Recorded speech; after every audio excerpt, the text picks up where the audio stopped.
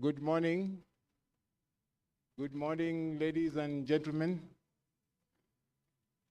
As is the tradition, I hope you slept well and you woke up well. Is that assumption validated? Great. We are supposed to be starting our session this morning, but you know the complications you run into when you expect dignitaries. We have to request your indulgence because we would really wish to start this session with them here. We do not want to start the session without them. So we are proposing that you indulge us a little bit as we clear the way so that we can get started together. So please be patient with us. We can ask you to do your bilaterals on your table as we wait for the dignitaries to join us so that we can all start together. Please bear with us for these few minutes as we wait for the protocols to be done. Thank you very much for now.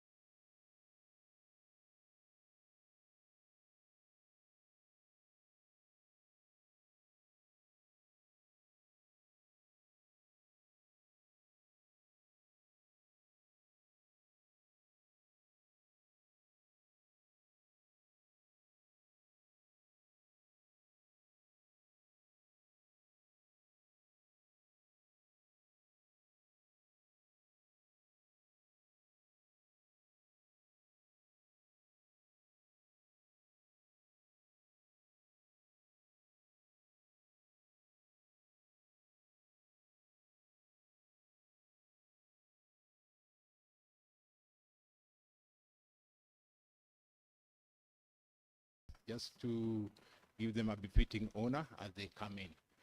We have a number of dignitaries from different countries, and so it would be befitting as they walk in, we give them that respect. So I will beckon you when they're just around the corner. In the meantime, let's just hold on a little bit.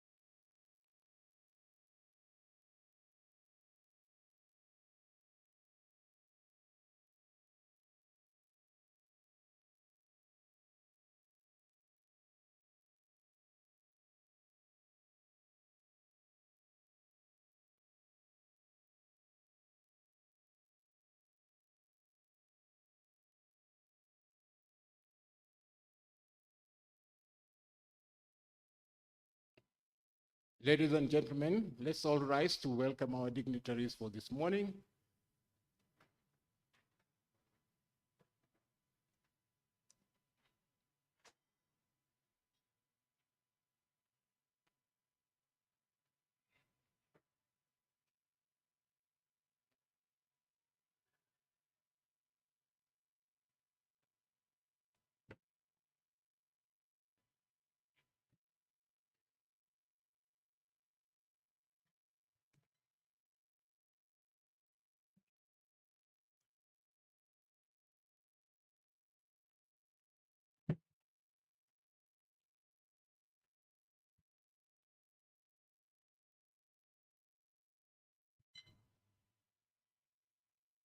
Let's take our seats.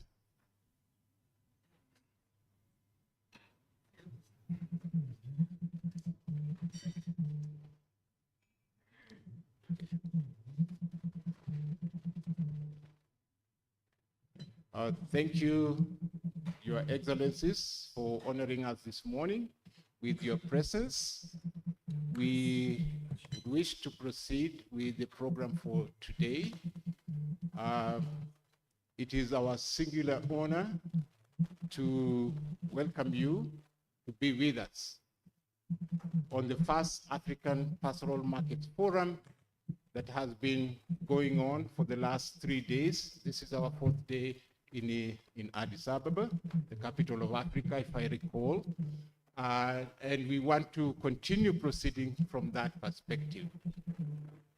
And because we have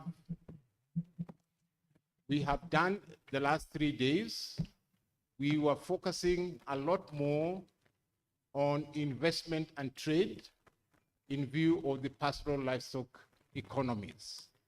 And for us to join together with you, I would want to welcome Eric Alela, who is going to give us a briefing so that our excellencies here this morning may be able to also follow what we have been doing. This has been a very vibrant forum. There's been a lot of input from member states, and would wish for you to see the kind of work that has taken place and also to see what is remaining as we proceed with the program. I would wish to welcome Eric so that he can then provide the ministerial briefing, and then we can proceed from there. Welcome, Eric.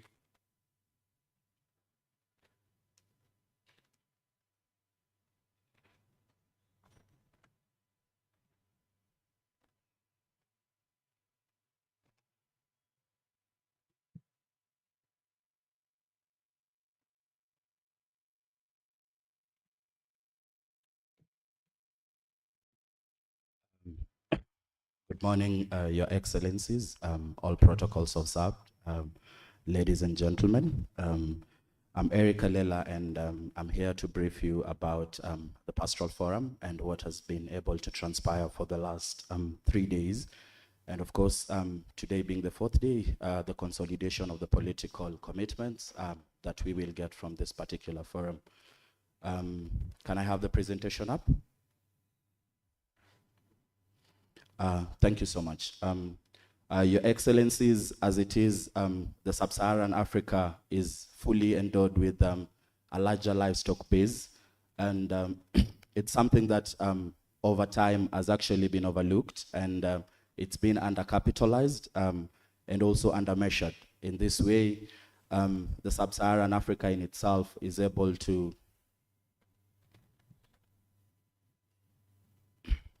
it accommodates about, in terms of livelihood contributions, it has a traction of about 268 million plus pastoralist and agro-pastoral people that it's able to support across Africa. In terms of livestock contribution to the agricultural GDP in the Sub-Saharan Africa, we stand at 25%. And this attributes to 60 to 80% of the share in terms of meat supply that is attributed to pastoral livestock systems, and about 250% projected increase in meat and milk demand by the year 2050. Looking at the unprecedented opportunity that is brought by the AFCFTA framework, we're looking at a continental trade framework for scaling this particular livestock corridors and value chains. This therefore actually points us to the point that the sector is not only a livelihood systems, but it's an economic infrastructure for food security, jobs, trade, additional value, and regional integration. Africa's has the animals and the pastoral production base that we actually pride ourselves in. But despite this particular endowment, we are only able to contribute to about 8% of the global meat market. This therefore gives us the opportunity. We do not want to call it, we do not want to attribute it to the inefficiencies of the sector, but we see it as an opportunity to make the asset more visible, organized, investable, and trade-enabled by addressing the binding constraints and market inefficiencies, policy, data, and finance infrastructures. It is based on this.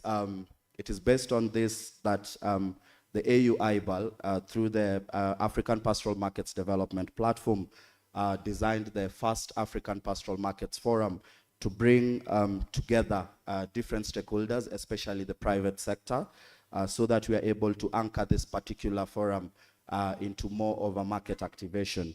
That being said, today in the room, we have 149 participants drawn from 15 member states of the African Union Commission. Amidst us, as I'd indicated, the forum is largely anchored on private sector. And of course, we recognize the critical role of the public sector. And we have our development and technical partners with us, our continental and regional institutions, financial institutions, the pastoral communities, and the media, that is the third estate with us in the room as well. Just to give you an overview of the agenda that has been, or rather how this was planned. On the first day, we looked at the value and market scale. So we were exploring the economic significance, the market intelligence, and the pastoral voices. The second day, we delved into the AFCFTA, the corridor standards and infrastructure policies. On the third day, we interrogated the enterprises and the financing pathways that are there, looking at different business cases, investor feedbacks, risk-sharing needs.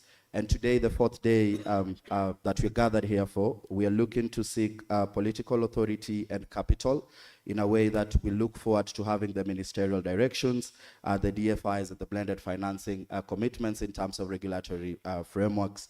And of course, tomorrow, the last day, will be more about the post-forum activities. This has been enshrined in the operating model of building on evidence, looking at the proven models that we have, generating demand and capital, addressing policy issues, and finally, fostering partnerships and adoption. Just a quick overlook of how Africa in itself, in terms of geographies and the pastoral systems. East Africa holds about the largest share of Africa's cattle population. The West leads in, sheep and goats. And as we see, Africa in the overall is about 80% of the global camel population. That is critical for resilience as it is. And the pastoral systems actually have proven to thrive where, farming is quite marginal. And now this is just a little representation of how the continent looks like. In terms of our contribution to the GDP, we're looking at different percentages. And I highlighted that this ranges between 40 to 60% of agricultural GDP in pastoral heavy economies, yet it's underaccounted for, as will be later seen or directed by us. However, one of the biggest development has been better data systems, specifically the APMD online that has been able to give us a clarity in terms of the mismatch of the agricultural GDP and that of the national GDP. We will further interact with that. This is the meat market size that we are looking at, with a growth of about 5.43 compounded annual growth rates from 2026 to 2025. So this actually points us to a really proper economy that we're trying to address. Further, this is the demand. We're looking at the meat demand projected to triple and milk to double about thereabout by 2050. This is attributed to the increasing dietary needs, the rapid population growth, and the move from the rapid growth and move to the peri-urban and urban areas. So if you look at it, the meat value of animal sourced food is expected to exceed about 150 US billion by 2050. Again, this is the market size in terms of the intra-African trade. So just to ground this or give a feel of how we've been able to trade within Africa. So we're able to see the major source economies, the countries of origin, in comparison to the destination economies of the livestock-related intra-Africa imports in relative share. Well, what has been the output so far, now that we are here? We've been able to build an investment thesis, actually grounded on market intelligence, why livestock is investable, and why capital should look at it first. We've had an interrogation on business model insights. We've interrogated what connects pastoralists to markets, and also we've been able to look at the conditions that are proper to enable scale through proven business models, as was demonstrated here. Not forgetting, data and policy are quite critical in enabling this particular sector. So we've been able to diagnose both fiscal and trade policies that must be put in change to lower friction, improve visibility, and support pastoral livestock investments. In terms of financing, we've mapped where the DFIs, banks, and guarantees, blended finance, and technical assistance can enter as an entrant point to this particular sector.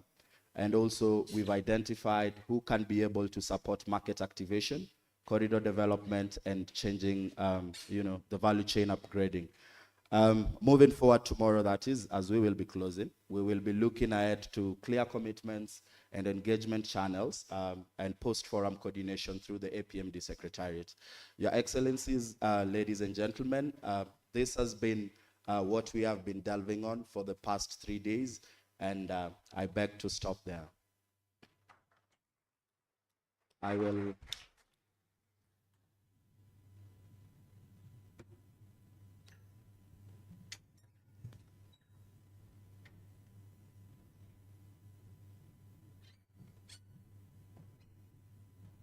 Thank you, Eric, for bringing Your Excellencies up to speed in terms of what we have done the last 3 days and what we propose to do the next 2 days that are remaining. At this juncture, Your Excellencies, you indulge me so that I invite the Director AU IBA, Dr. Hoyam Sali, to proceed with the rest of the program. Welcome, Director.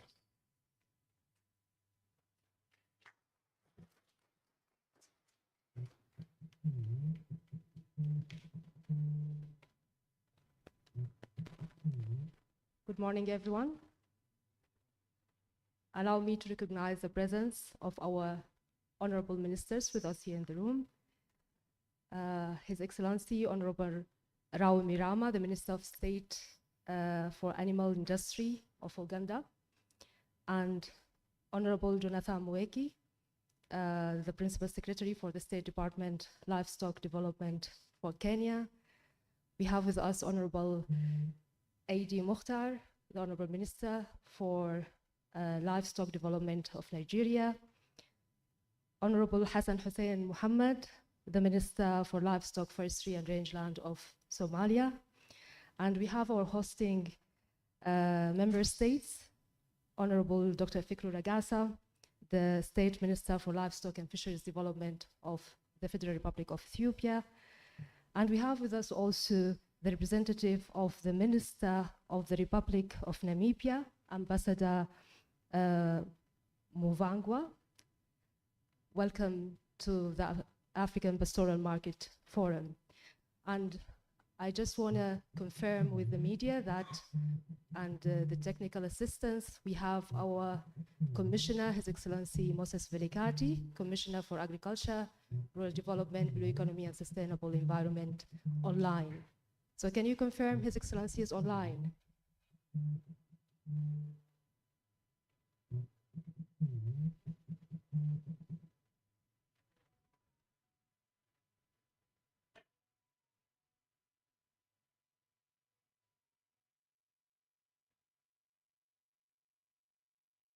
Any confirmation before we proceed?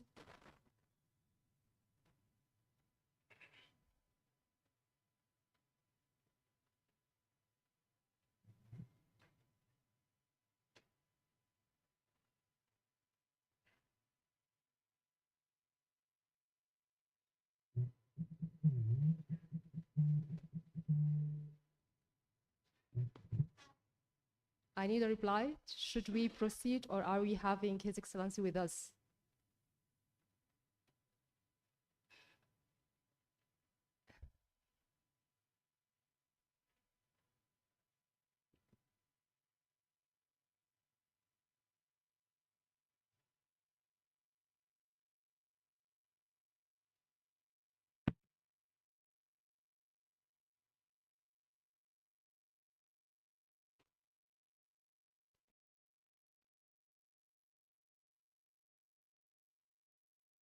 So we have been informed that His Excellency is joining and he has been assisted to join us online. And we are conveying his apologies. He couldn't be with us in person, but he will be delivering the welcoming remark for Your Excellencies and for the audiences for this African pastoral market. So we are expecting him to be with us here online in few minutes. Just let me share with you that the main purpose of having our excellencies with us here is to secure the political leadership for the livestock trade and the market activation. And I think we have already noticed that there is a great commitment from our honorable ministers to the livestock sector and to support the pastoral market development in particular. But we need to hear from them. So after this opening session, we'll be going for a panel discussion. Our panelists will be the ministers themselves, and we are so grateful for their acceptance to be part of the discussion and also to convey their commitments to the pastoral sector to be included and embedded within our communique that will be tracked until the next APMD forum.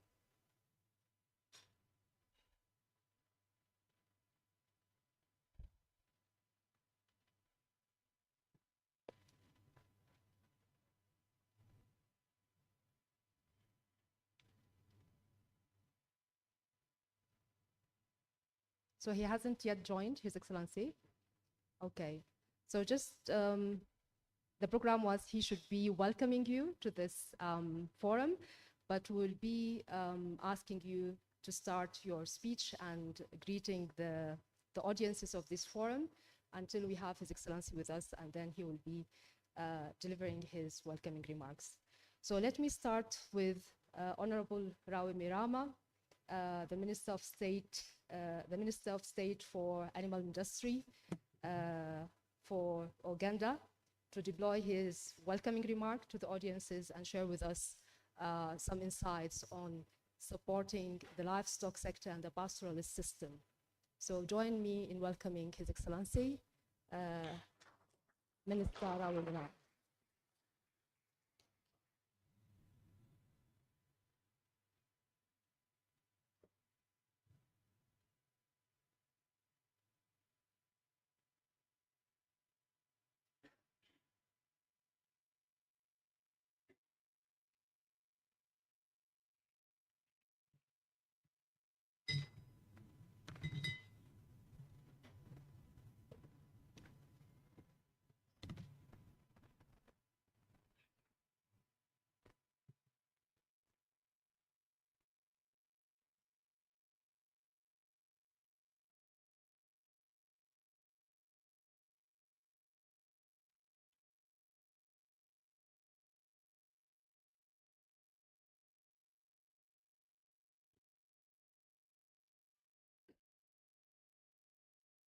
The chairperson, honorable colleagues, ministers, the director of AUIBA, Your Excellencies, distinguished delegates, ladies and gentlemen. I bring you warm greetings from Uganda. It is my honor to address this distinguished gathering at the first African Pastoral Market Forum. I congratulate the African Union Inter-African Bureau for Animal Resources, AUIBA, the Government of Federal Republic of Ethiopia, and all partners for convening this timely forum to advance the African pastoral livestock economy as strategic engine for economic growth, regional integration, and shared prosperity. This forum comes at the defining moment for our continent. The African Continental Free Trade Area presents Africa with an unprecedented opportunity to transform livestock from a predominantly subsistence activity into competitive commercial enterprise capable of driving industrialization, creating employment, improving food security, and expanding intra-African trade. Yet the paradox before us remains striking. Africa accesses nearly 1/3 of the world's largest resources, but continues to import significant proportions of processed meat and dairy products from outside the continent. This is not, not a production challenge alone. It is fundamentally a market and policy challenge. We must therefore shift from our focus from simply creating livestock numbers to creating efficient livestock production system and markets that reward producers, attract investment, and promote value addition within Africa.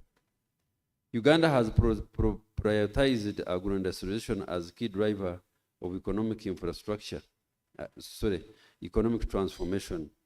With this agenda, livestock has become one of the fastest growing contributor to agricultural export. I wish to highlight that Uganda, we have 16.5 million heads of cattle. We have 17.5 million sheep. We have 8 million hogs and 120 million poultry. And on the dairy sector, our production is 5.3 billion liters annually.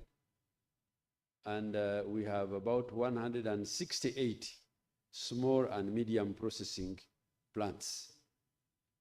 Our capacity per day is 4.5 million liters a day. And we can, it can be stepped up when we do shifts, especially in the flush season. Government has invested heavily in strengthening veterinary services, disease surveillance, laboratory system, quarantine infrastructure, food safety systems, and veterinary certification. These investments have enhanced confidence in Uganda's livestock products while creating the conditions necessary for regional and international trade.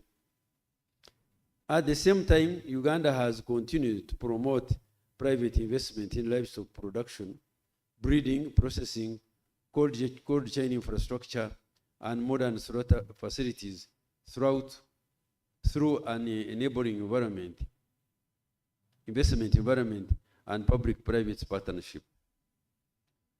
One recent example is commencement of processed meat export from Uganda to Ethiopia.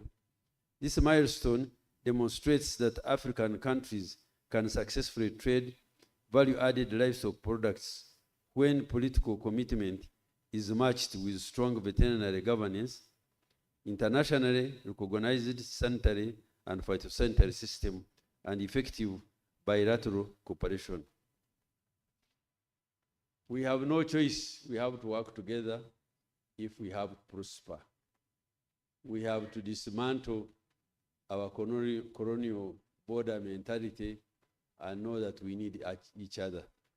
Actually, the future of livestock trade resides in African countries working together. This is the model that Africa must now scale up. However, unlocking the full potential in intra-African livestock trade requires decisive political action. You are aware, especially this to my colleagues, the ministers who are here, that political decisions are economic decisions. Not until the politicians pronounce themselves, the budgets can be manipulated. First, we must remove unnecessary non-tariff barriers that continue to constrain the trade despite compliance with international with international standards. It is amazing that among ourselves, even when the products is compliant to international standards, they create reasonable premises for rejecting African products and preferring imported products from Europe. First, we must remove unnecessary non-tariff barriers that continue to constrain trade despite compliance with international standards.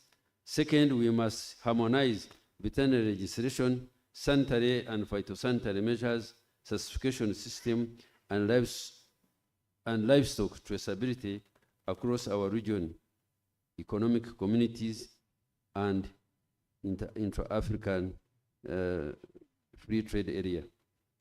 Third, we must recognize that investment in animal health are investment in trade.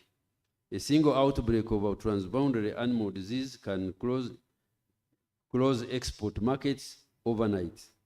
Sustainable financing for surveillance, vaccination, laboratory network, and the emergency response must therefore remain a continental priority. To this end, I want to thank AU for continuously engaging us on this subject matter. We must stop working in silos. Working together is the way forward. Fourth, Africa must invest in trade enabling infrastructure, water for production, livestock markets, quarantine stations, modern abattoirs, laboratories, cold chain facilities, logistics system, and reliable energy should all be regarded as strategic trade infrastructure rather than isolated sectoral investment. I want to draw my colleagues here from Africa about trade infrastructure that continue to inhibit us.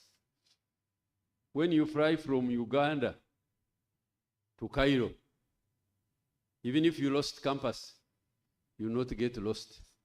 You just follow the Nile and you will be in Cairo.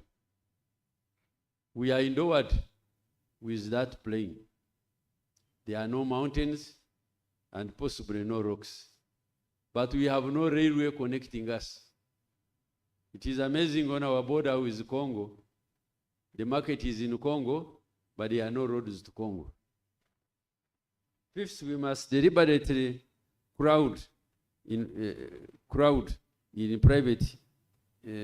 investment by creating predictable policy environment, expanding access to agricultural finance, livestock insurance, blended finance, and public-private partnership capable of supporting competitive livestock value chain.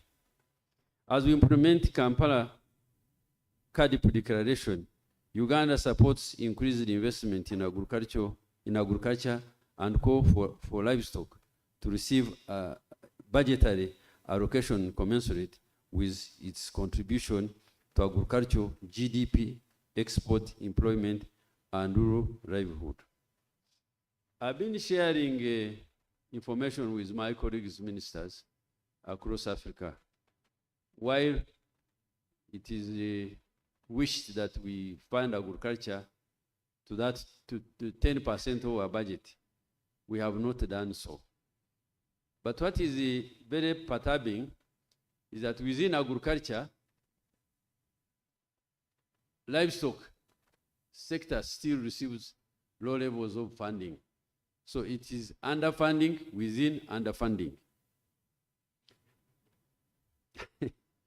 Distinguished delegates, African pastoral communities have supplied livestock for generations. Beyond this, we must ensure that these communities also participate fully in value addition, processing, marketing, and international trade.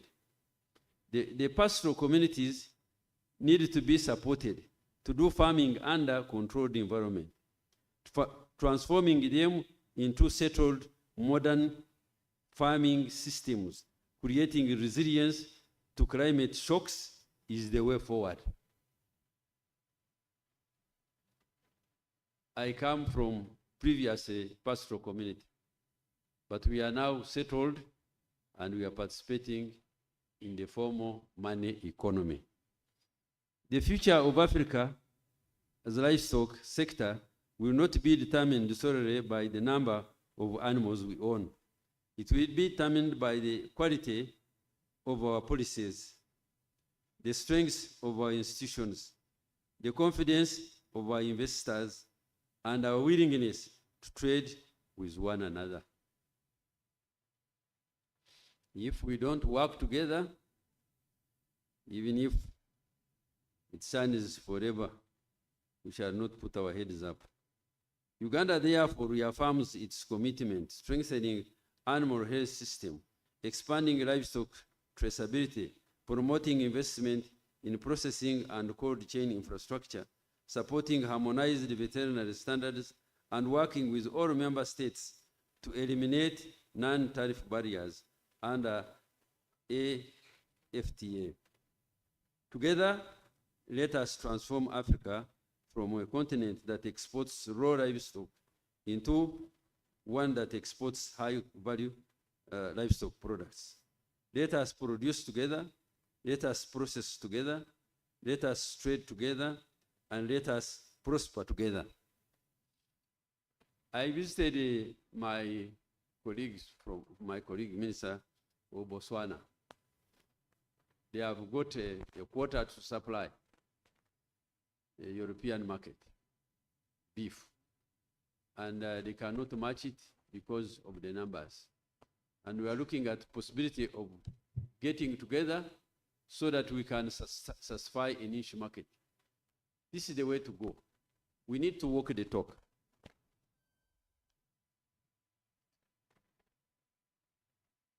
Finally, I want to thank all of you for your attention and thank AU IBA for the platform that they have provided for us, share these experiences and push our agenda forward. Thank you.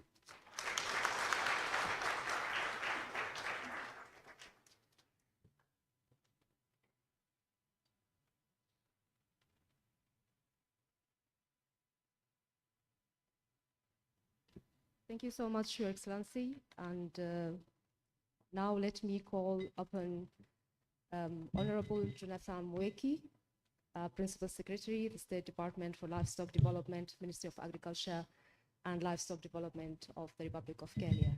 Join me in welcoming His Excellency.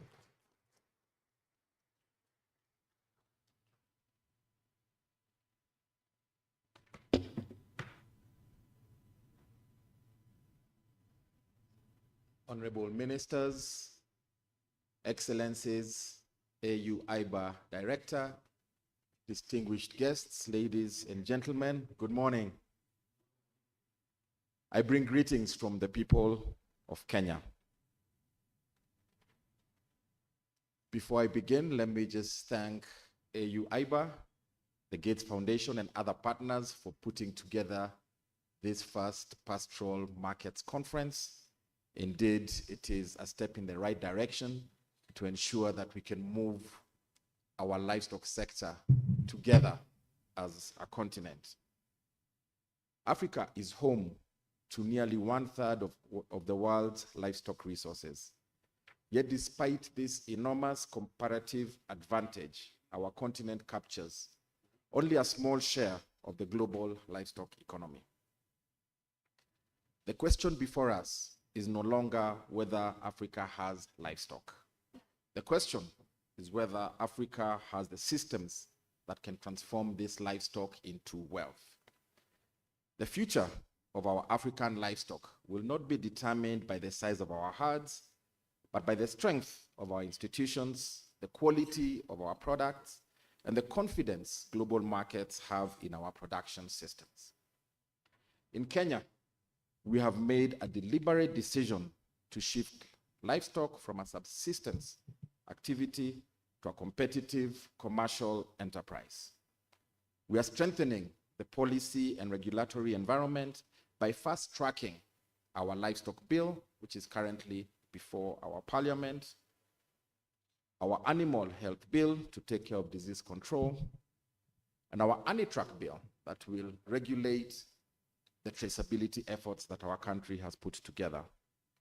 We're also finalizing a comprehensive national livestock master plan, which will guide evidence-based systems into investment and long-term sector transformation.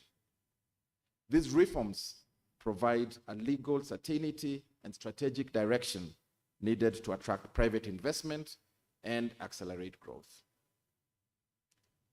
Kenya is building one of Africa's most comprehensive livestock traceability systems called ANITRAC, Animal Identification and Traceability, because we firmly believe that traceability is the passport to premium markets. Every animal that can be identified, traced, and certified creates confidence for consumers and value for our producers. At the same time, we're embracing technology by transforming and modernizing meat inspection, digitizing veterinary certification, streamlining export licensing, and integrating regulatory systems to make trade faster, safer, and more transparent. Technology is no longer an option, it's the foundation of a modern livestock economy. Commercialization also requires institutions that unlock investment.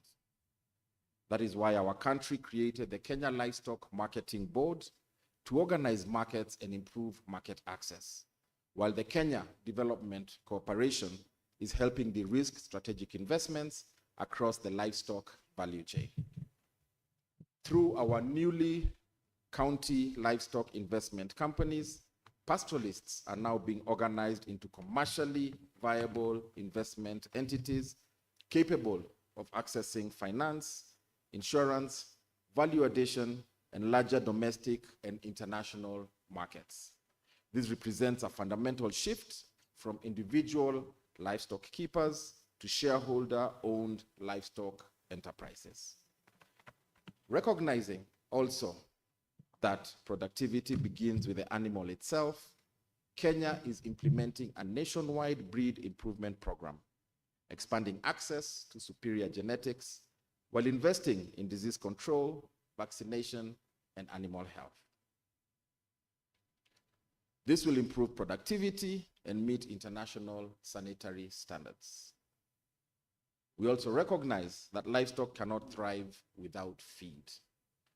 Kenya is implementing and investing in large-scale commercial fodder production, irrigation infrastructure, a strategic feed reserve, and feedlot development to ensure reliable feed supplies, reduce climate vulnerability, and support year-round commercial production.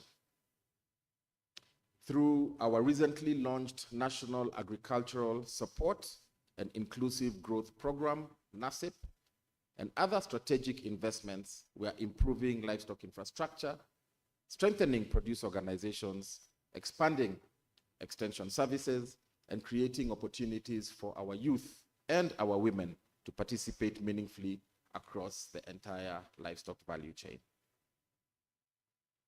But Africa's livestock future cannot stop at national borders. Pastoralism has always been regional. Our policies must now catch up with that reality. Kenya therefore strongly supports the implementation of the IGAD Transhumance Protocol, which we recently signed as a treaty, alongside harmonized animal identification systems, sanitary and phytosanitary standards, and digital certification across Africa. If livestock can move legally, safely, and efficiently across all our borders, our markets will expand, conflicts will reduce, and investment, indeed, will increase. Africa's greatest livestock export opportunity is not simply meat. It is trust.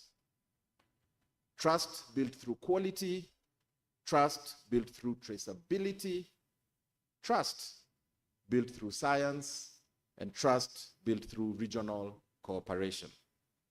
If we harmonize our standards, invest together, embrace technology, and create an enabling environment for capital, private capital, to flow, Africa will no longer compete only on the size of its herds.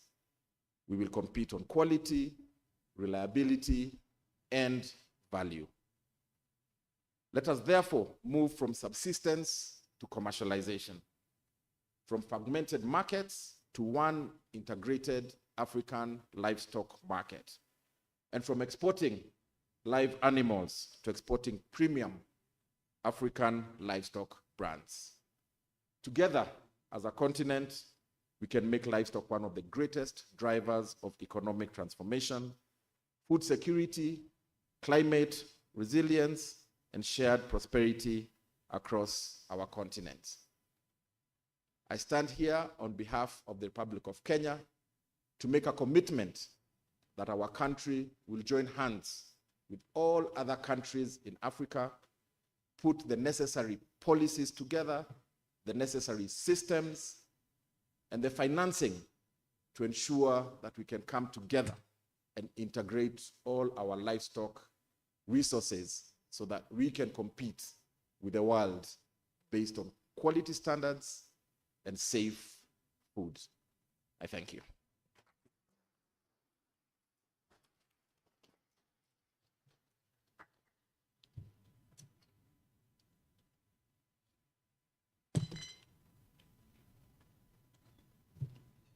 Thank you so much, Honorable Moyeki, for this commitment. And I've been informed that His Excellency Moses Velikati, Commissioner of Agriculture, Rural Development, Blue Economy, and Sustainable Environment, is with us here. So please, can you display His Excellency on the screen?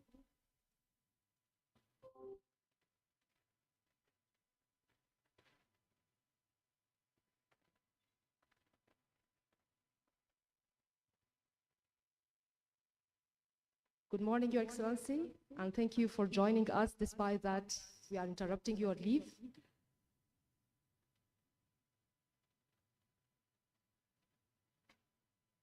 Your Excellency, I'll be giving you the floor to welcome our ministers and the audiences of the African Pastoral Market.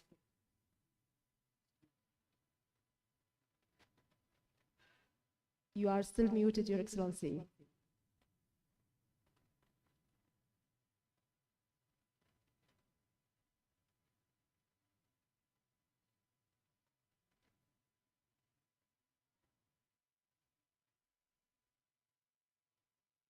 Colleagues, can you check?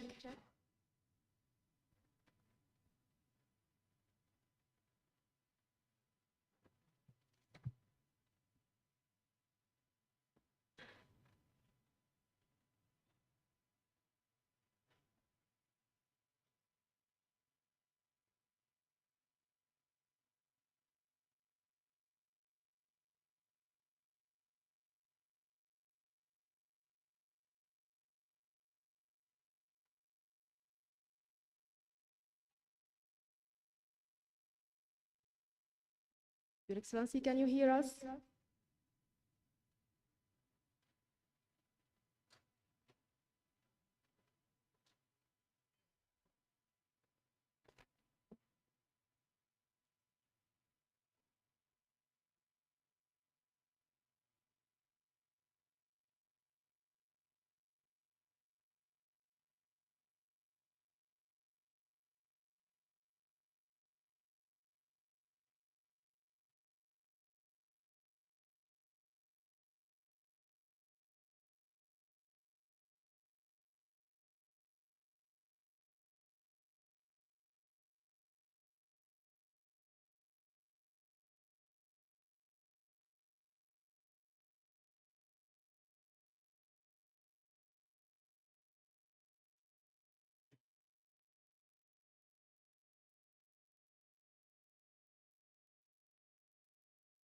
His Excellency has confirmed he has joined. He's here with us, but I think there's a technical issue with the voice.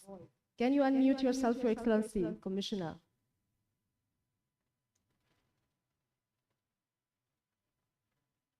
Sorry for this technical issue.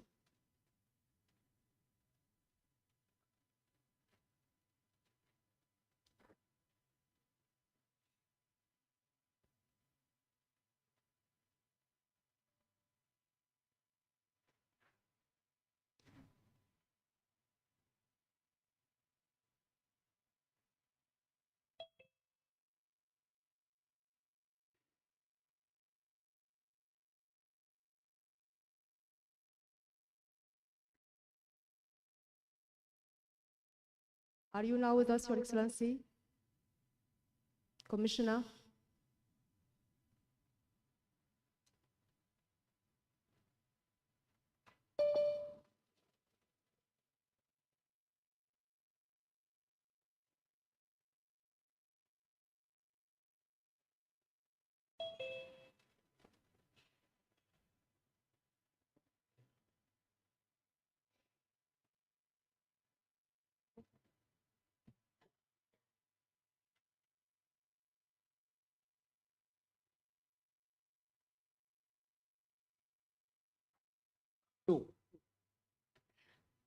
Hello, Your Excellency.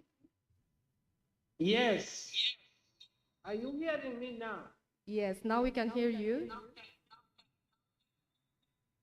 You can continue with delivering your welcoming remark, Your Excellency. Thank you so much for joining despite your leave.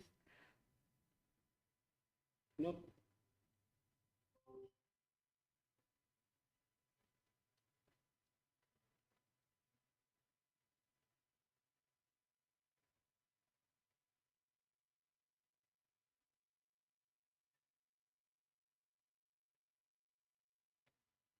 We have lost you again, Your Excellency.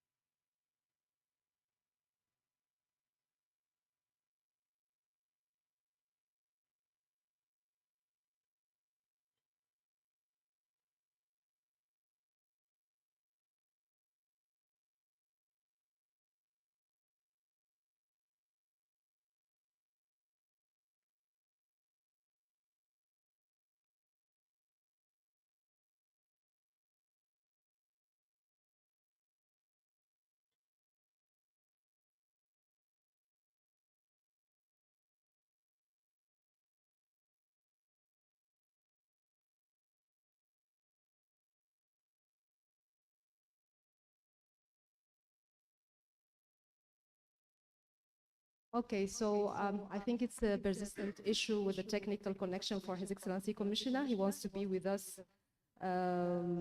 despite he's far from Addis. But let me take this opportunity to request His Excellency Hassan Hussein Mohammed, the Minister of Somalia, to provide his welcoming remark to the forum. Join me in welcoming His Excellency.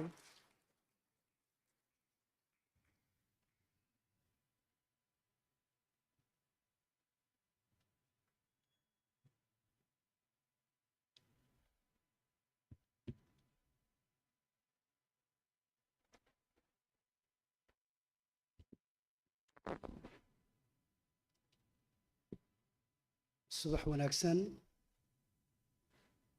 wasiirka saaxiibka ee Nigeria wasiirka kale ee Uganda walaalahayga Kenya wasiirka aan martida u nahay Ethiopia safiirka Mabibi AU bar marti sharafta kale tiimamka technicalka ee maalmihii la soo dhaafay shaqada waday dhammaantood waxaan leeyahay subax wanaagsan. Good morning. Good morning to all. Good morning to my colleagues, Minister from Nigeria, Minister from Uganda, Prime Minister PS from Kenya, our host His Excellency Minister from Ethiopia, as well as the AU ABAR, distinguished guests and delegate. Good morning. madashan quruxda badan waxay fursad u tahay guud ahaan Afrika iyo gaar ahaan dadka xoolo dhaqatada ee Soomaaliya Soomaali ahaan waxaan aad iyo aad xoog u saarnay sidii loo kordhin lahaa wax soo saarka ama calaf ha ahaato ama xoolaha dhoofkooda oo wadanka ugu horeeyo aan nahay Afrika markii laga hadlayo. Again, good morning. With this beautiful forum put it together is an opportunity for Africa and it's an opportunity for our region. In Somalia, we have focused on a lot on transforming the livestock sector for feed and fodder, for animal health, for export, as we the leading export live animal in the global. Soomaaliya waa meelaha wadamada Afrika ee ugu horeeya ee dhoofiya xoolaha waxaan xoolaha u dhoofinaa wadamada caalamiga ah sida Khaliijka iyo wadamada aan deriska nahay intaba waxaan kaloo Soomaali ahaan fursadan aad aan muhiimka u saarnay sidii borderka looga shaqeyn lahaa wadamada Ethiopia iyo Kenya sida iskaga kaashan lahayn dhinaca caafimaadka xoolaha iyo waxyaabo badan oo laga faa'iideysto. In Somalia, when I take this opportunity, we focus a lot on how to improve and educate our livestock. But there is also an opportunity to discuss this in our immediate country partners, Ethiopia and Kenya, see how we can integrate it and to develop in our, especially in the livestock, animal health and trade and facilitation among others.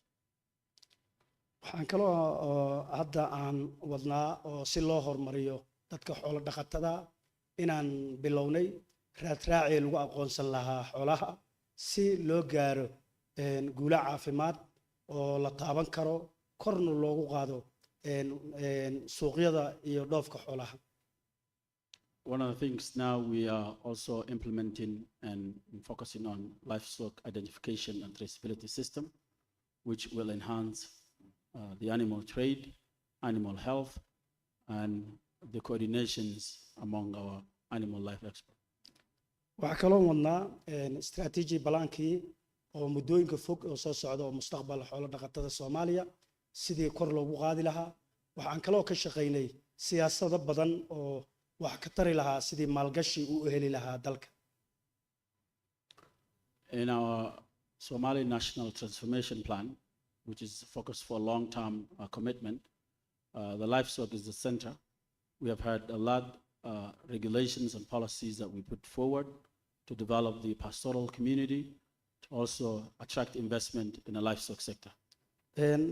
waan u mahadcelinayaa madashan quruxda badan ee Afrika kulmisay oo ay soo abaabuleen African Union iyo gaar ahaan AU ABAR oo shaqooyin badan aan wada wadno aad iyo aadna waa u mahadsantihiin. I'd like to thank the organizer of this conference, specifically AU ABAR, that we have worked in other issues among development of the livestock sector. I'd like to thank you, person.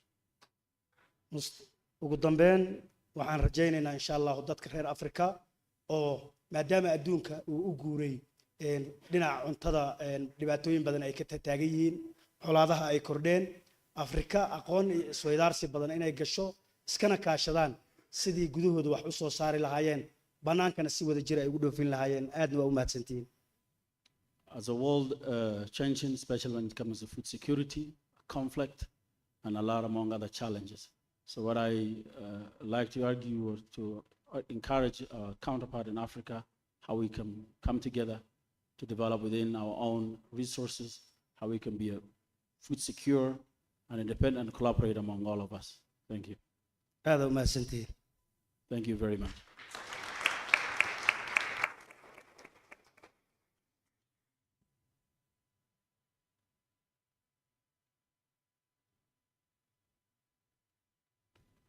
Thank you so much, Your Excellency, Minister, for this welcoming remark and insights. Now allow me to welcome His Excellency Aidi Mukhtar Meiha, Honorable Minister for Federal Ministry of Livestock Development of Nigeria, to give his welcoming remark.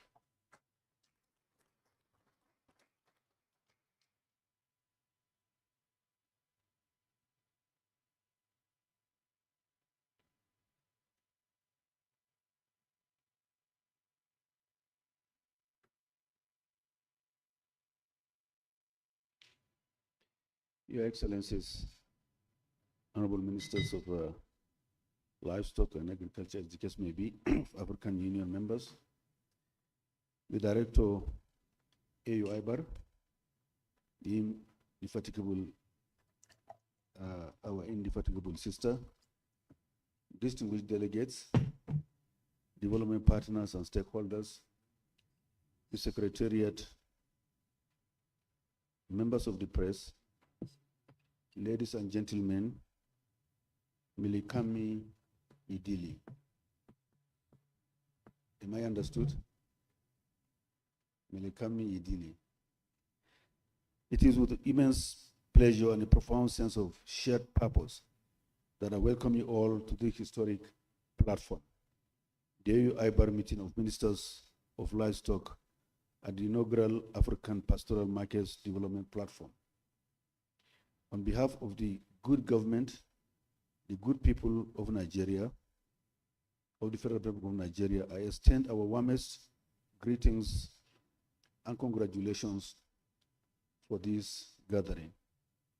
We convene today, this time, at a critical juncture of our continent's agricultural and economic landscape. Pastoralism is not merely a traditional way of life. It is a vital economic engine that sustains millions of livelihoods, ensures food security, and contributes significantly to the gross domestic product of our respective nations. Yet, for too long, this crucial sector has operated on the margins of formal economic integration, facing challenges ranging from climate change and resource conflicts to inadequate infrastructure and limited market access.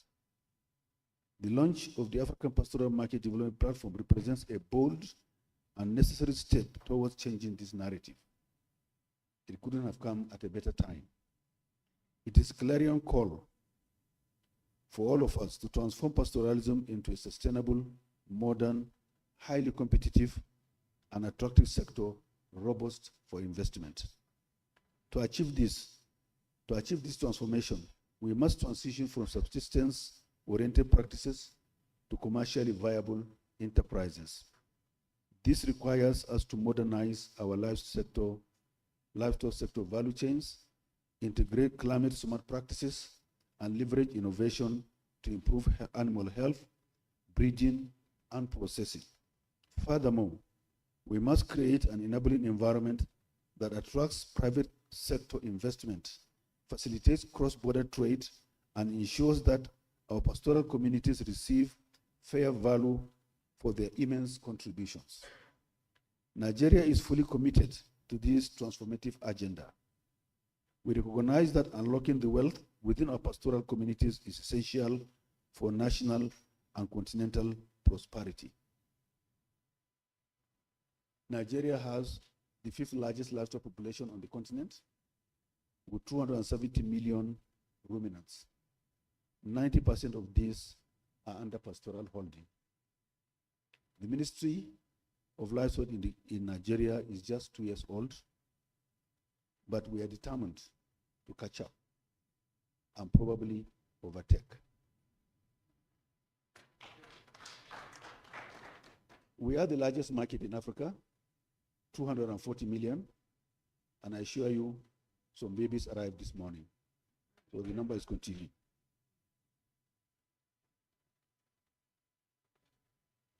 There is no gain saying that 60% of the animals we eat in Nigeria are imported on hoof. As far as from Sudan, Cameroon, Chad, Burkina Faso, Mali, and Niger, and Benin Republic. We are conscious of this, but we are not taking it for granted. We have identified about 12 international cattle corridors into the country. And we are making efforts to build health control posts and quarantine centers, as well as feedlots, so that value can be added. Already we have come with a prototype design. I will discuss with the director and the secretariat our vision about improving that trade. The markets along the borders have been there for more than 100 years. Some of the largest markets, the transactions involve almost about 50,000 pieces of livestock units. They are huge. Almost about $5 million of exchange every week in some of those markets. In one of the markets, if you know how live cattle are transported in Nigeria, every week we have about 200 articulated trailers of live animals being moved from the north to the south from only one market. There are thousands of trailers every week. This has been happening from time immemorial. It doesn't add value, it's crisis region, they are involved in accidents, and there's no value addition. If these animals come to the market sick and emaciated, they have no resting time. Nobody adds value. They just get transported. And we're eating sick animals. And remember, these are zoonosis. 65% of diseases affecting human beings today originate from animals. That cannot continue. We need to change the narrative and add value. We want to encourage that trade, but we want to modernize and organize it. In our effort to address the issue of nomadism in the country that is crisis region, we have 417 grazing reserves, totaling about 5 million hectares of land, that today we have designed a model to restrict movement so that we can improve the productivity of the livestock, improve quality, give quality life to pastoralists. Their children can go to school. They can have also modern markets in those particular locations. We are also reorganizing the livestock markets. We have about 815 livestock markets in the country. We are working with the state governments to make sure that these markets are modernized. Good sanitary conditions, water, electricity, security, banking services, weighing machines, because pastoralists don't realize value. Livestock are bought and sold based on guesstimation. People just this animal can pay this bill, and that is it. So we want to introduce weighing machines so that live weight can now translate into real value. We are also talking about animal identification, tagging, and tracing. That will also make the animal into a collateral asset. Because without identification and tracking, bankers will not agree to accept your livestock as form of collateral. We are talking with them, and we believe this is the way to go.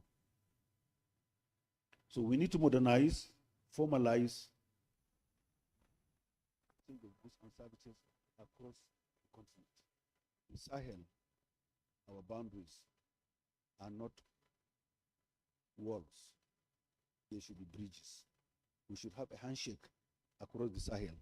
As these animals are moving, we should recognize that we also need to open up our borders and trade between ourselves. Already it is happening, but this needs to be formalized. Some of these cattle routes are uncharted, and custom officials are always after them. These are animals moving from regions of surplus to regions of demand.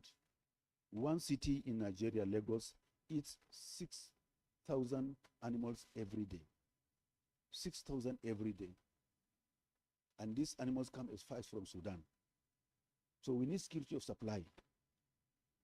And the cattle moving from Sudan, they also need security of purchase. See, they know that they can come to Nigeria formally without being harassed, then that trade can boost the exchange of goods and services between our countries.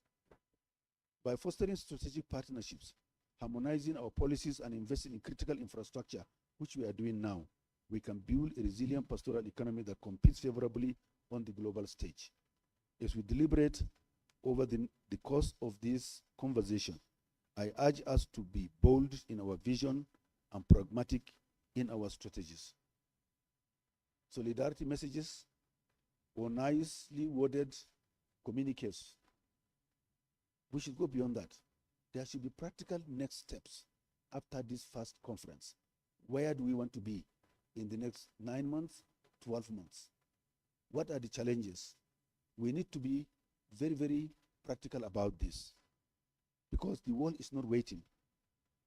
Let us work collaboratively to dismantle the barriers to pastoral market development and build a future where the African pastoralist is a central player in modern, thriving, and sustainable agricultural economy. Once again, distinguished excellencies, the Secretariat, ladies and gentlemen, I welcome you to this all-important platform. I wish us all fruitful deliberations and actionable outcomes that will resonate all across the pastoral lands of our great continent. Africa is awakening. We must awaken the continent and work for ourselves. Thank you very much.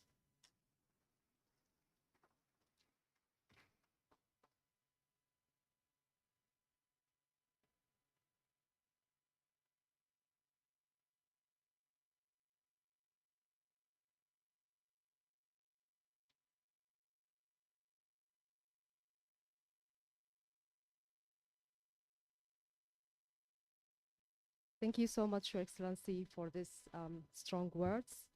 We are taking notes and we are prepared to plan our actions and commitment from your side up to the next APMG forum.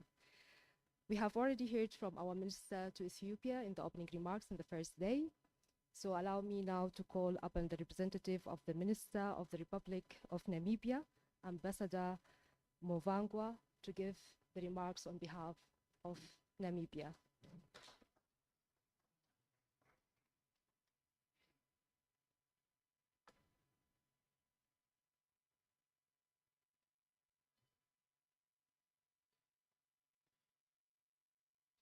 Good morning.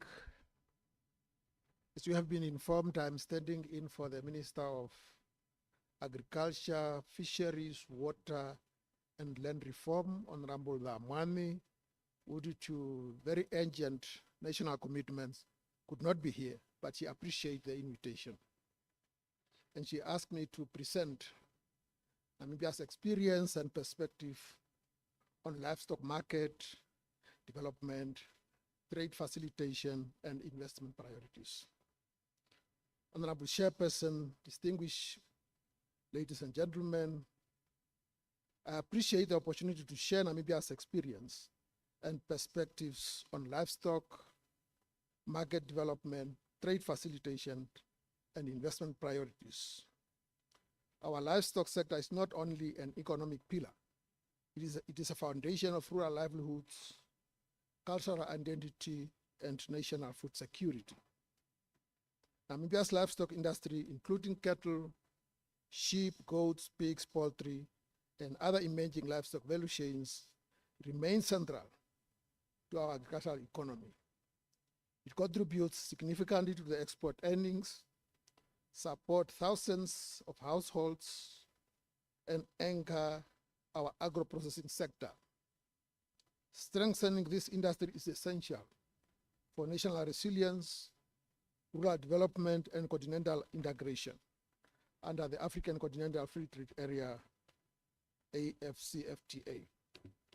Our experience shows that livestock markets thrive when supported by strong animal health systems, predictable market access assurance, and coordinated trade facilitation. Over the past decade, Namibia has made deliberate investments to modernize and expand livestock markets. We strengthened veterinary surveillance and maintained internationally recognized disease-free zones. We invested in digital traceability systems that enhance compliance and build trust with our trading partners. We expanded export abattoirs and improved standards to enable communal or subsistence farmers to participate in the formal markets. We developed structured market channels that support both domestic supply and export competitiveness. These efforts have enabled Namibia to access premium markets and maintain high sanitary and phytosanitary compliance. Namibia export to markets like United States, European Union, and also the Chinese recently. Namibia's progress in trade facilitation is anchored in predictable regulation, efficient border processes, and harmonized sanitary and phytosanitary protocols. However, challenges remain. Fragmented sanitary and phytosanitary standards across the continent, high logistics and transport costs, limited cross-border infrastructure, inconsistent market information systems, and uneven producer readiness for export markets. Addressing these barriers is important for unlocking the full potential of livestock trade under the African Continental Free Trade Area and the African Food Systems Agency. Namibia is committed to advancing a set of strategic priorities, such as strengthening sanitary and phytosanitary recognition. We support continental efforts to align certification, inspection, and disease control protocols. Enhancing border infrastructure, investment in veterinary checkpoints, laboratories, and digital systems will reduce delays and improve trade flow. We are expanding training, market intelligence, and export readiness programs for farmers and processors. Namibia aims to increase exports of processed meat products, hides and skins, and niche livestock commodities. Collaboration with the African food systems, AFFA, SADC, and neighboring states is essential to unlocking new trade corridors. To fully activate livestock markets, Namibia has identified key investment priorities: modernization of abattoirs and cold chain infrastructure, expansion of fodder production and drought resilience systems, upgrading of veterinary laboratories and surveillance networks, development of livestock corridors and cross-border trade hubs, investment in digital platforms for traceability and market information, investment in human capital development, particularly the strengthening the capacity, retention, and continuous professional development of veterinarians, veterinary paraprofessionals, and animal health technicians will remain fundamental to sustaining animal health, market access, and competitiveness of the livestock industry. Support for communal farmers to meet export standards. These investments will strengthen competitiveness, enhance resilience, and create inclusive growth across the livestock value chain. Namibia views the Africa Continental Free Trade Area and the Africa Food System Agency as transformative platforms for agricultural integration. We believe that recognized sanitary and phytosanitary systems will unlock continental livestock markets. Coordinated investment will strengthen regional value chains. Shared disease control strategies will protect trade and food security. Joint market intelligence system will empower producers and processors. Continued collaboration through regional and continental standards setting bodies to promote science-based standards, facilitate market access, and strengthen Africa's collective voice in international standard setting processes. Namibia stands ready to contribute to continental efforts that advance livestock trade, strengthen food security, and promote inclusive economic development. In closing, Namibia's experience demonstrates that livestock market development is not only an economic imperative, but also a strategic investment in national resilience and continental integration. By accelerating trade facilitation, strengthening sanitary and phytosanitary systems, and prioritizing targeted investment, we can unlock the full potential of Africa livestock sector, including cattle, sheep, goats, pig, poultry, and other emerging livestock value chains. Namibia remains committed to working with all partners to build competitive, resilient, and inclusive livestock market across the continent. I thank you for your attention.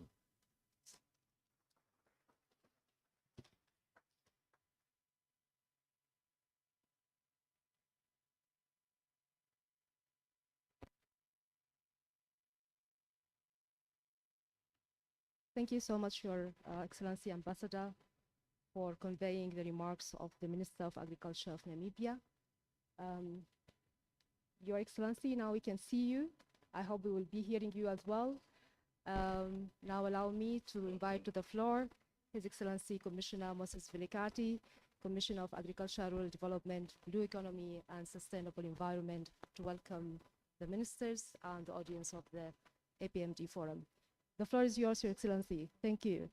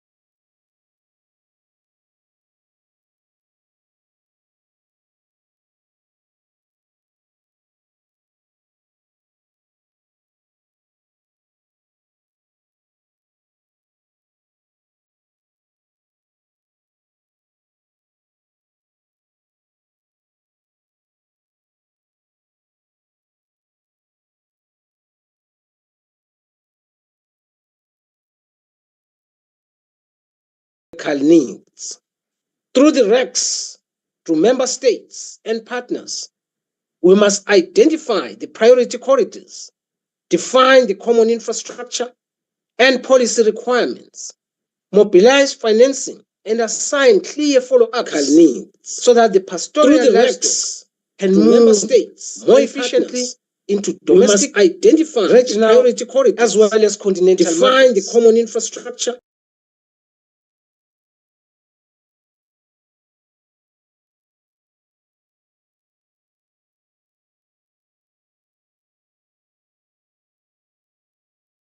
regional priority corridors as well as continental policy infrastructure to provide evidence, to provide technical coordination and convening power to support member states and RECs in turning pastoral livestock potential into structural or structured economic value. To provide evidence, APMD to provide technical coordination supported by the Gates Foundation, convening power, AUI to support member states identify and validate, showcase pastoral and support the creation of business models that integrate pastoralists to provide evidence, market, to provide technical. These models, ladies and gentlemen, must allow pastoral women to identify men and validate to participate pastoral and support not only as suppliers of animals but as economic agents linked to services, linked to finance, linked to aggregation, market assurance, process limits, trade, and higher validate to participate. This ministerial session not only as suppliers of animals, political direction, particularly to key 5 finance, one linked to aggregation, market assurance, process limits, and integrated national value chains to participate as a strategic priority for security, for trade, for investment, particularly to as regional integration. Second, recognize support and integrate integrated national infrastructure market and enable regions to capture greater trade economic value. Advanced livestock trade corridors that connect the pastoral production zones and domestic, regional, and continental markets under the AFCF trade economic value. Mobilize public and private and development finance around the investment of the pastoral livestock economy, including capital markets, including credit, including insurance, infrastructure, value mobilized and market assurance. Fifth, development finance treat regional public goods as investment priorities because corridors include water, include rail credit, animal health insurance, water infrastructure, logistics, and energy are the shared foundation of regional industry. The African Union Commission through API corridors stands ready, ladies and gentlemen, to work with member states, with RECs, the private sector, the finance and development partners to take this agenda forward. Africa's pastoral livestock economy must be organized, must be financed, trade and government as a strategic economic asset. If we do this, we will strengthen member states, expand inter-African trade, build finance and private economies, and to take this agenda pastoral community Africa's pastoral greater value from Africa's livestock must be financed. May I add that this year we are likely to experience a strategic serious El Nino effect throughout Africa. Some of these areas are going to get and heavy rain, others will be dry. Africa's pastoral and our livestock sector will be the one that will be hit hard. So we need to be prepared this year for these. For this issue, I will soon be calling of all the ministers of agriculture, disaster, climate change, environment, heavy rain, so that we can discuss what needs to be done. And because this affects not only our livestock sector, but also our cropping sector, so that together we can come up with a plan of action. I therefore take this opportunity to wish you a productive ministerial session, and I hope that we come up with solutions to make livestock so that we can raise what needs to be done. I thank you all. This affects not only our livestock sector, but also our cropping sector, so that together we can come up with a plan of action. I therefore take this opportunity to wish you a productive ministerial session, and I hope that we come up with solutions to make livestock so that we can raise what needs to be done. I thank you all. This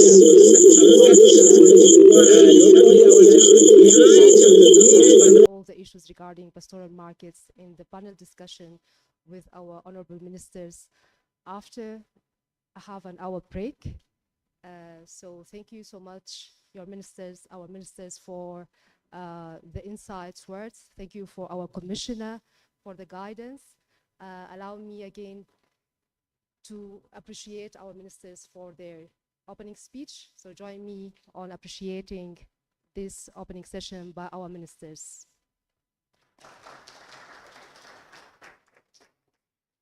So we'll be taking a break, and kindly please be on time. 11:30 we'll be starting the panel discussions with their excellencies ministers. Thank you.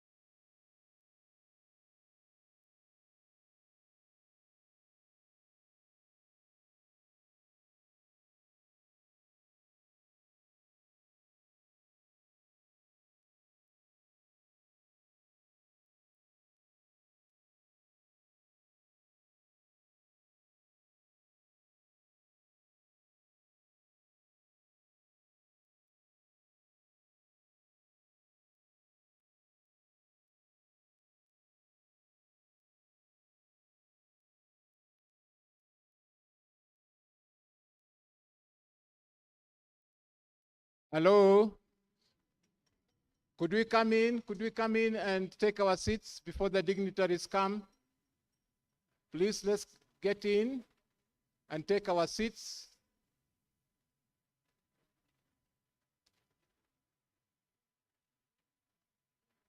Please come in so that we take our seats for the dignitaries to resume with the panel discussion.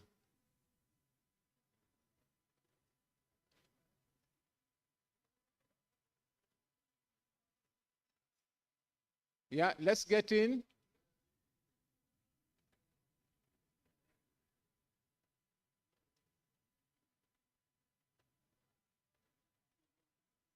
Let's take our seats.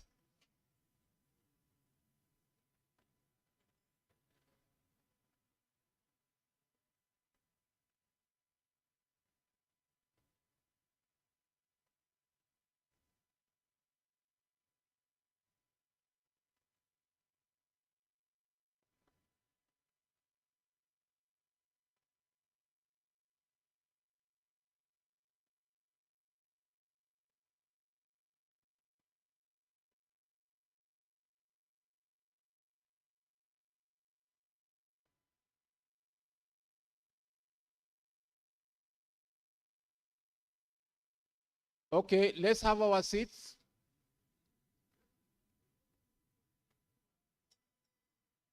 Let's take our seats so that we resume.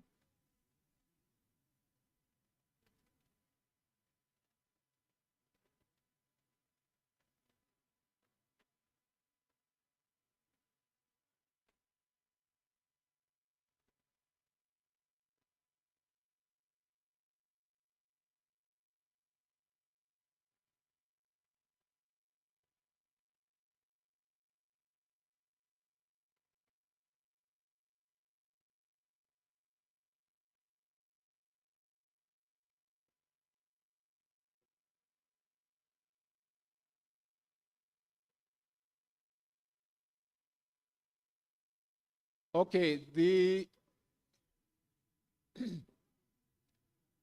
process that we have before us, as you take your seats, the process that we have before us. Okay, can you lend me your ears? Lend me your ears, please. I just want to bring this to your attention, that the process that we have before us will be a panel discussion. We are going to have a panel discussion, a ministerial panel discussion, where the ministers will share with us their perspectives. And we hope that by the end of it, we will then be able to have a communique issued and read out to us. So please bear with us as we wait for them in the next couple of minutes so that we can start the next process. But basically what we're doing is we are getting into a panel discussion, and then we will have the communique issued after that. Yeah.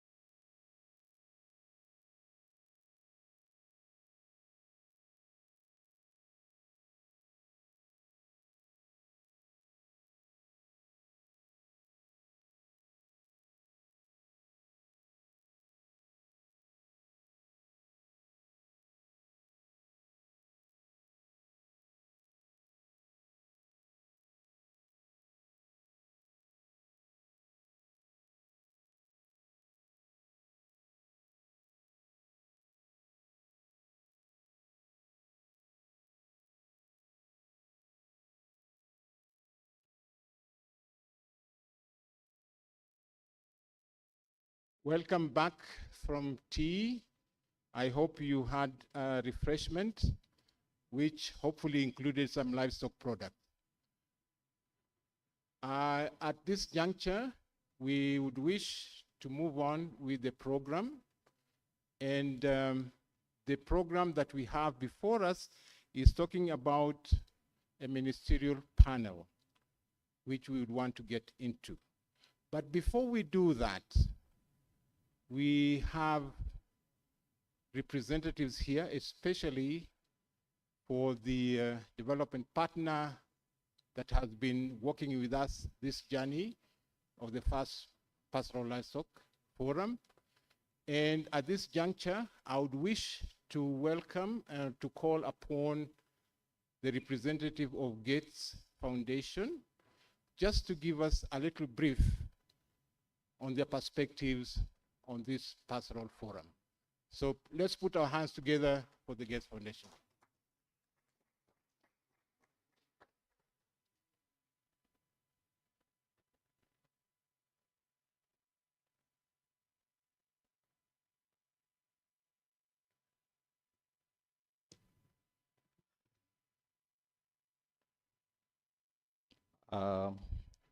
Honorable ministers, ladies and gentlemen, good morning. I stand on the protocols that have already been established. My name is Dr. Tom Osebe from Gates Foundation. And I must say we are very proud to partner with AU IBA in this journey of transforming pastoral markets. So I will read a short statement, then I will cede the podium. Thank you, AU IBA, for convening us and the government of Ethiopia for hosting us for this forum in your beautiful city of Addis Ababa. Let me start with a number that should put things in perspective. Africa is home to roughly 20% of the world's cattle, 27% of its sheep, 32% of its goats, and over 15% of its camels. Yet the continent captures only a small fraction of the value these animals represent in global markets. That gap between what Africa holds and what Africa earns is the reason why we are gathered here this week. At the Gates Foundation, we don't come to this sector as a new priority. We come to it because it sits directly in the path to three goals that will guide our work for the next 19 years when we will close. That no mother or child dies of preventable cause, that the next generation grows up in a world free of deadly infectious disease, and that hundreds of millions of people break free from poverty. Let me speak briefly to each. First, maternal and child health. Milk, meat, and other animal-sourced foods remain among the most effective tools we have against child malnutrition and stunting, especially in pastoral and dryland communities, where livestock is often the primary household asset. But nutrition only reaches a child if that household can reliably access a functioning market. That is why this forum focuses on market systems, not just production, matters so directly to this goal. Second, infectious disease. Up to 75% of new and infectious diseases originate in animals. That means that veterinary systems, surveillance, and traceability we are discussing this week are not simply trade infrastructure. They are frontline public health infrastructure. Investing in trusted animal health systems serves trade and disease prevention at once. That alignment is rare, and we should use it. Third, poverty. Agriculture in lower income countries is one of the two commitments the Gates Foundation has made for the long term. And pastoralism is precisely where that commitment matters most. Over 268 million people across more than 40 African countries depend on pastoral and agro-pastoral systems, and livestock can represent between 30 and 80% of household income in these communities. This is not a population that lacks assets. It is a population where assets have not yet been connected to markets that reward them fairly. That, ladies and gentlemen, is a solvable problem. And it's why our posture here is investment, not aid. This is also why we are proud to partner with AU-IBA in building the African Pastoral Markets Development Platform, work aimed at unlocking what is estimated at up to $3 billion in planned pastoral investments over the next 3 to 5 years through stronger policy frameworks, deeper market integration for pastoralists, and better data systems that make this sector visible to the investors and institutions in the room. Over these 5 days, you are hearing about trade corridors, traceability systems, blended finance, and bankable enterprises.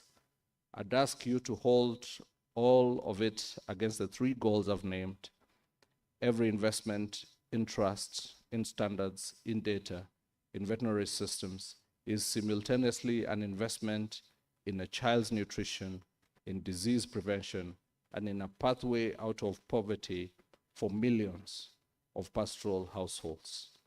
This week is not about discussing the potential of this sector, it's about acting on it. Thank you, and I look for the future work ahead. Thank you.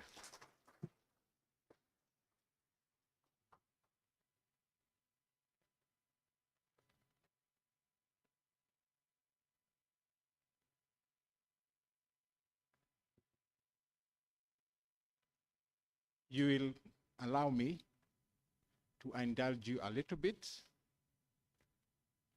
because we are here courtesy of Gates Foundation, and I kind of feel that clapping wasn't really sufficient. No. Wait. Can we do 3 major ones in appreciation of Gates Foundation magnanimity? So I will say 1, then we go 1, 2, 3. Okay, 1, 2, 3. Thank you very much. I think that comes from the bottom of our hearts in terms of appreciation, and also the words that you have indicated to us, because we are shifting gears from the traditional aspect, focusing on production, looking towards investment and trade. And this is the focus of our function here. As we proceed with the program, now we want to go into the ministerial segment, which is on accelerating livestock trade facilitation and market activation under the African Continental Free Trade Area. This is a ministerial panel discussion that is going to be moderated by our AU-IBA Director, Dr. William Sally. Please help me put our hands together as we welcome her to introduce her panel. Please.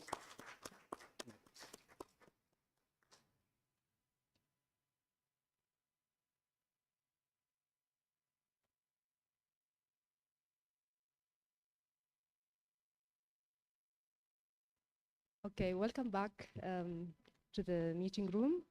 And as mentioned by Dr. Paul, we'll be going to the panel by our ministers, and it will be on securing political leadership for livestock trade and market activation.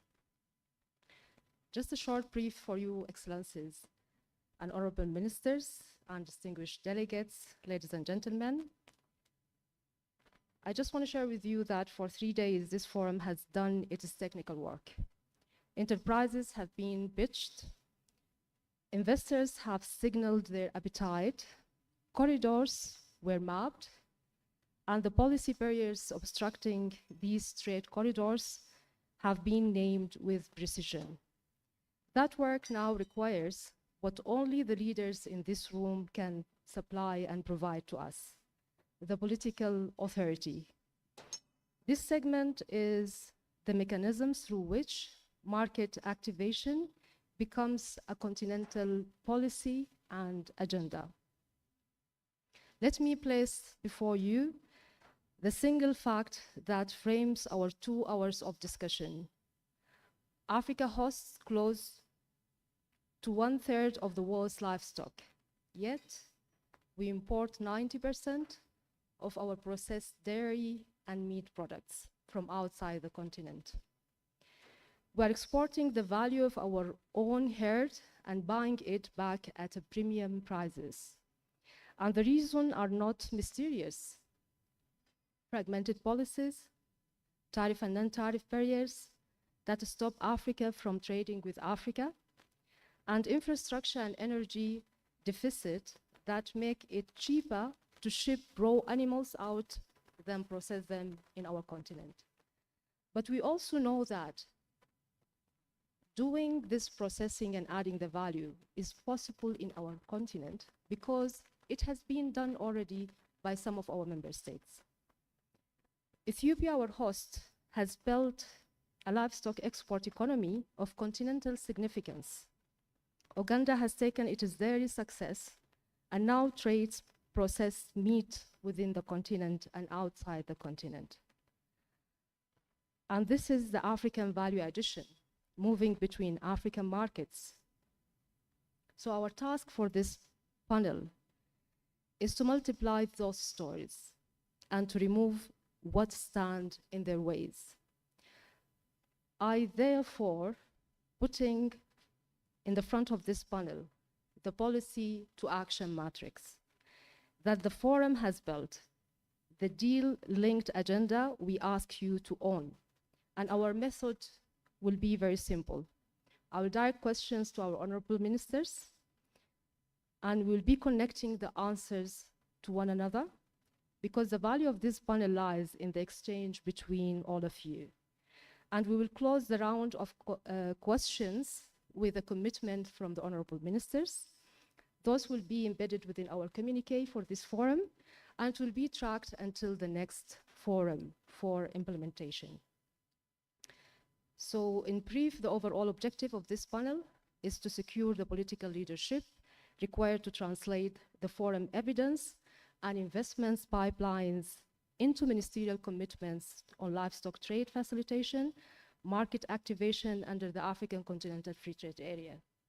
Specifically, the overall question that we all want to reply after this is how can African governments accelerate livestock trade under the African Continental Free Trade Area by creating market-oriented policies and investments that unlock the opportunities, strengthening the regional value chains and enhance competitiveness of our pastoral livestock markets. And we're expecting by the end of this discussion to have a stronger political support for the investments in the livestock market infrastructure and enabling systems. We want to have also a shared ministerial commitment to accelerate the livestock investments and trade, an agreement on priority policy reforms that improve regional livestock market integration, and one agreed continental financing benchmark, the CATA commitment for the 10%, that a target we haven't yet met, with a collective commitment towards the interoperable traceability and SPS standards. We need this benchmark to be met. We need also to have a shared de-risking agenda for the livestock sector, covering the animal health, transboundary animal diseases and zoonoses, financing and insurance services, corridor infrastructure, energy, and climate finance for adaptation that co-benefits delivered through innovations in feed, breeding, health, and marketing along the trade corridors. The same innovations can speak to the future mitigation of the climate impact. So, honorable ministers, allow me to invite you all to the stage, starting from Honorable Minister of Uganda, His Excellency Raul Mirama, please join us in the stage. And Honorable Jonathan Mweki, His Excellency Aidi Mukhtar, His Excellency Hassan Hussein Mohammed, Minister of Somalia, please have a free seating. And our host for this panel discussion, His Excellency Dr. Fikru Ragasa of Ethiopia.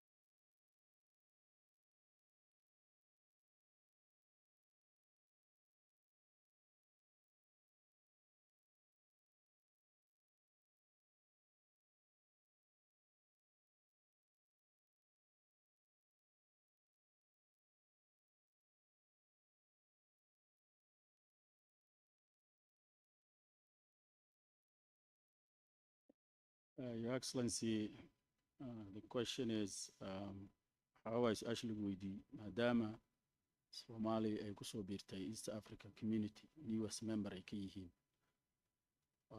Soomaaliya maxaa qorshe u ah inay ka ganacsiga xoolaha, ka ganacsiga hilibka iyo ansixinta sida ay Soomaaliya ay ugu faa'iideysan doonto isdhexgalka qaaradda.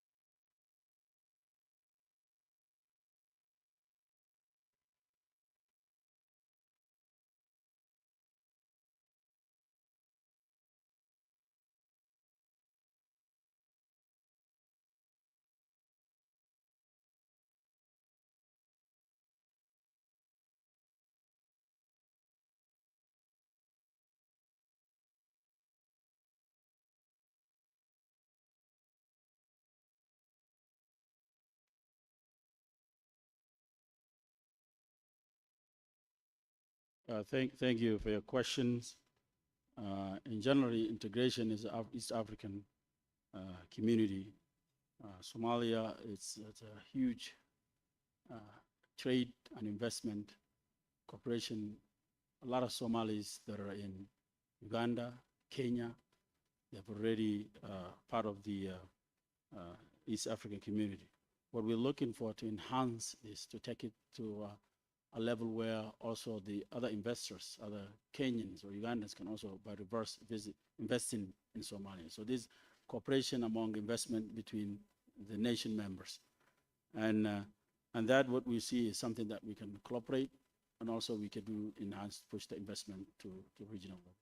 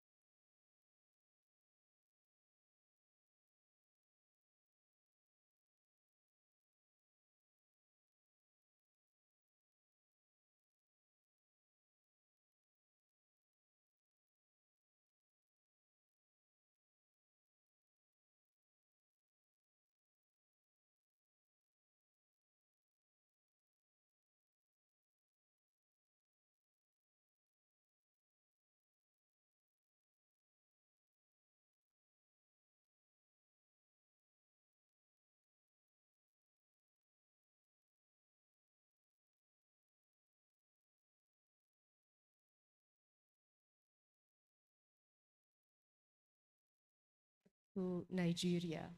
Your Excellency Aidi Mukhtar, Nigeria imports dairy valued at an estimated 1.5 billion US dollars a year and has signed a 2.5 billion USD processing package recently. So my question will be, under this African Continental Free Trade Area, where we have surpluses for livestock products such as milk, meat, and different products, can we say that Nigeria is positioning itself as a continent processing and offtake hub for the pastoral surplus along the Sahel? And what would it ask the exporting ministers here with us in this panel to do to make that regional value chain integration a reality? So over to you, Your Excellency.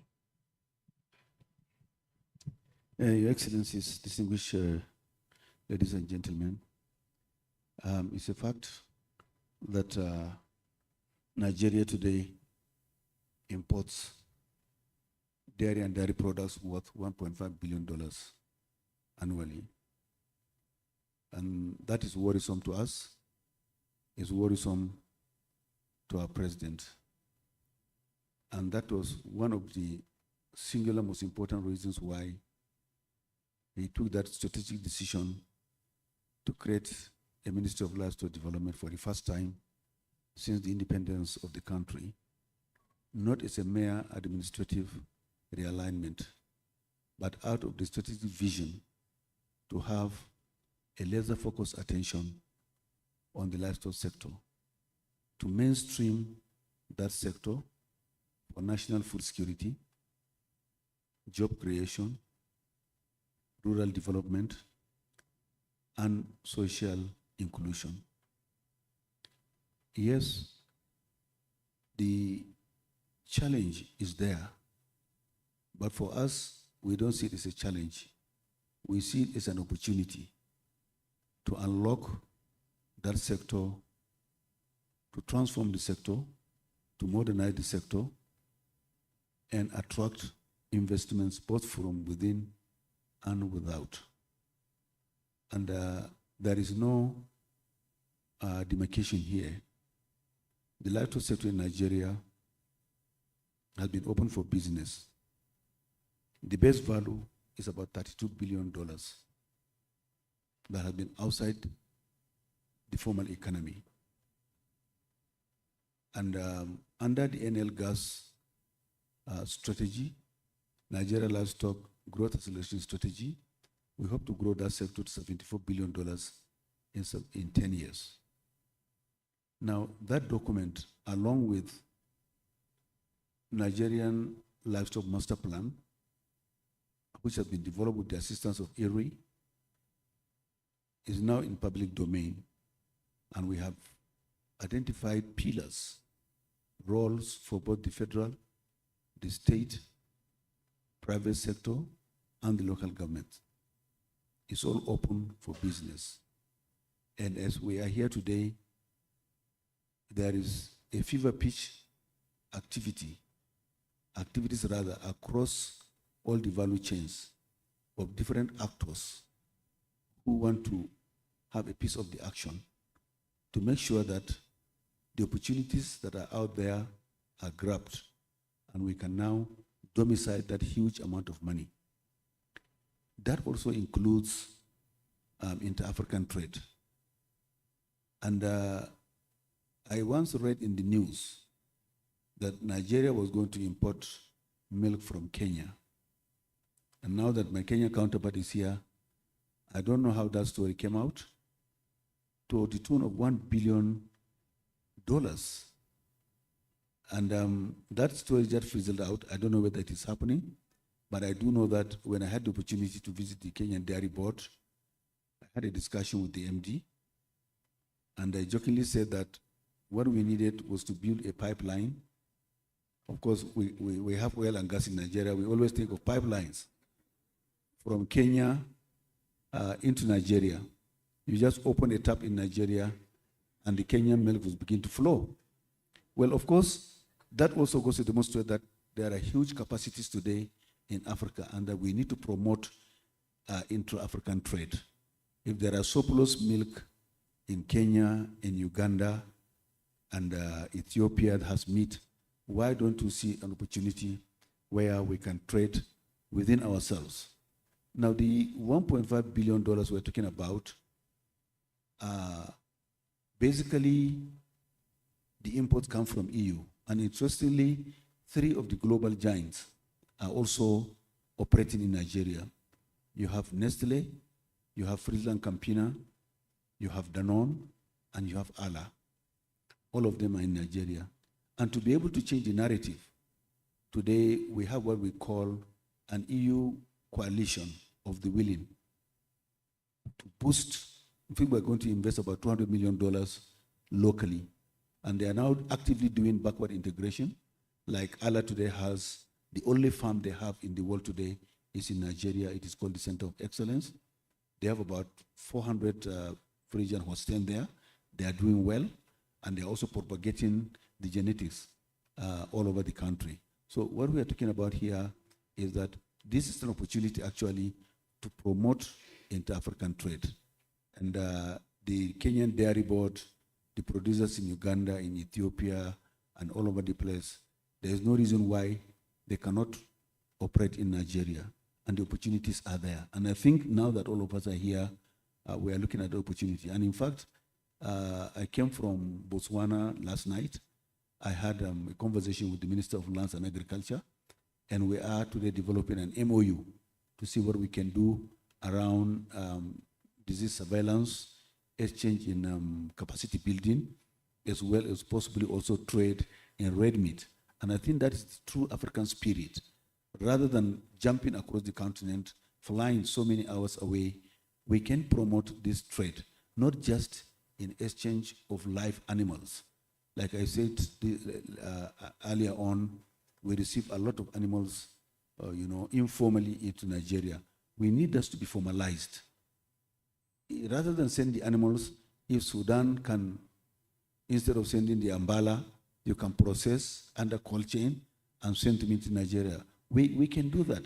And if at all Nigeria also is in the position of processing cold chain cuts, we can send them along West African coast. We can send them all over the Sahel. That is an opportunity. And not only meat, we can talk of also sending eggs. We are the largest producer of eggs on the continent. Of course, it's not even sufficient for us, but we do know that a large number of our eggs and day old chicks also go to Ghana, go to Benin Republic, Chad, and Niger. All these things are happening. And I think this thing should be formalized. And again, one of the challenges that we see again is the issue of the financial architecture to support some of these businesses, to upscale to the position of not only satisfy the national requirements, but also to look at economic blocks as our own captive market. And I think this is the way to go. If the financial people are here, we need to think out of the box and come up with tailor-made, financial products that can support those biological assets, to be able to produce much more than the country requires, and also look at other areas, captive market, where such things can happen. So for us in Nigeria, the activities there are huge.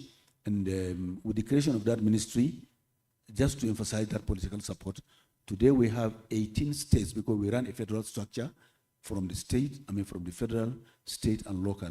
Today we have 19 states with similar ministries of livestock at that level. Remember that at the federal level, the federal government doesn't own 1 square inch of land. The land belongs to the state governments, and all animal resources are there. So for us, it is a very, very big development that today state governments have also created those ministries, and we are working with them, hand in gloves, to make sure that we transform that sector. We are also looking at the red meat, and we are also looking at a number of abattoirs are coming up all over the states. Feedlots are coming up, and the financial institutions are also warming up.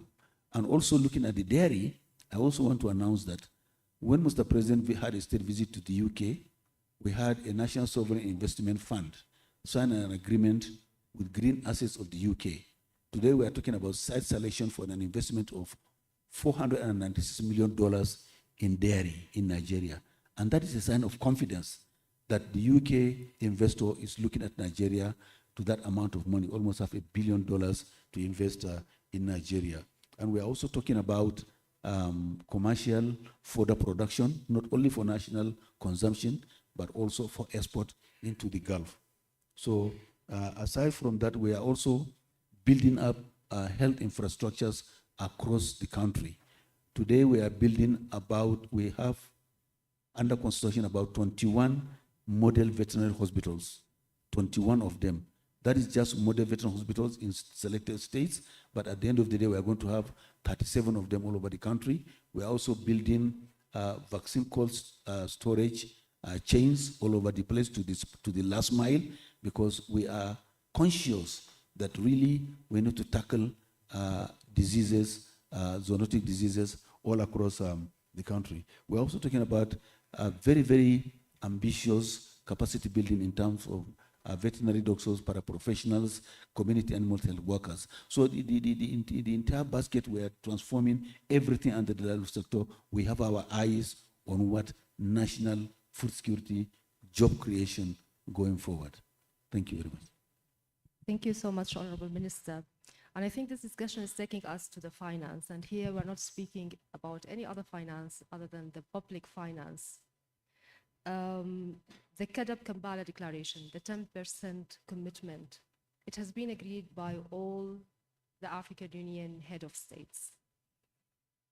And we have been tracking through the KEDAP biennial reviews the countries who have achieved the commitment or the countries who are about to achieve it. This is so important because the livestock is delivering up to 45% of agricultural GDP in some of your Excellencies countries. Country like Somalia, the contribution of livestock is exceeding 50% to the GDP. So now there is a question: what livestock share in this funding of the public budget for each member state? So let me start again by Nigeria to complete the same dialogue.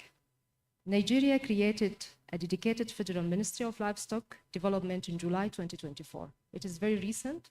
It's a signal for the commitment of Nigeria to support the livestock development in the country. Yet only part of the takeoff financing has been released. So what will Nigeria commit so that the financing matches the mandate for the ministry? And how does that move Nigeria towards the KEDAP 10% target for the agriculture in general? But within this 10%, we all know that there is at least a share of 30% of this 10% to be dedicated to livestock. So how Nigeria is planning to meet this 10% and the 30% out of it to the livestock? Over to you, Your Excellency. Yeah, thank you. The ministry was created in July, precisely 9th July 2024. We just clocked 2 years, and I think we've finished taking our baby steps. We still stand running all across the field. The takeoff grant was announced after the appropriation bill has been assented to, and therefore it came outside the normal budgetary provision. However, you are correct to have pointed out that not all of that has been released, but we are conscious of that, and we are following. I'm making a personal appeal to Mr. President, and I'm sure I'm going to get the full release of the amount of money that was voted as a special takeoff grant. However, in the last 2 years, we have demonstrated the inescapable fact that livestock today in Nigeria is a sector that deserves political, economic, and financial attention. The numbers are there. A supposed livelihood of more than 20 million people. The NBS survey of 2023 has indicated about 47% of the families in Nigeria has one form of livestock or the other. And in fact, it's not just any other ministry. It's a ministry today that is a commanding height of the national economy. Forget about the fact that Nigeria has oil and has depended on oil for that long. The numbers have pointed out to the fact that that regenerative green economy is the next future crude oil for Nigeria. And given the current security situation we are facing in Nigeria, we have an overlap on security. And therefore, we shouldn't be taken for granted. And we have demonstrated that really, if there is any sector that have that absorptive capacity to create jobs and stabilize the rural area and promote social cohesion, and in fact, also earn foreign exchange. As we are talking today, I have received a number of calls from the Gulf states for two things. One, red meat. The second one is fodder. We have ready off-takers today. And on the basis of all this today, we have demonstrated that, look, we need serious funding. And I do believe that the 10% we are looking at today, we can convince the government to allocate that going forward for livestock. As I'm talking to you today, as we are here, we are now talking with FDB, and they have indicated a very strong commitment to assist us. A team of Nigerians has just come back from Kazakhstan to attend an ISDB function, and we are also looking at that direction for multilateral development financing from those two areas. Now that the livestock is already in the private sector, we have today also some investment commitment from Nigerians. Number one, someone is coming up with a dairy farm of 10,000 milkers, 10,000 cows to be imported. Already we have selected the site, and it's going to happen. I've also just spoken to you about the National Sovereign Investment Authority of $496 million.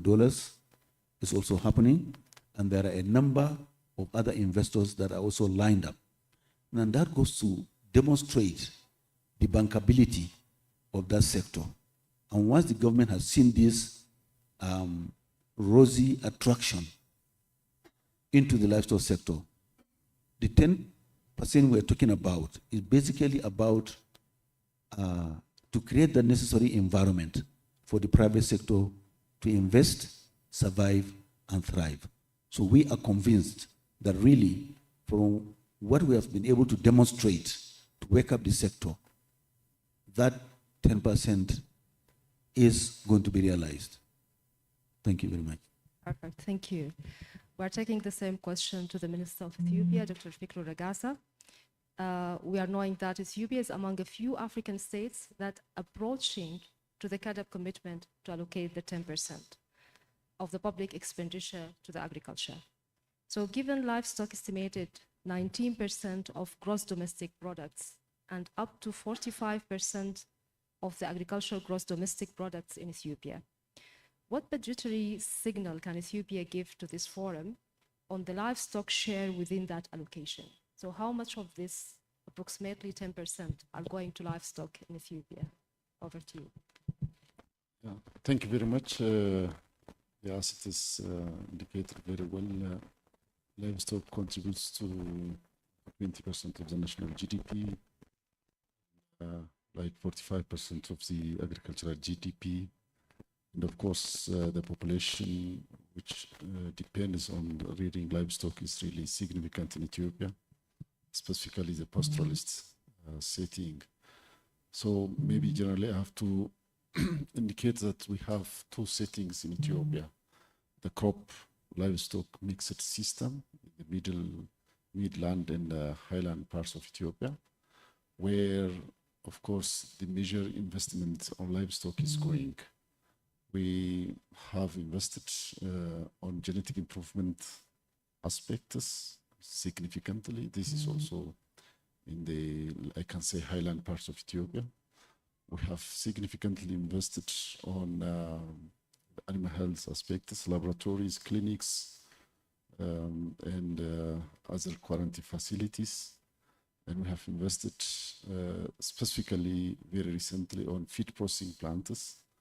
And this is mainly, again, in the crop livestock mixed setting.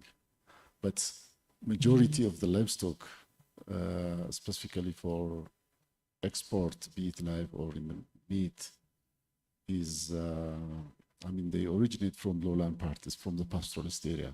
So as I compare these two settings, the resource is from the pastoralist area. The investment is more of in the crop mixed livestock system. So I can say specifically the infrastructure for genetic improvement is insignificant in the pastoralist area. The investment on feed processing plants, especially the compound feed, is insignificant also in the pastoralist setting of Ethiopia, and the other aspects as well. So generally, recently, because of the initiative from our Prime Minister, which is called the Yilema Trufat Initiative, overall, as compared to where it was before, there is improvement in the attention given to the sector, and there is improvement in investment into this sector, both in pastoralist settings and in the crop livestock mixed settings. So this investment, actually, Ethiopia is a federal system. The investment varies from region to region depending on where the attention is more on the different commodities. So nowadays, even in the, I can say, in the pastoralist setting where we didn't have a single feed processing plant, nowadays there are big feed processing plants which is established, like for example in Somali region, in Jigjiga, there is feed processing plants which is recently established also in Afar region. So it is improving, but the overall investment, as it has been described earlier from the ministers, it is limited as compared to the overall potential and the expectation and the demand of livestock transformation. Thank you very much. Thank you, Honorable Minister. And hopefully that the next APMD forum will be hearing that the 30% out of the 10% was met by all our member states for the livestock budgetary. And let me conclude this segment of financing with a question to our minister from Uganda. Uganda's agriculture budget has fallen in nominal terms, even as livestock drives export growth, and it remains still below the CAADP 10% target. Despite that, as a stronger than average CAADP performer, what will Uganda do to raise the dedicated budgetary allocation to the livestock subsector and to crowd more private investments in processing and cold chain? We know that you are already doing that, but what are the tips that Uganda can share to support more public allocation for the budget for the livestock? Over to you, Your Excellency. Thank you. Colleagues, panelists, and distinguished ladies and gentlemen. Uganda is committed to CAADP, and if you go on the numbers, Uganda, we have not directly put more money in agriculture because our thinking is slightly different. We have what we call the bone marrow. We look at the infrastructure, and we have put more money in infrastructure because if you don't have, if you have production and you have no access to market, then you have a challenge. We have also put money in the bank to facilitate private sector to invest in value addition. And as Minister of Agriculture, we do intervention. Our approach is from production up to market. At a certain point, we move with Minister of Trade and Finance. But our investment is largely to enabling private sector and investment in value addition to make sure that we market and sell products, processed products. We are invested heavily in traceability. We have also invested substantially in mechanization of agriculture to make sure that we increase production and productivity. So this way, Uganda has been able to sustainably produce goods for export, especially dairy, coffee, and others. You may intervene, but if you don't have the number to sustain the market, then you have a challenge. So I employ the colleagues from member states that the intervention should be holistic to make sure that all levels of production along the value chain move in the same direction. Thank you. Thank you so much. It's very clear that our member states are putting more funds to infrastructure so that they can enable the agricultural processing and the livestock production as well. Now let us move to another segment of our discussions. In plain terms, investors told this forum that they can find the enterprises. What they cannot yet price is the risk. We have many risks along the value chains of the livestock, and a single outbreak of a transboundary animal disease or a zoonotic event can suspend a national trade overnight. And this happened a lot in our continent. So the importers may ban this trade and the importation from us as a continent, and also the inter-African trade will be affected. And the climate dimension cannot be separated from the trade as well. Africa contributes least to the climate change, but we are suffering more in terms of the climate impact on our livestock, agriculture, and different aspects. So let me start by the Republic of Kenya. Kenyan slaughter facilities are currently approved, but they are limited. And considering the ambition of Kenya to export meat internationally and within the continent, and to comply with the export standards, what the time-bound investment and public-private plan will Kenya table to close the disease control and SPS gap that keeping African livestock out of some of the premium markets, whether in the region, in the Gulf, or within Africa, or outside our regions? So, Honorable Jonathan Moeki, the floor is yours. Thank you very much, Director.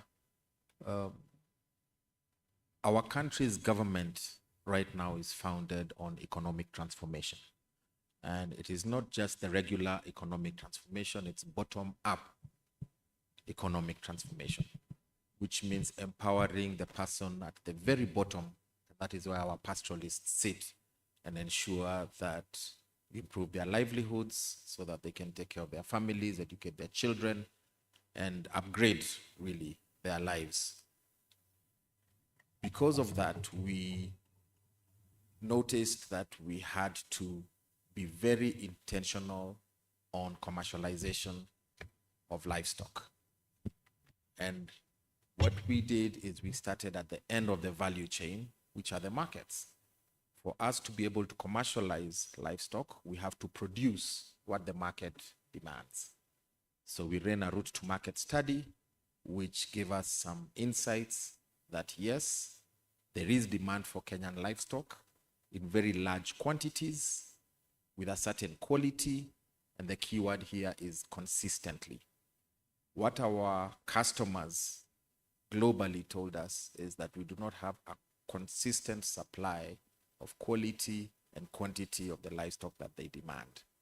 So we went back to the drawing board a few years ago, and to improve the quality, we embarked on a national mass vaccination exercise, where we said we are deliberately going to vaccinate, heavily subsidized by the government of Kenya, all our livestock.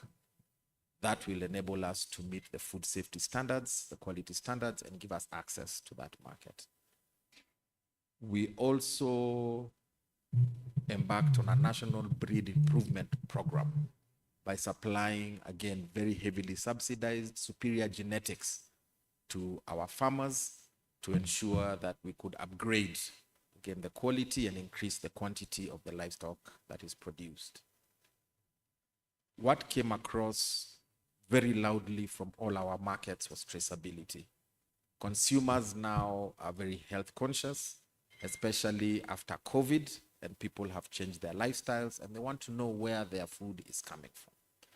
So we developed, again, the first ever, to global standards, animal identification and traceability system, which we have branded ANITRAC, to be able to bring that traceability from farm all the way to your fork or your table. These are interventions that we've already put into place to ensure that now we can get access to those markets. In terms of food safety, we know vaccination itself as infrastructure does not cut it. So we've also invested heavily in surveillance. We have a digital biosurveillance intelligence system, which we have devolved to our county governments, which now enables us to detect diseases and make the necessary quarantine interventions before they spread. That has helped us quite a bit. We've also invested in labs to ensure that we can do the diagnosis very quickly and be able to treat whatever outbreak before it's able to spread. So in disease control, we've been able to really contain it that way. When we were doing our trade agreement with the UAE, I believe it was the first African country to do a comprehensive economic trade agreement with the UAE.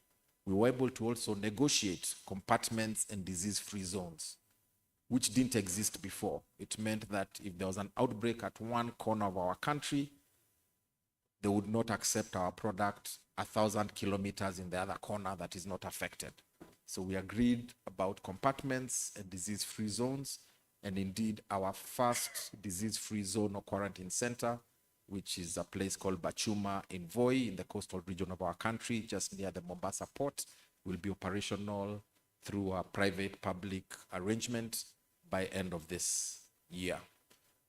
Those interventions have really given the markets that we export to confidence and trust. What these markets really are looking for is that they can trust your product because of the systems that you have put into place. And while we are not there yet, colleagues, what we have seen is in the last 3 years, we've been able to grow our exports by 87%. And we've been able to grow our sector by 60, almost 70%, just because of these interventions. I believe if we can work together now from a continental level and ensure that we can trade together, like my colleague from Nigeria said, the livestock potential would almost triple, like we saw earlier in the presentations. Thank you very much.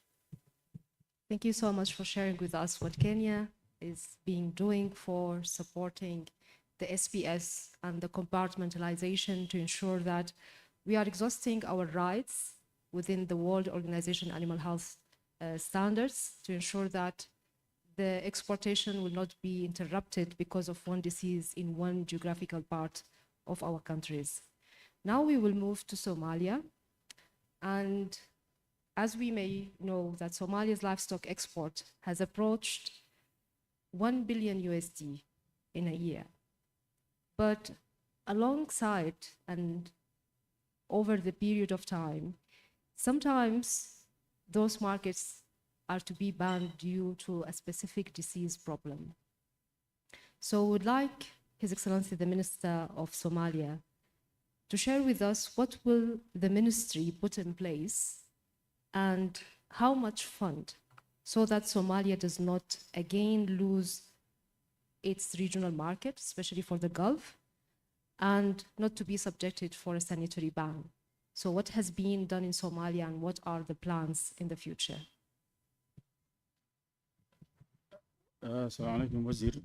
Su-aasha lagu weydiiyaa waxaa ah Soomaaliya maadaama ay dhaqaalaha xoolaha ka soo gala uu gaaray 1 billion oo badanaan dhaqaalaha ugu weyn oo Soomaaliya ah. Mararka qaarkoodna waxay dhahdaa cudur hadduu soo baxo cudurka xoolaha ah inay khatar ku jiraan in dhoofitaankaasi lacagtaasi leh. oo se marka dowladda iyo wasaaraddaada iyo sharciyadaadii oo hadda aad isku diyaarisay ama maalgelin ama tababaro ay yihiin sidii looga hortagi lahaa cudurradan xoolaha haddii mar lagu dhawaaqo xoolaha Soomaaliya haray. aad iyo aad u mahadsan tahay. waa su-aal aad u habboon. Soomaaliya waxay wadamada ama koowaad ama labaad ay kaga jirtaa wadamada dhoofiya xoolaha ugu badan oo nool. sida su-aasha ay weydiisay walaashay oo ay tiri haddii cudur u yimaado maxaa idinkaga qorshaysan? Soomaaliya dowladda waxay qaaday 3 tallaabo oo haddii arrintaas ay dhacdo si aad wax looga qabto. tallaabada ugu horreysa waxaan samaynay talaal 20 milyan xoolo ka badan ayaa talaal iyo daawooyin la siiyey 3 sano ee la soo dhaafay. waxaa kaloo la qabtay in wacyigelin badan la sameeyo, tababarada badan la siiyo dhaqaatiir oo wasaaradda u shaqeeya iyo dhaqaatiir dadka reer guuraaga ah oo meelaha fogfog jooga in tababaro badan la siiyo si haddii ay arkaan wax ku saabsan cudurrada xoolaha iyo waxyaabo kale ay si degdeg ah markaas ay wax uga qabtaan. waxaa kaloo la qabtay oo la iswaafajiyey sektorkan dadka xoolo dhaqatada ah iyo bangiyada si dadka xoolo dhaqatada mararka qaar meelaha fogfog ay joogaan ay u helaan wax ay ku gataan ama daawooyin. waxaa kaloo oo la qabtay in insurance la geliyey xoolo tiro badan iyo dad badan oo xoolo dhaqataa si ayaga naftooda markii ay isbeddelka cimilada ama dhibaatooyin ay kala kulmaan ay u helaan caawinaad. waxaa kaloo wax laga qabtay in hadda dhismihii researchkii caafimaadka xoolaha gebagebe uu maraayo ayada nafteeda si waxyaabo badan oo ku saabsan cudurrada xoolaha iyo wax looga qabto. waxaa kaloo tababaro dheeraada la siiyey maxjarada dadka ka shaqeeya iyo dekedaha ayaga naftooda. tallaabooyin ayaa laga qaaday oo sidii ay waxbarashadooda xoolaha kor loogu qaadi lahaa. marka dadaallo badan ayaan wadnaa sidii arrimahaas haddii ayba dhacdo wax looga qaban lahaa. waxaa kaloo jiro inaan iskaashi adag aan ka wadno wadamada deriska sida Kenya iyo Ethiopia. haddii la arko cudur sidii la iskaga kaashan lahaa labada dhinacba oo wax la sheego. dadaaladaas waxaan isleenahay waxay wax badan ka tari doonaan guud ahaanba caafimaadka xoolaha. aad iyo aadaan u mahadsantahay su-aashaas insha allah. Thank you, Madam Juan. That's the good questions. And that's the Somalia as known. We are, if it's not number 1 or number 2, the biggest animal exporters. Or economic depend on, our livelihood depend on. Things that our government have done in the last 2 years and a half is that number 1 is we had a huge animal vaccine drive that we vaccinated over 23 million animals within the last 2 years. Second is that what we have done is the first ever minister groundbreaking of Somali National Livestock Research Institute, which will be operational within first quarter of next year. The third one is a lot of training. We have trained a lot of doctors, pastoralists, the board to identify when they see diseases or anything related to that, they can seek for support. We also collaborated between pastoralists, livestock keepers, and the banking system. So if they need to buy medicine for the animals, they have a facilitation of easier access to finance for them to buy the medicine or goods and services they need. What also we did is we now collaborate in our regional neighboring partner, Kenya, Ethiopia, to jointly work on awareness when they see diseases, when they see anything that unusual, so three countries can collaborate and can identify what diseases are so they can be prevented. And in Somalia, we also did a lot of campaign awareness of the disease surveillances, community training, how to prevent, how to report, what to look, and among many things. Somalia also did the food safety policy that also not only look at the medication, but we also monitor medicine that comes into the country. What other types are they standardize it, and among other stuff. So Minister can continue.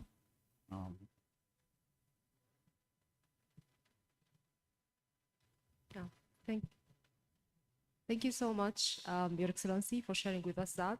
And I'm going to add one more thing. I Okay, think the go minister may forget is we also launching within next month is first Somali national traceability identification system. So this will also help us interconnect it to the our to early warning system, and as well as the livestock information management system. This would bring all the production actors into one platform, that the diseases, the feed, the fodder, the dairy, all this interconnected, linked to our one platform to be monitored. Thank you. thank you so much, and thank you, Honorable Minister, for sharing with us all this. Thank you, Faisal, for translating.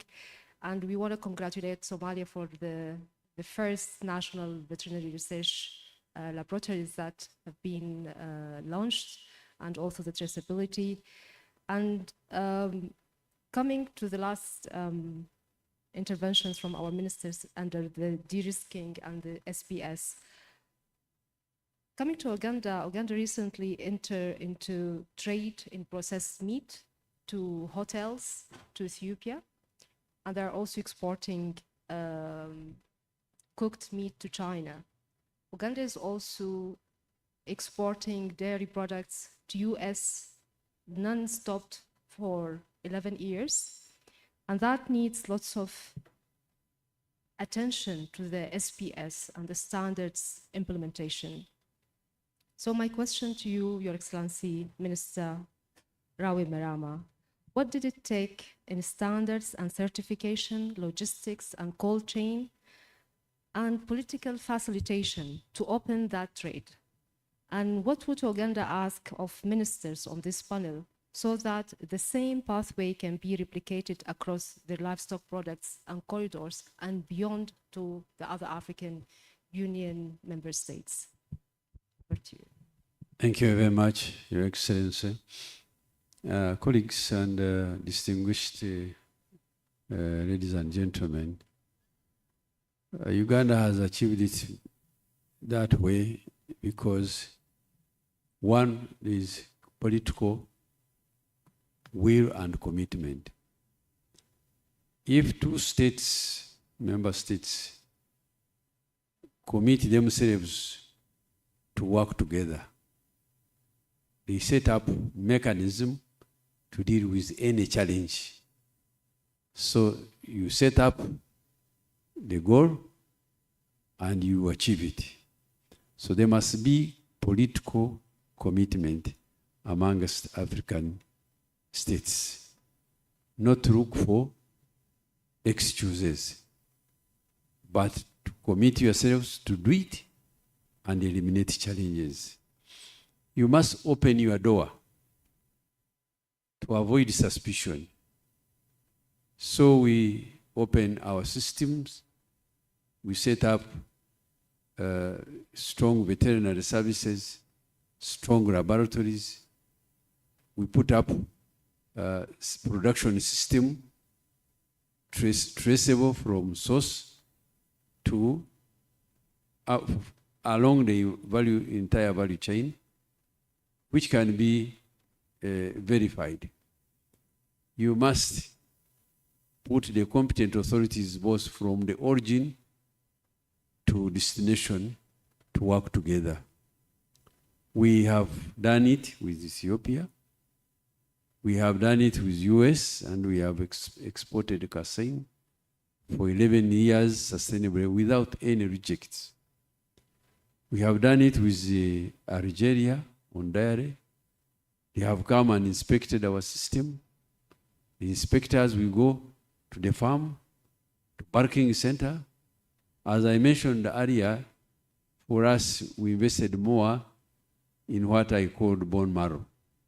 The cold infrastructure, our post-harvest and harvesting facilities, to make sure everything is handled hygienically and safely for both local consumers and export market. So we have also to make sure that we observe SPS recognized internationally and move with the system. So that way we have managed to make a breakthrough. Recently we had the former president of Nigeria, His Excellency Obasanjo. He led a delegation of Nigerian to come and inspect our dairy system. They want to export dairy products from Uganda to Nigeria. So open your door. Put everything on the table. Make sure you have the standards. Make sure you have the quality, you have the numbers to sustain the market. This way, Africa, we can work together, symbiotically assist each other, and that's how Uganda, we have managed to do it. And they employ fellow African countries to follow the same suit. We have done it with my brother here from Kenya. They've sent their experts, the inspectors. They have come into our system. We open everything, put it on the table. As long as you have trust in the system, as long as you have the quality, as long as you have the numbers to sustain the market sustainably, as long as your production system is insulated, we leave nobody behind. Up to the smallholder, we have formed what we call parish development model program, which puts smallholders at the smallest level administration of the country, and we form a circle. A circle is a small cooperative at the parish level. Their production system is monitored, is regulated, and they enter into the bulk system with quality goods and quality standards. I thank you. Thank you so much, Your Excellency. And allow me to come with the follow-up question. What we have known that Uganda, through all these value chains, they are supporting indigenous African breeds. So for the dairy production and for the meat production, how those breeds of Africa are performing for Uganda?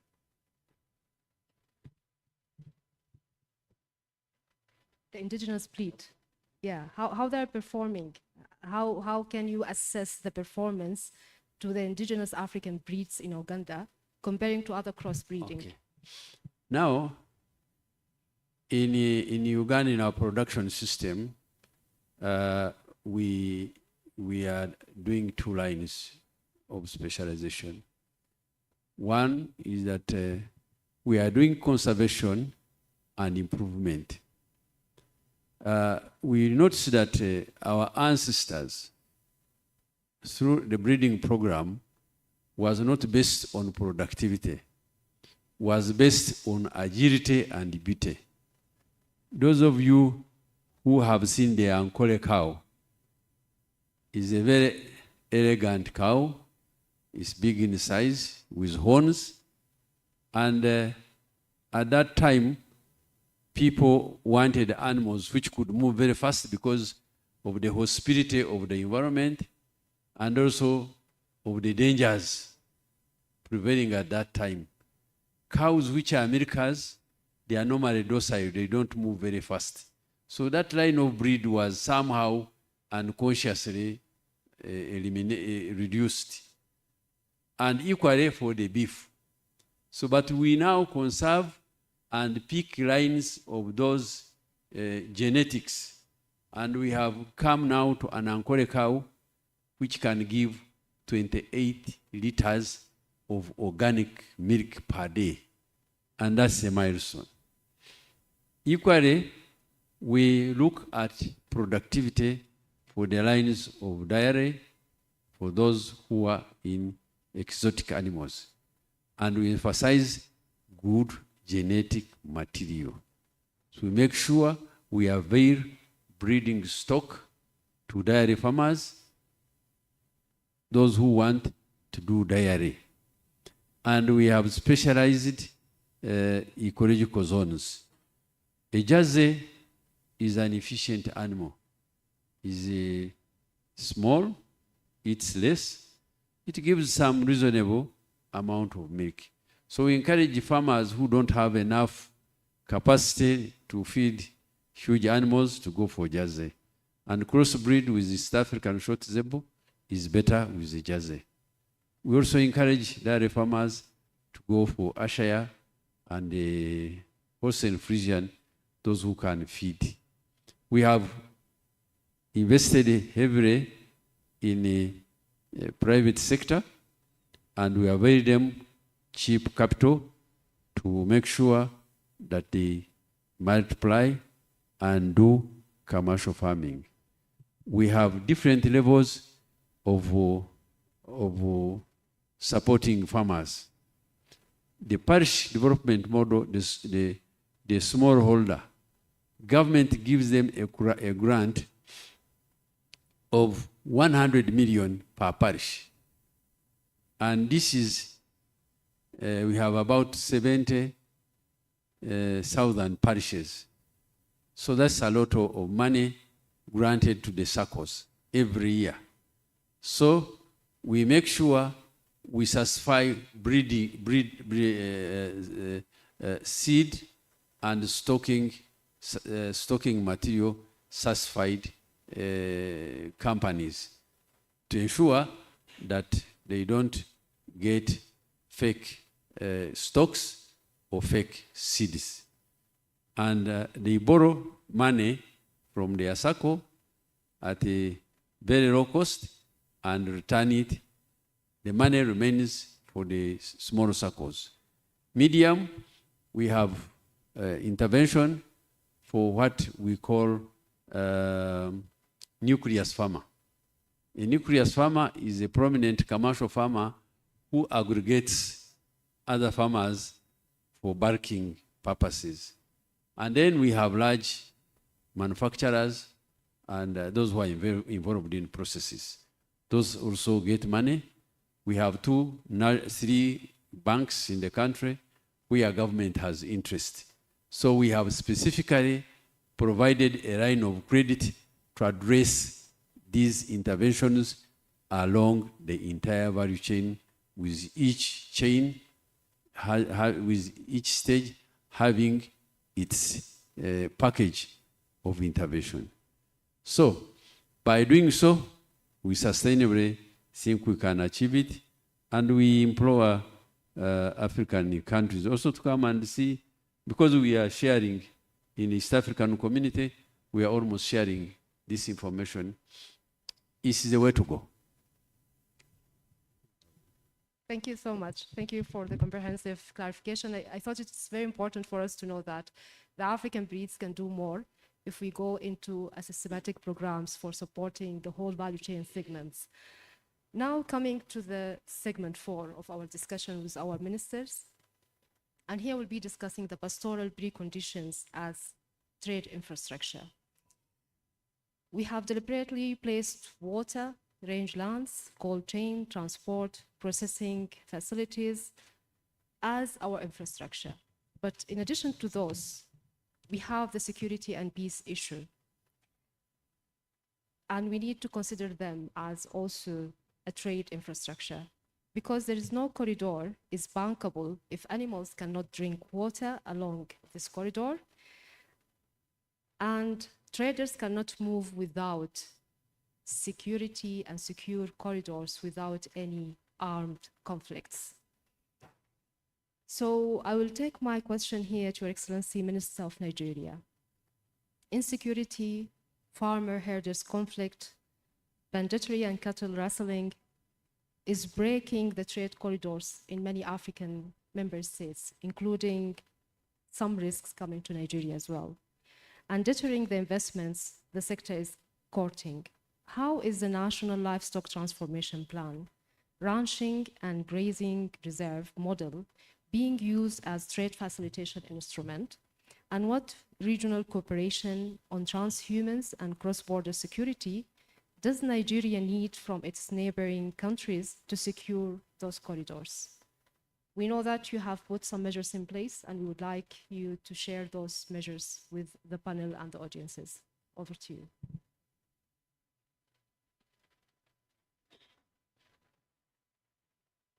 Hello, thank you. This is really in the front burner. Cattle rustling has been part of human society from time immemorial. Societies have rustled cattle. One is a mark of initiation into manhood.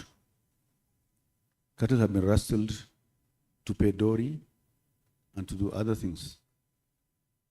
However, the modern cattle rustling has assumed some criminal dimensions and is threatening the livelihood of pastoralists, is blackmailing countries, is also threatening investment into that sector.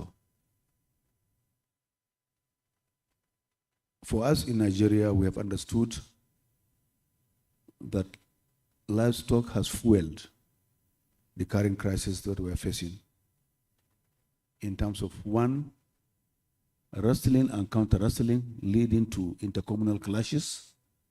And as today, livestock rustling is one singular source of fueling banditry and insurgency. Cattle are rustled, sold off the market at cheap prices, and the proceeds are used to buy arms and ammunitions, as well as recruit new people into those activities.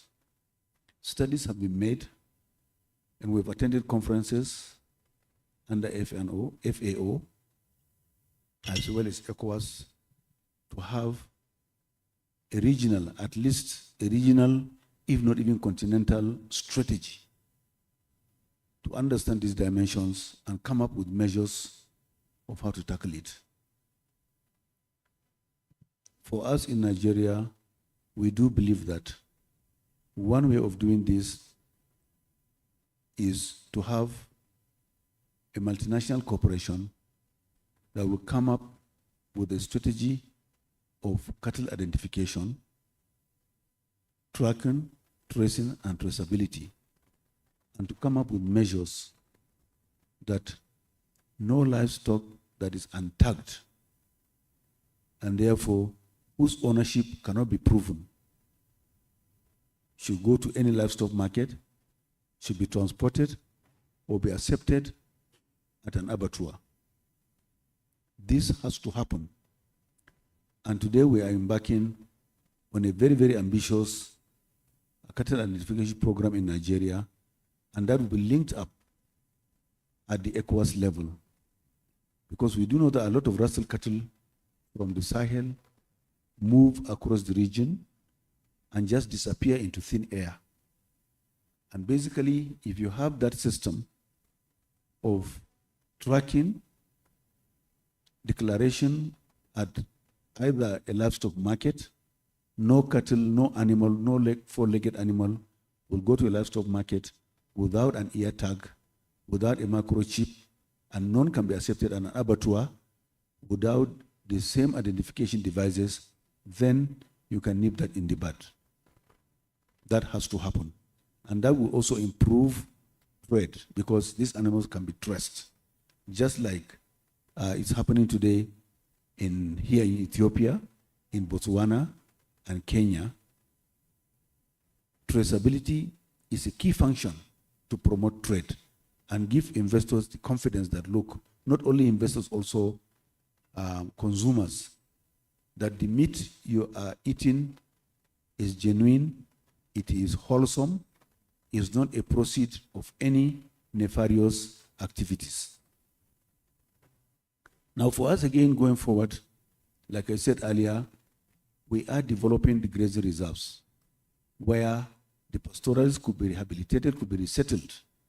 And then that means that every animal that goes into a grazing reserve, in fact, at the moment, we have targeted 6 grazing reserves where we are developing the necessary infrastructure, schools, veterinary hospitals, primary health care facilities, earth dams for dry season irrigation, security, internal road networks, and solar-powered electricity.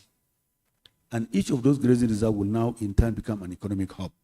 Any animal that goes there, that area will be geofenced.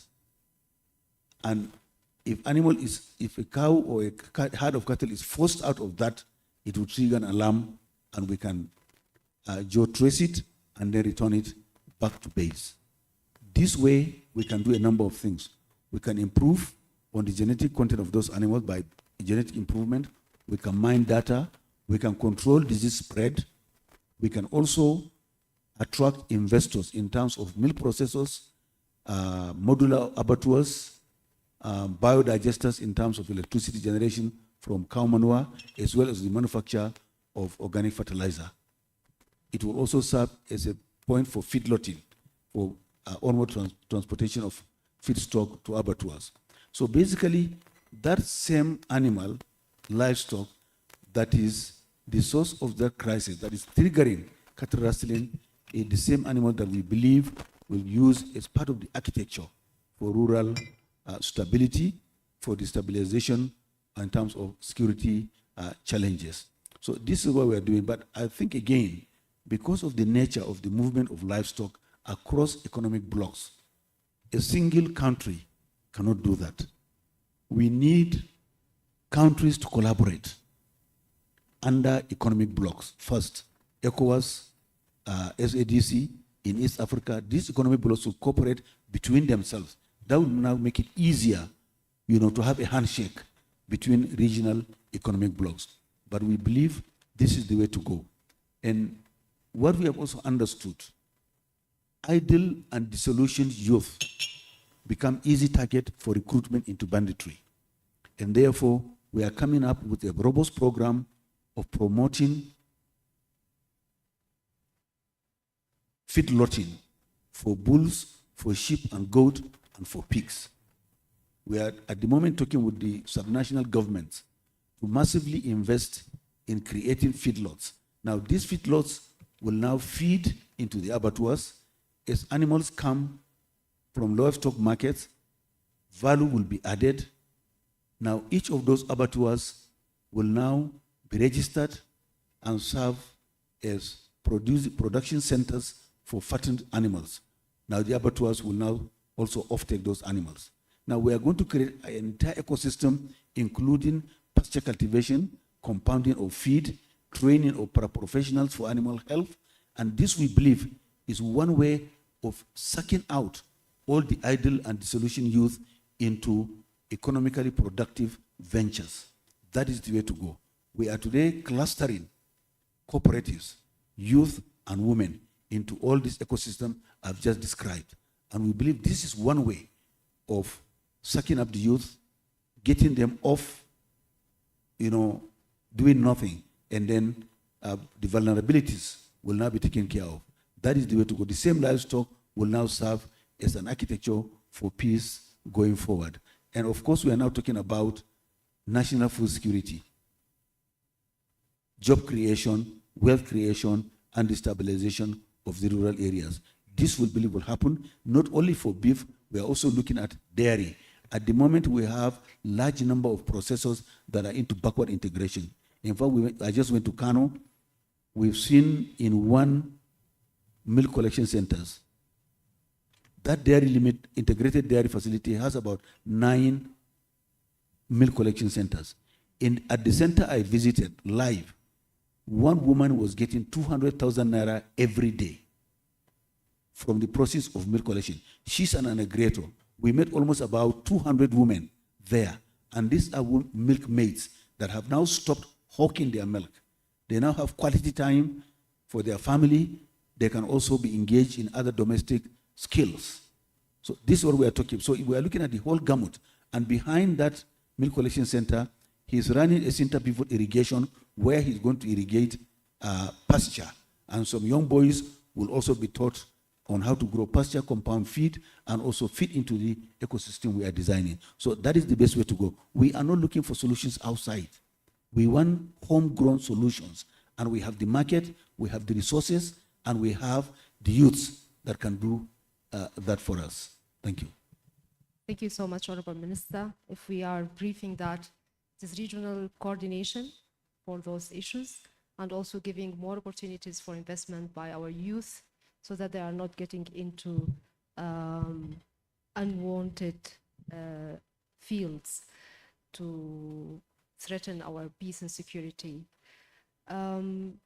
Now coming to East Africa, the Honorable Ministers of Ethiopia and Kenya, drought and insecurity in some of the regions, in Ethiopia, also within the lowland, there is lots of interruption maybe for the supply chain of the livestock to your export market.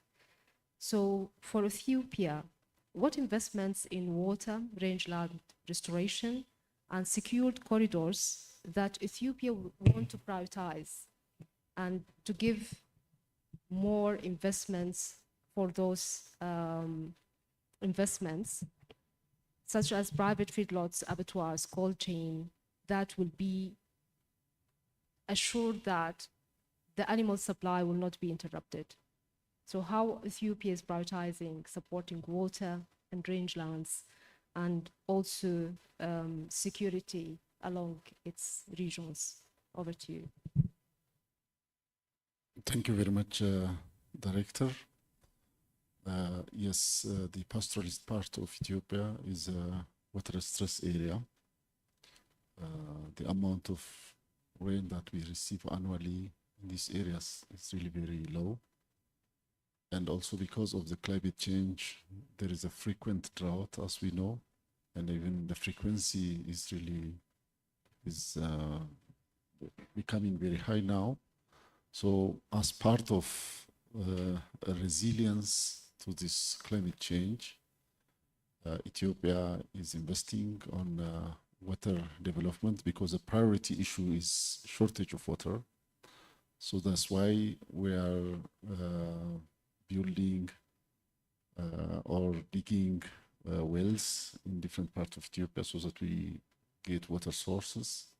And there are also micro dams on small rivers and runoffs to hold water. And at the same time, if we can have these small water sources, we can link that with further development.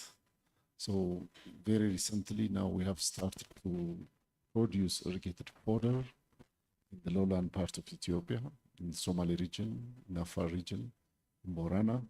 So this is one of the recent development, and that can help us also to withstand the impacts. It's not only the fodder production by irrigation, the rangeland management aspect is also one of the biggest investments by clearing these invasive weeds and by also oversowing with improved forage seeds. And the other issue is the fodder banks, storing, harvesting the forage sources during surplus time and storing it and using it during this drought period. So this is a recent development. So there are many fodder banks established in lowland parts of Ethiopia, thanks to the different projects from Africa Development Bank and World Bank, and also regional governments, federal government is investing on that. So through this, Ethiopia is trying to mitigate or also overcome the impacts of climate change and drought. At the same time, actually, we have the principle food security is the basis for the peace, and peace is also a basis for security.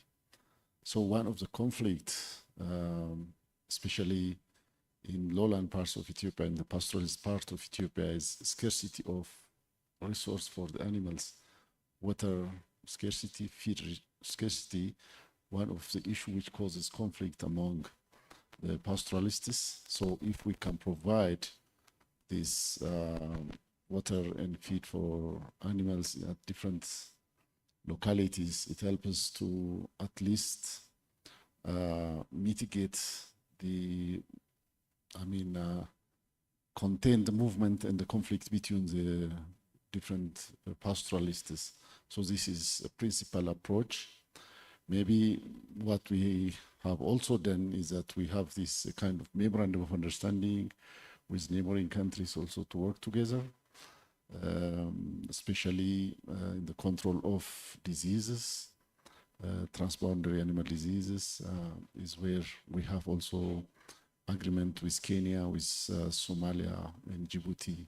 This will also help us to work together and in controlling diseases, and also in we have regional projects actually in Kenya, in Somalia, and Uganda, which is supported by, again, the development banks, as I've said, where we are also developing market areas, fodder, feed in all the countries, which can be also helpful in resolving conflict between the pastoralists crossing borders, which is natural. What we have to do is that we have to harmonize what we intervene and what we do together so that they can also, get similar type of infrastructure and development. So this is how we are operating and trying to mitigate the conflicts which can arise from scarcity of resources. Thank you very much. Thank you so much. I will conclude this segment listening to our Honorable PS from Kenya as well, because as we said, the pastoral market and the pastoral production is a cross-border issue, and also the issues of the climate change, the issues of cattle rustling, it's between the borders. So along the described Moyali corridor, the trade regime and the one-stop border post is already in place. But we want to also hear from Kenya how bearing those measures with the cross-border trade facilitation so that formalizing the trade and make sure that we are squeezing the number of livestock through the pastoral development, getting out of the formal channels through the corridors between you and Ethiopia. Over to you. Thank you very much. On that topic, I think the beauty of coming last is that my colleagues from Nigeria and Ethiopia have said everything on cattle rustling. But I just want to highlight the tracking and traceability system. That employing technology to ensure that you're able to track and trace your animals is a big deterrent to illegal movement of animals, otherwise known as cattle rustling. When we started our traceability journey in Kenya, I think some of the critics say that when you tag an animal, it doesn't stop that animal from being stolen because you can cut off the ear. And the animal then is not trackable or traceable anymore. But we responded and said, if you see a cow walking around town with no ears, really, you'll know it has been stolen. So it still acts as a deterrent. although it is not, it's not 100%. So I think using technology is extremely important with traceability systems. Number two, collaboration in country. If you do multi-agency collaboration, so between your security agencies, between your vets, your county governments, your communities, you all come together to share intelligence, to share disease control, intelligence again, or early warning systems, then you're able to curb the illegal movement, or again, cattle rustling much more efficiently. And the same also goes cross-border. I've mentioned a couple of times about the IGAD Transhumance Protocol. One of the key mandates of that protocol is to ensure that you reduce cross-border conflicts by ensuring that our neighbors, Ethiopia and Somalia and Uganda, Tanzania, and all our neighbors are able to collaborate. The two countries can share intelligence, we can share disease prevention and disease surveillance intelligence as well, early warning systems, and really just working together as countries. Then, because you can't avoid the crossing of animals into borders. You know, you can't give a cow a passport and ensure that they present that passport at the border. They are going to go there anyway. So how do you ensure that you reduce the conflict when Kenyan cows cross over into Uganda, for example, into Ethiopia, which they very often do in search of pasture during droughts? These are normal things, but that collaboration between the two countries is what ensures that the conflicts are reduced. Some of our cultures also enhance cattle rustling. So having community peace programs where the local leaders are able also to talk to the communities and sensitize them against the practice of cattle rustling is also one of the softer ways to prevent these conflicts and animal theft. In terms of trade, really is about making your customs processes a little more efficient. We do have the one-stop border program in Moyale between Ethiopia and Kenya, and also with all our other East African community member states. If you make customs and the licensing more efficient, again using technology, and you make the trade easier for all parties, then you find few people cutting corners to be able to take the animals cross-border. So I think just making those systems that we've created for cross-border trade a little more efficient then will help reduce the instances of illegal movement of animals across the borders. Thank you. Thank you so much. You will realize that we have passed the allocated time for this panel, but before giving the last round for our ministers to commit, I want to open the floor for any urgent question or comments. It will be very limited, maybe to 3 opportunities, but if you have something that you need to say to our ministers, please raise your hand so that we can give you the floor. We have one in the middle. Okay. So no more, just one in the middle. 2 in the middle. Our sidelines, no comments. Okay, so let me start with our lady here in the middle. Please go ahead. Thank you very much. I'm Rachel Mkandawire from the Food, Agriculture and Natural Resources Policy Analysis Network, FANAPAN. Mine is just to emphasize what the World Met announced a few months ago. They announced a devastating El Nino that is going to, and more devastating effects are going to be felt in the Horn of Africa and also parts of Southern Africa. I think this opportunity in terms of the forum is also a very good opportunity as we are engaging with our ministers to look at the issues of preparedness.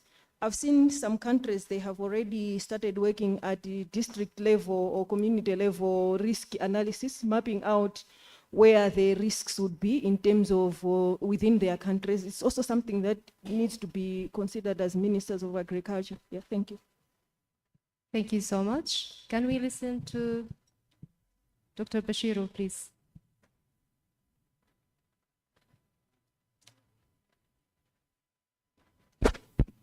Thank you, Director. Well, my comment and question goes to the Honorable Minister of Nigeria. I first of all congratulate him for the bold and giant step that have been taken, to build all these infrastructure to boost the livestock development sector in Nigeria. So the director asked a very, very important question for us in Central Africa as far as trading live animal is concerned between Central Africa and Nigeria. And because, as you know, with Boko Haram situation, we are experiencing a very, very hard and bad situation. So he described very well what is needed to be done, to prevent, to wipe out, the corruption, the criminality in the area. And he crisscrossed Africa. He went even to Europe to build all the link and MOU, to boost the livestock Nigerian sector. So we are worrying because we used to sell a lot of live animal to Nigeria, and we are afraid that Nigeria, turn to East Africa, to South Africa, to Europe, to buy meat, milk, and yet in Central Africa we have huge potential, particularly in Chad. So can the minister go to the Lake Chad Basin Commission, to jumpstart all the facilities, all the ideas that are lying to help the sector to secure the Lake Chad Basin area so that we can sell not only live animal but also milk and meat from Central Africa to Nigeria. Thank you. Can you introduce yourself, Dr. Bashiru? My name is Dr. Bashiru Musa Demsa. I am now a consultant on freelance basis. I'm in Cameroon. I used to be the main AU-IBA focal point in Central Africa at the Economic Community of Central Africa, state based in Libreville, Gabon. Thank you. Okay. You are the last one. Thank you very much, Director and Your Excellencies. I'm Dr. Joseph Kagoro from Uganda. I would like to appreciate what has been shared, but on behalf of the farming community, as highly stated by our minister from Uganda, the farmer institutional development needs further strengthening across all countries. I know government has a lot of plan for them in terms of investment, but more often than not, on the ground, farmers are not strongly organized. And it's assumed that when financial investment comes, then everything will come into play. When markets are established, when infrastructure is established. But more often than not, it's the software that is missing rather than the hardware. We need more strengthening in training farmers on enterprise development and agribusiness. But further still, when we have formed maybe strong farmer institutions like cooperatives, now we can cross-exchange and knowledge sharing between countries. What's being done in Kenya, what's being done in Ethiopia, how it's being done in Nigeria or Somalia. Farmers in the same line of enterprise, doesn't matter beef or dairy or crop, we need to see that happening more by our governments so that farmers can teach themselves from and share knowledge, share even equipment, and better their business skills. That's all that we would like to see more happening. But more than that, I really want to appreciate the investment going on, the coming of minds, I really want to personally appreciate our Honorable Minister. He's really done it all and put his effort to see that the livestock industry is really up on the rise according to what is required for the market. I thank you all. Thank you so much. So it's a call to the ministers to support more the farmers in ground and to organize them and giving more awareness and training, capacity building in agribusinesses so that they will be linked to the huge plans of transformation of the livestock and pastoral market activation. So there's, I think, a call also coming from Grace to all our ministers on what has been done for the El Nino that will be affecting the Horn of Africa and part of Southern Africa as well. And there is a direct question from Central Africa to the Honorable Minister of Nigeria to see how more collaboration will be happening between Central Africa. They are worried that Nigeria is moving across the continent and outside the continent, not coming to Central Africa. So let me start by Minister of Nigeria to reply to this worrying call. Thank you, Dr. Bashir. Thank you for the kind words. We've just been trying to do our little bit to assist the sector and pay back. I think there is no need to express any fear or concern. For me, when I look at Nigeria as a market, I do know that, yes, it's the biggest economy in the ECOWAS bloc. It's also the biggest market in Africa. And that's the reason why we need to have this conversation.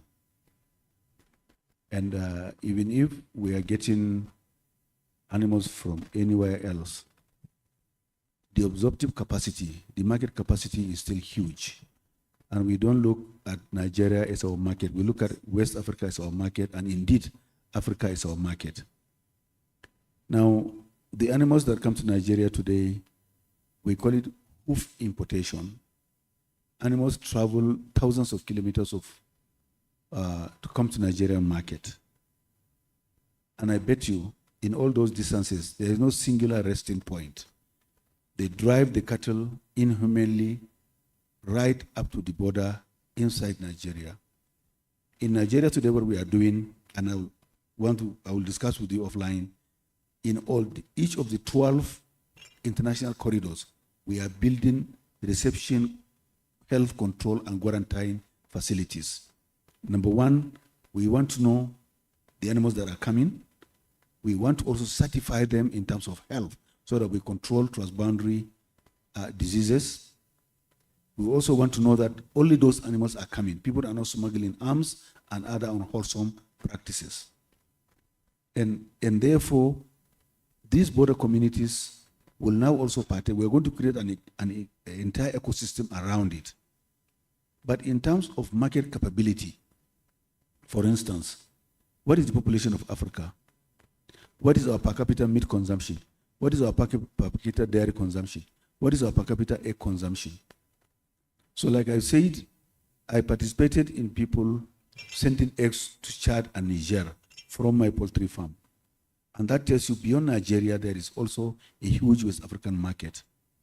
Let me give you an example. I don't have the current data, I'm still looking for it. By 2023, there are 33 million primary school going children in Nigeria. 33 million primary school going to, in Nigeria. Now, we are now working on a policy of end school age hunger. If each child is going to take half a liter of fresh milk, only for primary school children, you need 17 million liters. Nigeria cannot afford that now. If we can get it from Cameroon, we can get it from Kenya, like I said, let's open a pipeline.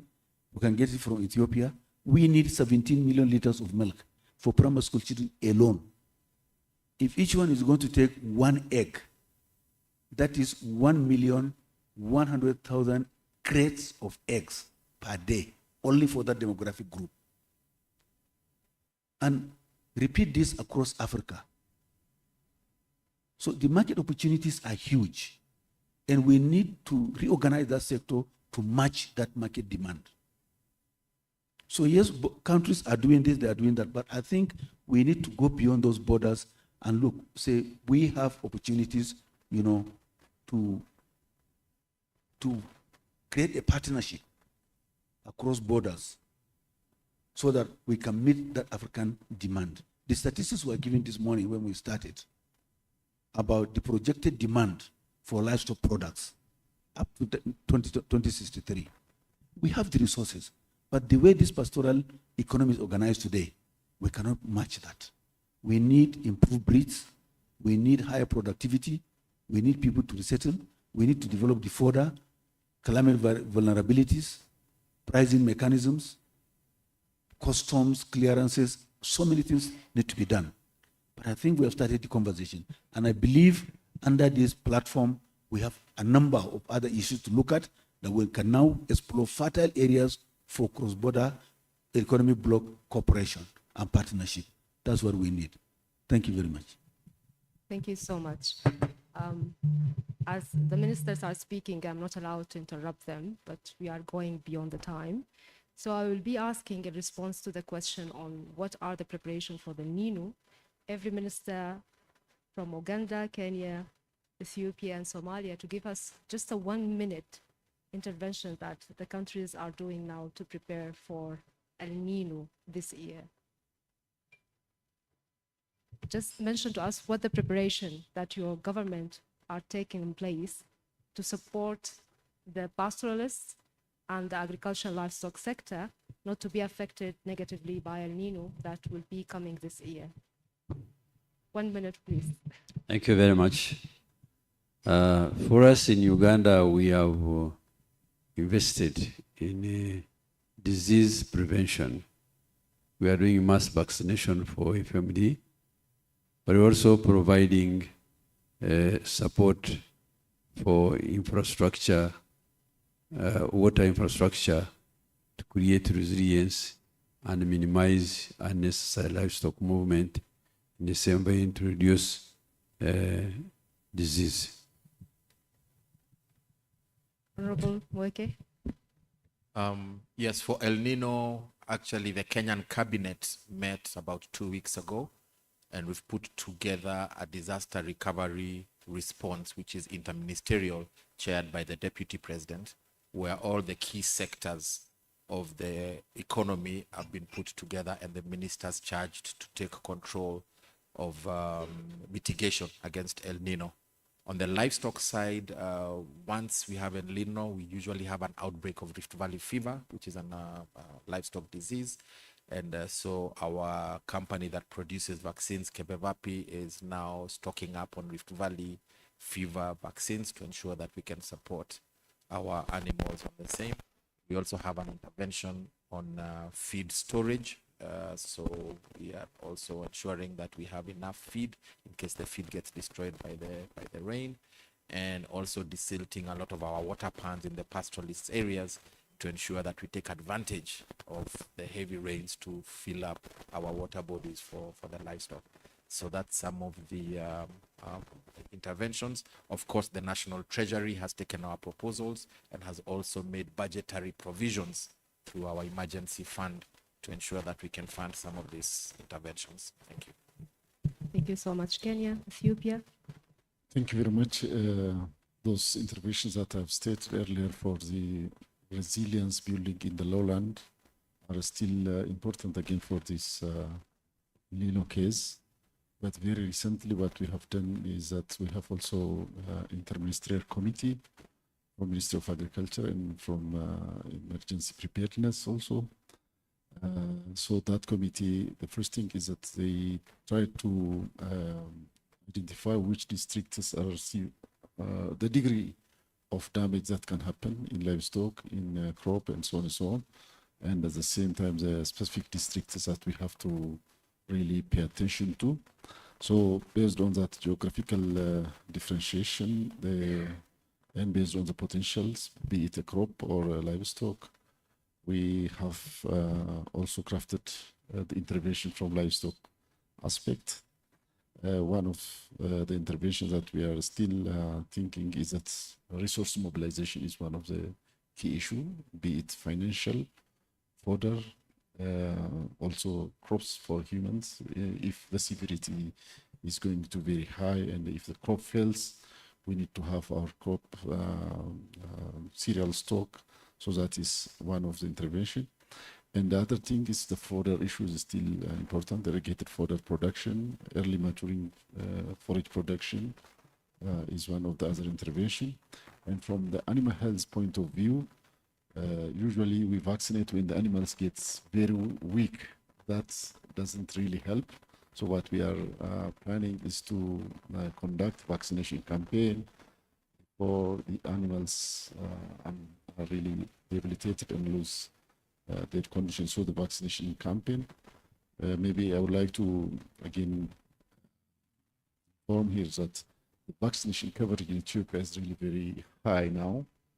In this physical year, we have vaccinated about 212 million animals, be it from, this is for transboundary animal disease, and mainly focusing on the 4 diseases, FMD, ECPP, PCPPP, and PPR. So that is what we will, again, emphasize and do the vaccination before really we go into the impacts of the El Nino.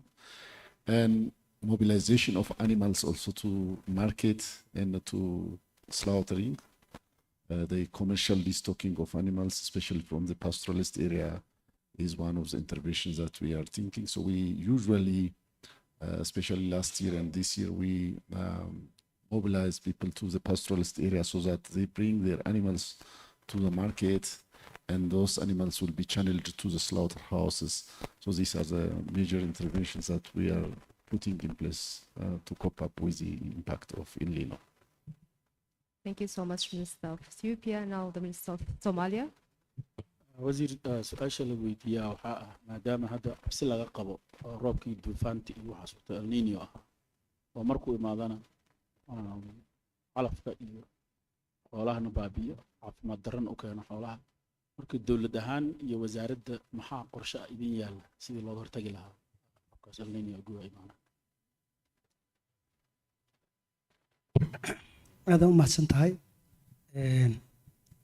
waxaan rabaa inta aan su-aashayda ka jawaabin hal talo inaan ku daro oo afrika waxaad moodaa qarnigii 20aad iyo dadka afrikaanka markii laga hadlayo livestock dadku faanay ahaayeen oo aad u jecel oo xoolo dhaqataa waxaan rabnaa sektorkan in maadaama dadka afrikaanku ay yihiin dad jecel xoolahooda oo ku faano in aqoonta xaggeeda oo dhinaca livestock horta loo badiyo oo waxyaabo badan laga qabto hadday noqoto ama caafimaadka ama folderka ahaato taas tala ahaan waaye haddaan usoo laabto jawaabta su-aasha oo maadaama laga baqaayo in ay roob yari ama roob badan daadad iyo wax ay yimaadaan maxaa dowladda uga qorshaysan sideedaba waxaan wadnaa wacyigelin badan oo dadka Soomaaliyeed maadaama adduunka oo dhan isbedel ka cimilada aad u badan yahay roobabka marar ay yaraadaan mararna ay badnaadaan sidii dadka ay uga hortagi lahaayeen arrimahaas hadaydii horaan sheegay waxaan gelinay dadka insurance haddii dhibaato ay dhacdo si degdeg ay bangiyada lacaga diimay wax uga qaataan waxaan kaloon wadnaa wacyigelin badan oo dadku inay ka fogaadaan markii daadadii ay wax yimaadaan meelaha fogfog waxa kaloon aad uga shaqaynay in warar iyo biyo oo keeda loo helo dadka ayagana intaas aadaan uga shaqaynay waxaan kaloon dadka hadda shaqo badan ka wadnaa sidii dadka xoolo dhaqatada oo meelaha fogfog awal aadi jiray in ay noqdaan dadka xoolo raacta ay ka baxaan oo xoolo dhaqata ay noqdaan oo la maalgeliyay arrintaasna aadaan uga shaqaynay aadaan u mahadsantiin. Thank you very much for the questions. I said before I answer that question, just to go back to, as a continent, Africa, we were a proud pastoralist continent. We pride our livestock and we pride our way of life. And we should really emphasize more into how to improve this livestock sector by research, investment, corporations. I think this is one of my injections, he said, to outside of the discussion. For the El Nino and the danger we are aware of in Somalia, but there's been a lot of preparations being done, especially awareness that among communities, livestock keepers and pastoralists. And then also Somalia has introduced a livestock index insurance, which is when unforeseen events occurs, pastoralists and livestock keepers have an access to finance to protect their asset or to recover what they lost. And also, we have put a lot of investment in water dams. So when overflowed water comes in, we're hoping that that waters can be captured and be reused at the point where the drought persists. And there's a lot of other preparation is taking long. Somalia emergency management systems. Also, we put early warning system in place. So there's a lot in action on this stuff. Thank you. Thank you so much. Now, reaching the last stage of this panel discussion. Thank you for bearing with us, our ministers and audiences. We would like in 1 minute from every minister to give us a commitment that will be going to our tracking commitments from now up to the next APMT forum towards supporting the pastoral market activation. And this might be a commitment different by every minister, by each minister. It can be going to corridor formalization or non-tariff barrier lifting or budget line to be committed by the state, or a de-risking instrument to be launched, or even an infrastructure or energy that will be happening until the next year. So all the audiences here will be hearing that. We'll be taking this to our notes and we'll be asking Your Excellency about it the next year. So starting from the Minister of Uganda, in 1 minute, what the commitment Uganda will be put in place to support the pastoral market development.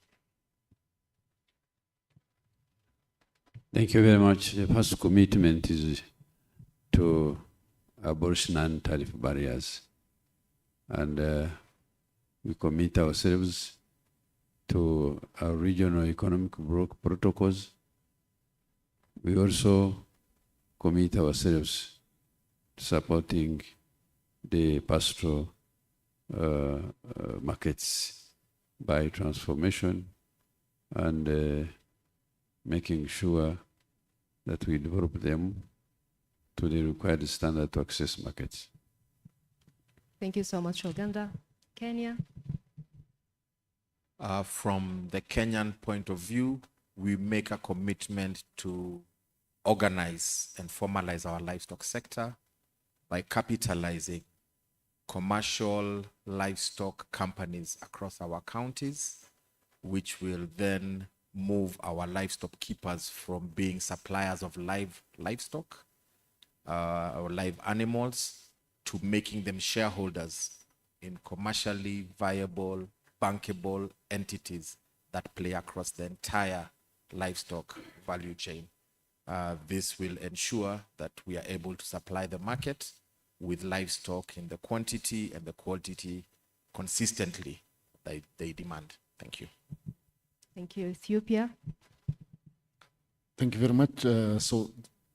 Our first commitment is specifically domestically improving the production, the productivity of livestock in the pastoralist area. And specifically, they are a kind of marginalized from Ethiopian context. So that is where we would like to work on, and improving the productivity, so improving breeds of the animals, so improving feed production, so improving animal health, and specifically, as I've said, we would like to also establish this disease-free zone in 5 years' time, at least, and traceability is also in place there. So this is one of the key issues that we would like to do internally.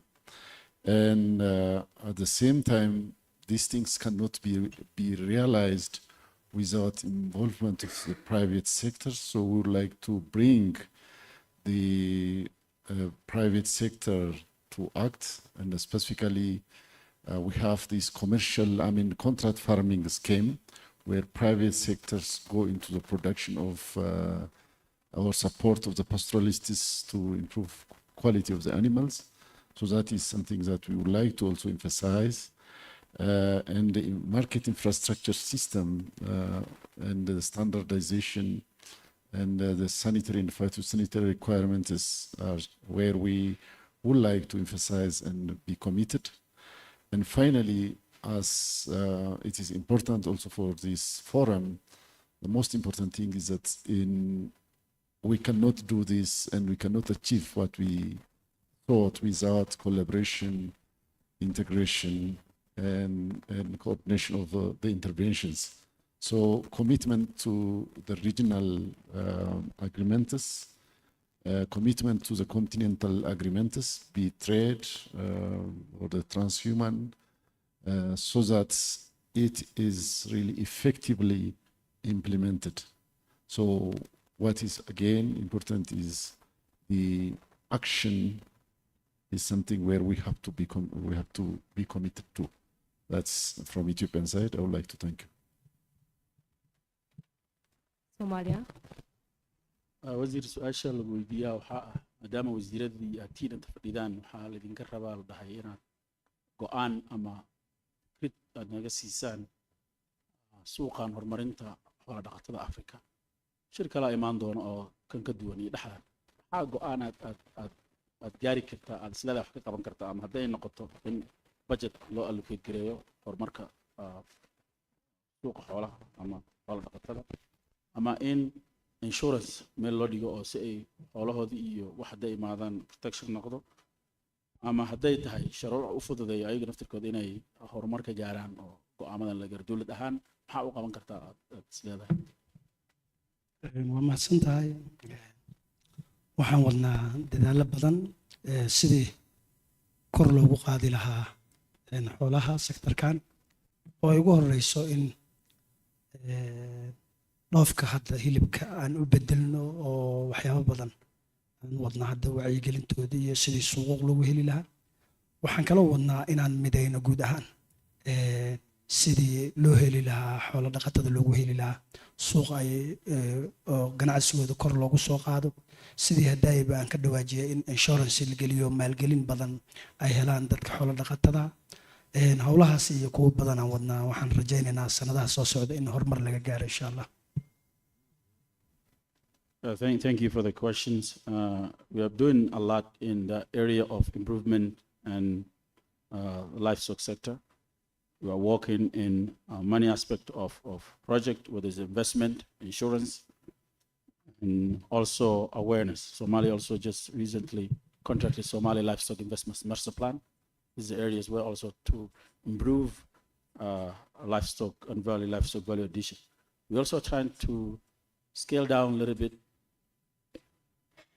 exporting a lot of live animal in the state, getting into the meat export business where we can create jobs, opportunities, youth and women's, and there's among other things. Thank you. Thank you, Somalia. Minister of Nigeria.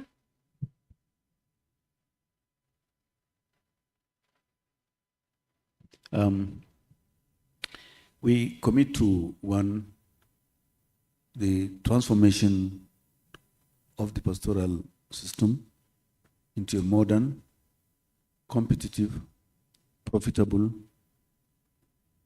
and sustainable and a resilient livestock sector where we have stronger pastoral communities that are respected and earn a decent life. There are two pillars to achieve this. Number one, we are now working on what we call NLIP, Nigerian Livestock Economic Advancement Program, that is going to cost us $175 million. It's going to be injected into the livestock sector in Nigeria, and that we believe is what the sector requires.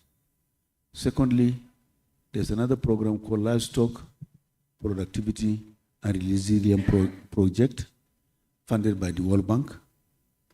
It is touching every iota of the livestock ecosystem in terms of health infrastructure, capacity building, and livestock farming service inputs.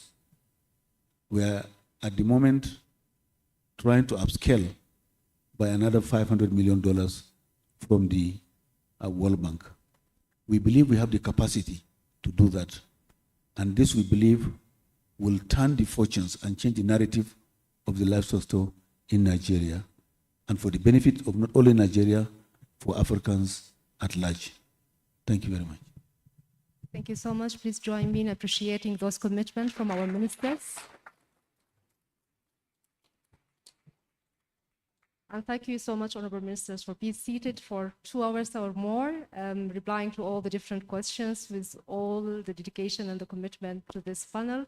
Thank you so much, and we may be able to take our seats after one panel photo. Can we have Fahim here? Yeah. We'll be standing in our stage, and then we'll be going down.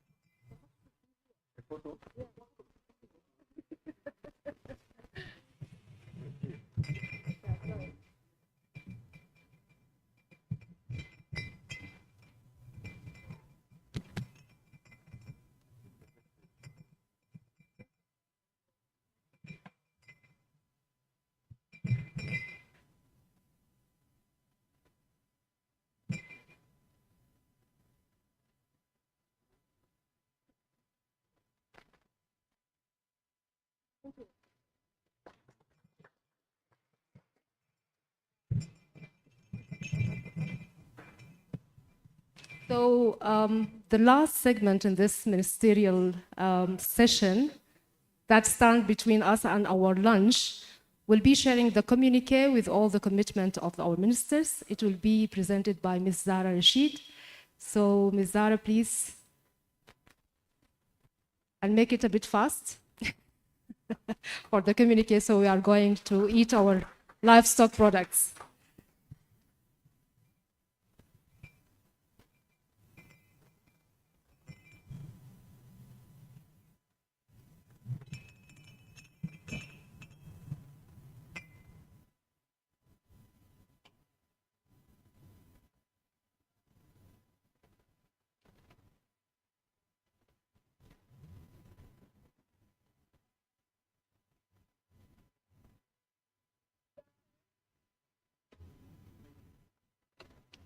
Good afternoon. All protocols observed. I would like to introduce myself first. I am Zahra Rashid. I am a pastoralist and the director of a pastoral enterprise called ABF United Company Limited, based in Nairobi, Kenya.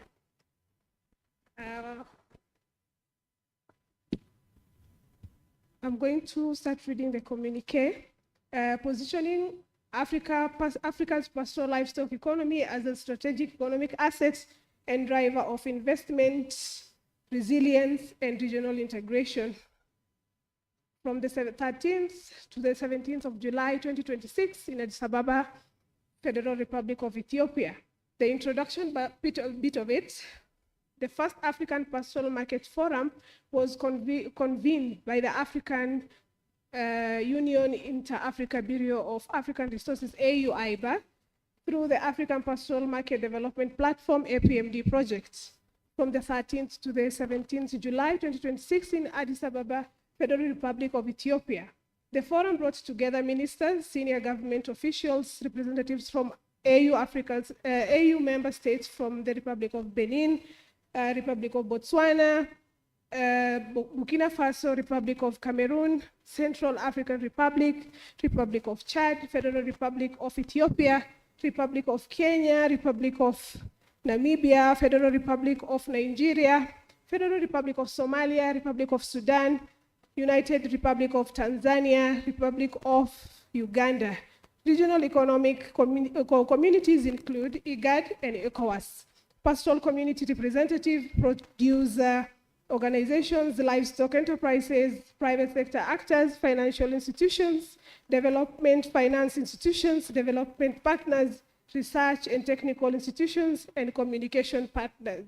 The forum was held with the support of Gates Foundation in collaboration with partners contributing to pastoral market systems, trade facilitation, investments, finance, enterprise development, evidence generation, regional republic transformation. Participants commended the government of Federal Republic of Ethiopia of hosting the forum and providing an environment for constructive continental dialogue. The forum affirmed the first African livestock economy is a strategic economic asset and driver of food security, employment, trade, value addition, dryland resilience, climate adaptation, and regional integration. It further affirmed that the economy can deliver great values when it's made more visible, organized, trusted, sustainably financed, trade-enabled, and connected to integrated regional livestock value chains. We ministers responsible for livestock and pastoral development of participating African Union member states meeting in Addis Ababa, Federal Republic of Ethiopia from the 13th to 17th of July 2026, recalling the African Union policy framework for pastoral in Africa and the Foundation Continental Framework for strengthening pastoral systems, mobility, dryland economies, and contribution of pastoral communities to development.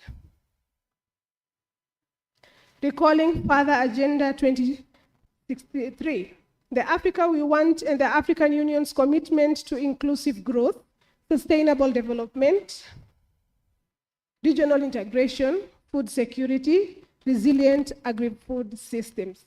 Recalling further the Kampala CAADP Declaration on Building Resilience and Sustainable Agri-Food Systems in Africa, particularly the commitment to increase agri-food output by 45% by 2035, reduce post-harvest loss by 50%, triple inter-African trade in agri-food products and inputs by 2035, in line with AFCTA, raise locally processed food by 35% of agri-food GDP by 2035, mobilize $100 billion in public and private agri-food investment by 2035, allocate at least 10% of annual public expenditure to agri-food systems, and reinvest at least 15% of agri-food GDP annually into the sector, recognizing the pastoral livestock economy is a distinct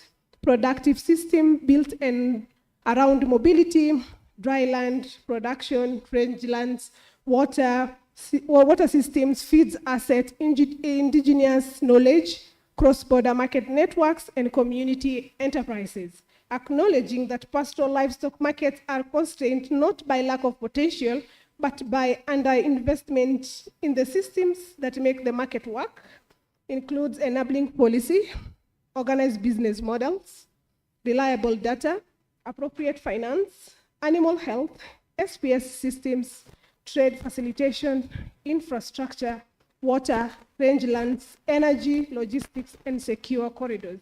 Noting that AFCTA provides a historic framework for expanding intra-African livestock trade, strengthening regional value chains, improving market access, reducing trade barriers, and increasing value addition in livestock and livestock products.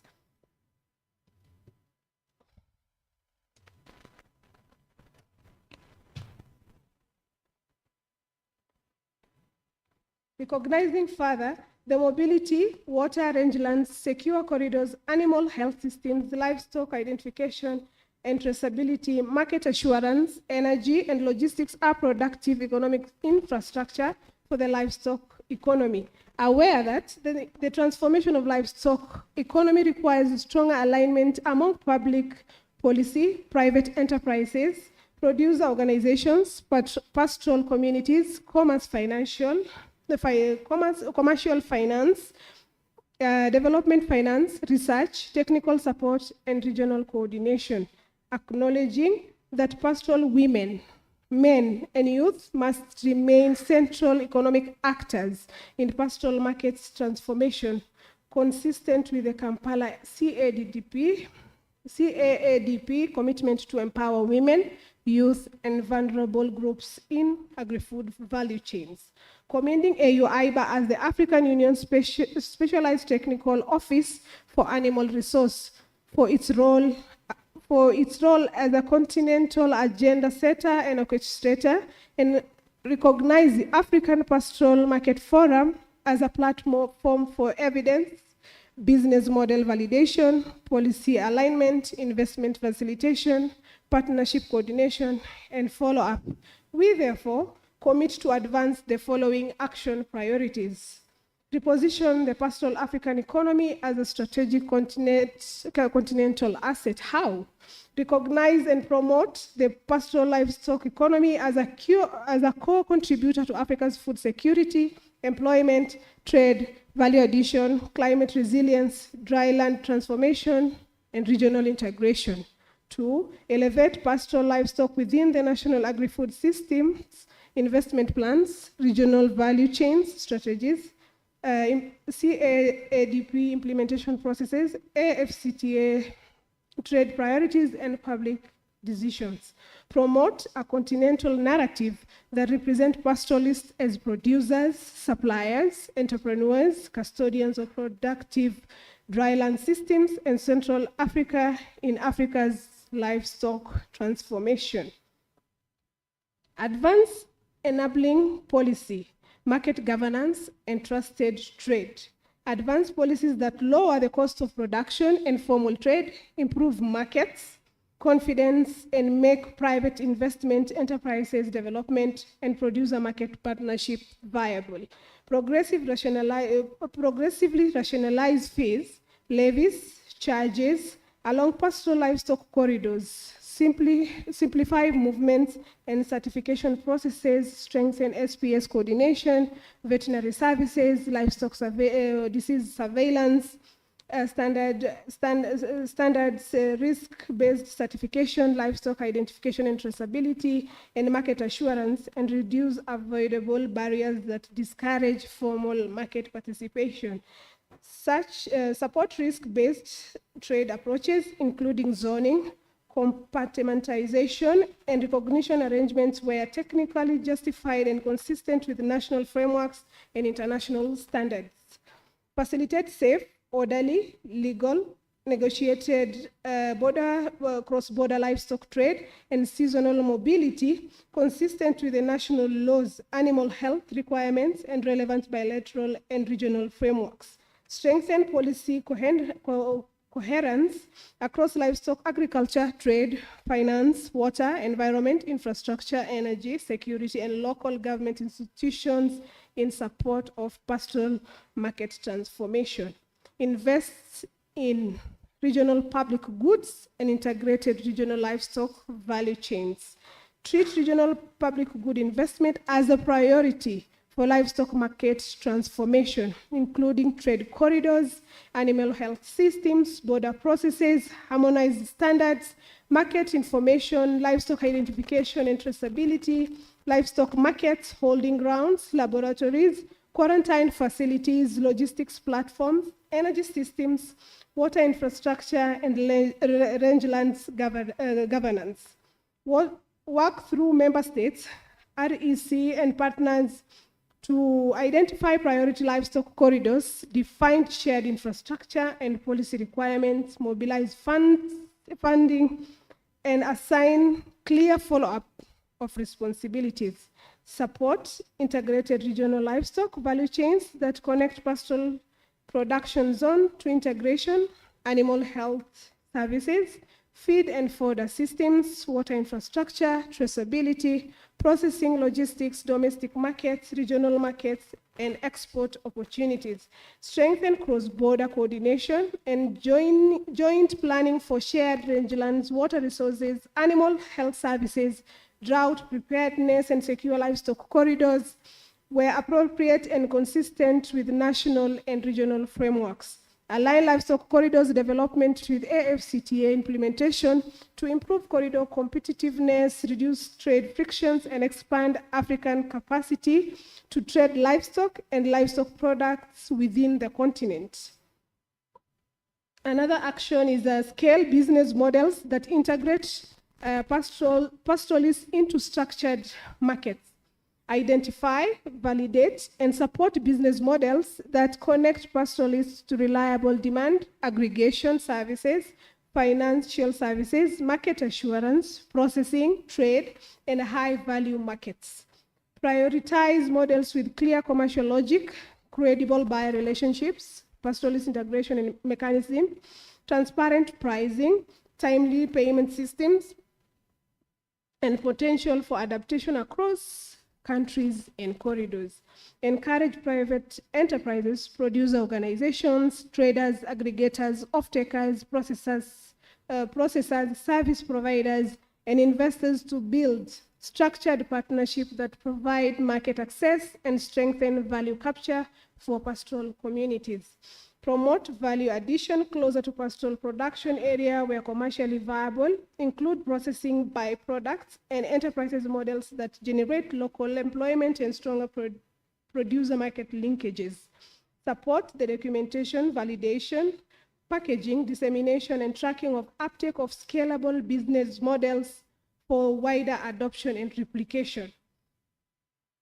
Another action is mobilize finance and investment for pastoral livestock economy.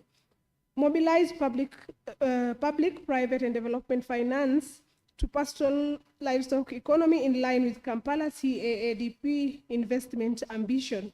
Support investment ready pipelines, working capital, trade finance, guarantees, livestock insurance, risk sharing, instruments, blended finance, climate and adaptation finance, market infrastructure, value addition, and enterprise growth. Strengthen policy and public investment conditions required to crowd in private capital and enable enterprises, financiers, and other service providers to work with pastoral producers on commercially viable and equitable terms. Invite DFIs, commercial banks, investors, and development partners to work with AU-IBA, member states, and REX to develop credible pastoral livestock investment pipeline link to priority corridors, enterprises, regional public goods, and integrated regional livestock value chains. The sixth action, strengthen evidence, digital systems, traceability, and market intelligence.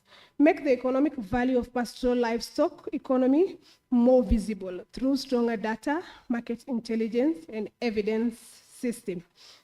Strengthen data on production, offtake, trade flows, informal trade, market performance, investment needs, gender participation, value addition, climate resilience, and contribution to agricultural GDP.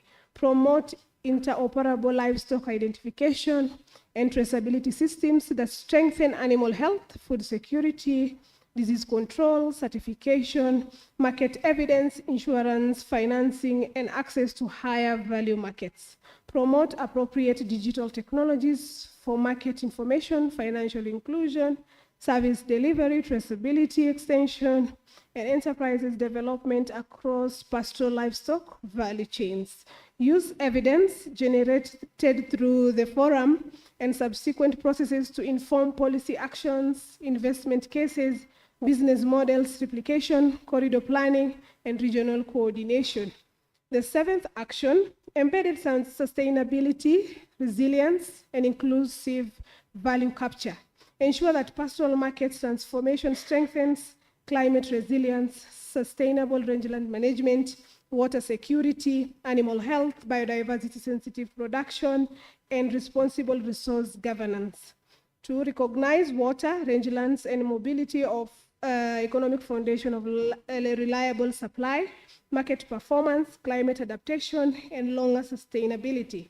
Strengthen drought preparedness and market-linked resilience through early warning, anticipatory actions, feed and fodder systems, emergency water, animal health responses, commercial destocking where appropriate, and adaptive social protection during prolonged shocks.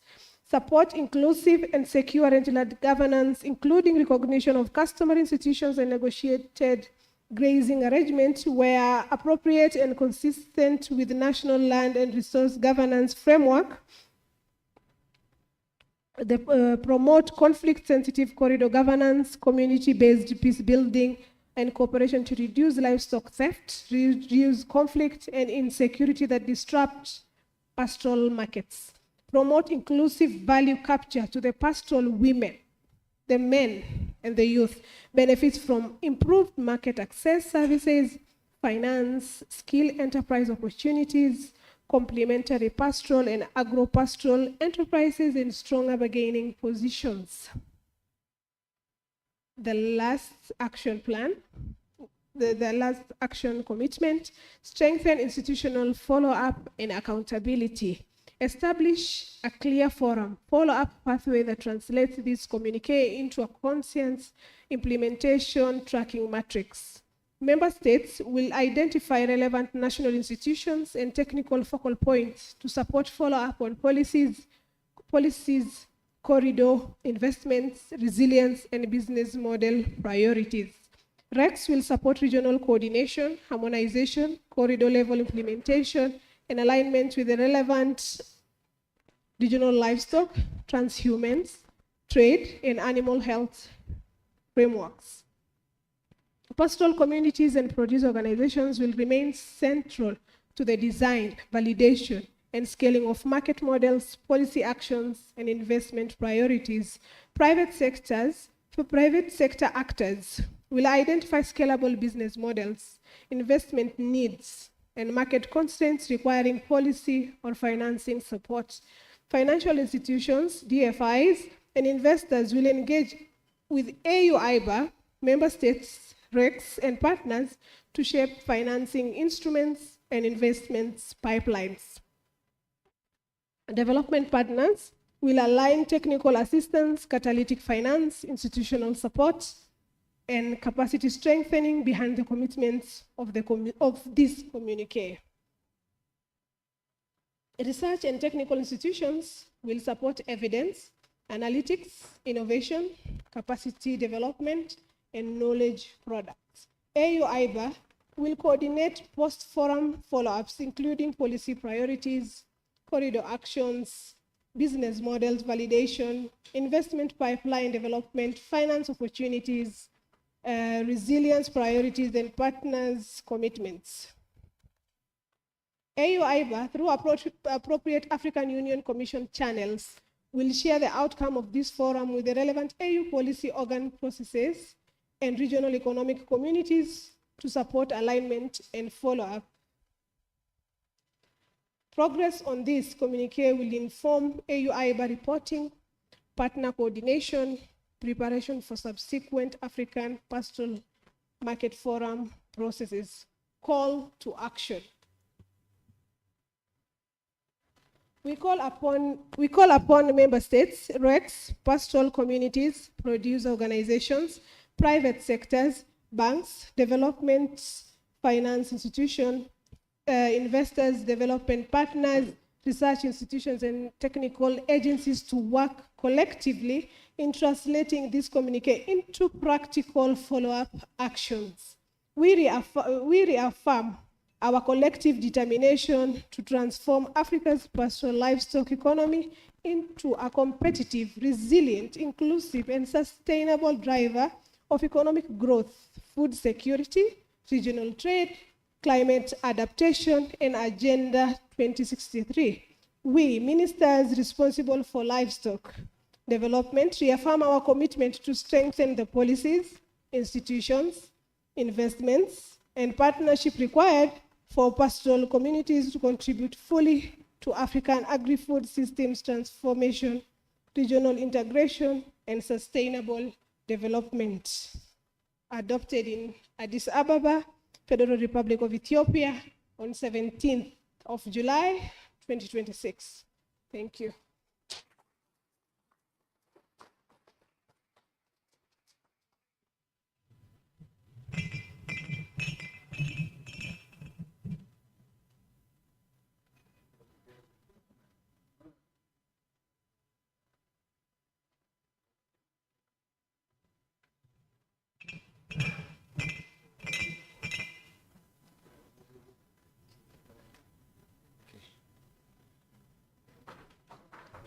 Please, let's put our hands together for Zara once again.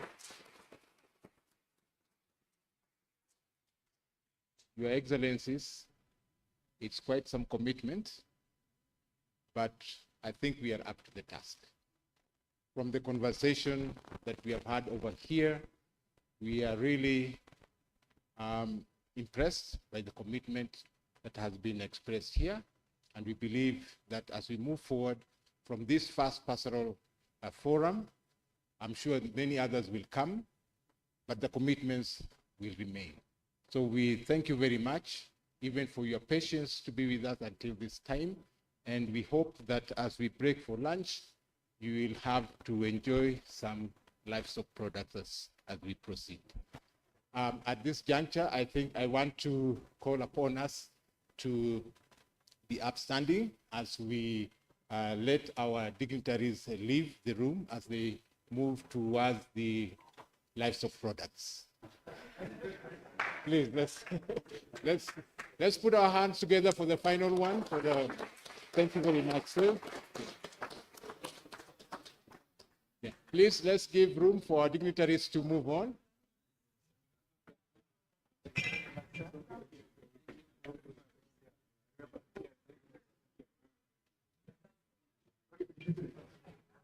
For the rest of the participants, please hold on a little bit after our dignitaries have gone so that we can agree some way forward.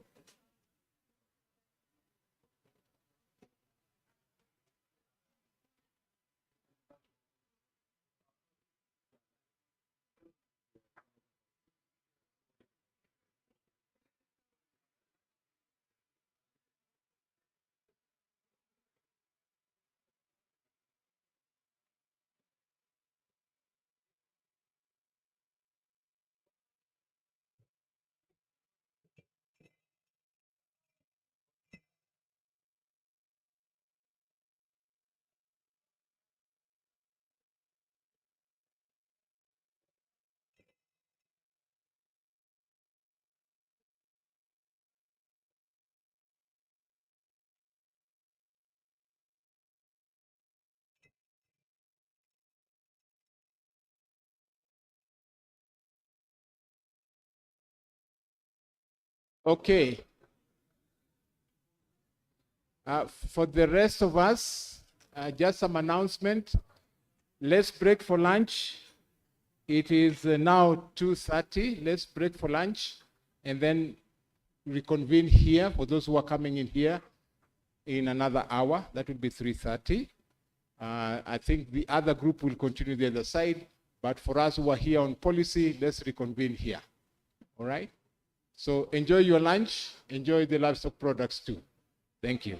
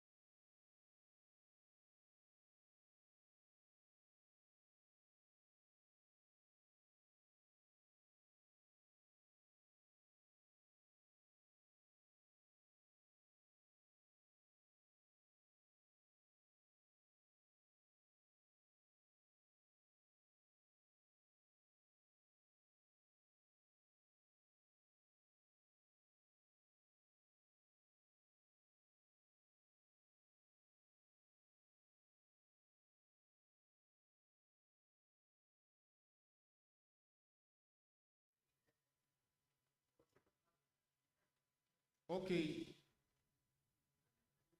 I think for those who are nearby, we can, wow, this is really fun. Welcome back from lunch. We want to proceed. Let me just get what you need.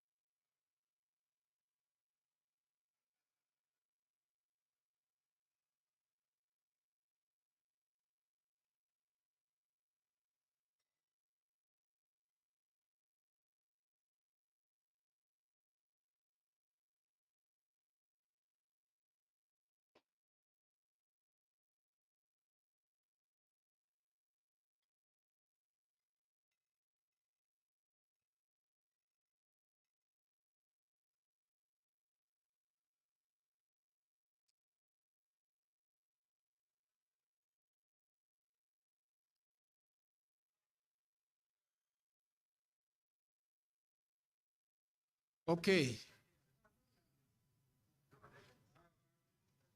Right. Okay, for the ministers who have remained here, we can proceed here. Okay. Welcome back from lunch. What we need to do here, because time has really gone, and what we had intended to do, I don't think we'll be able to do in the time that we have. So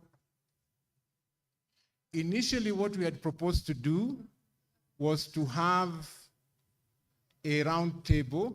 If you can look at your program, that was supposed to be 2 hours ago almost, between 1400 hours and 1600 hours.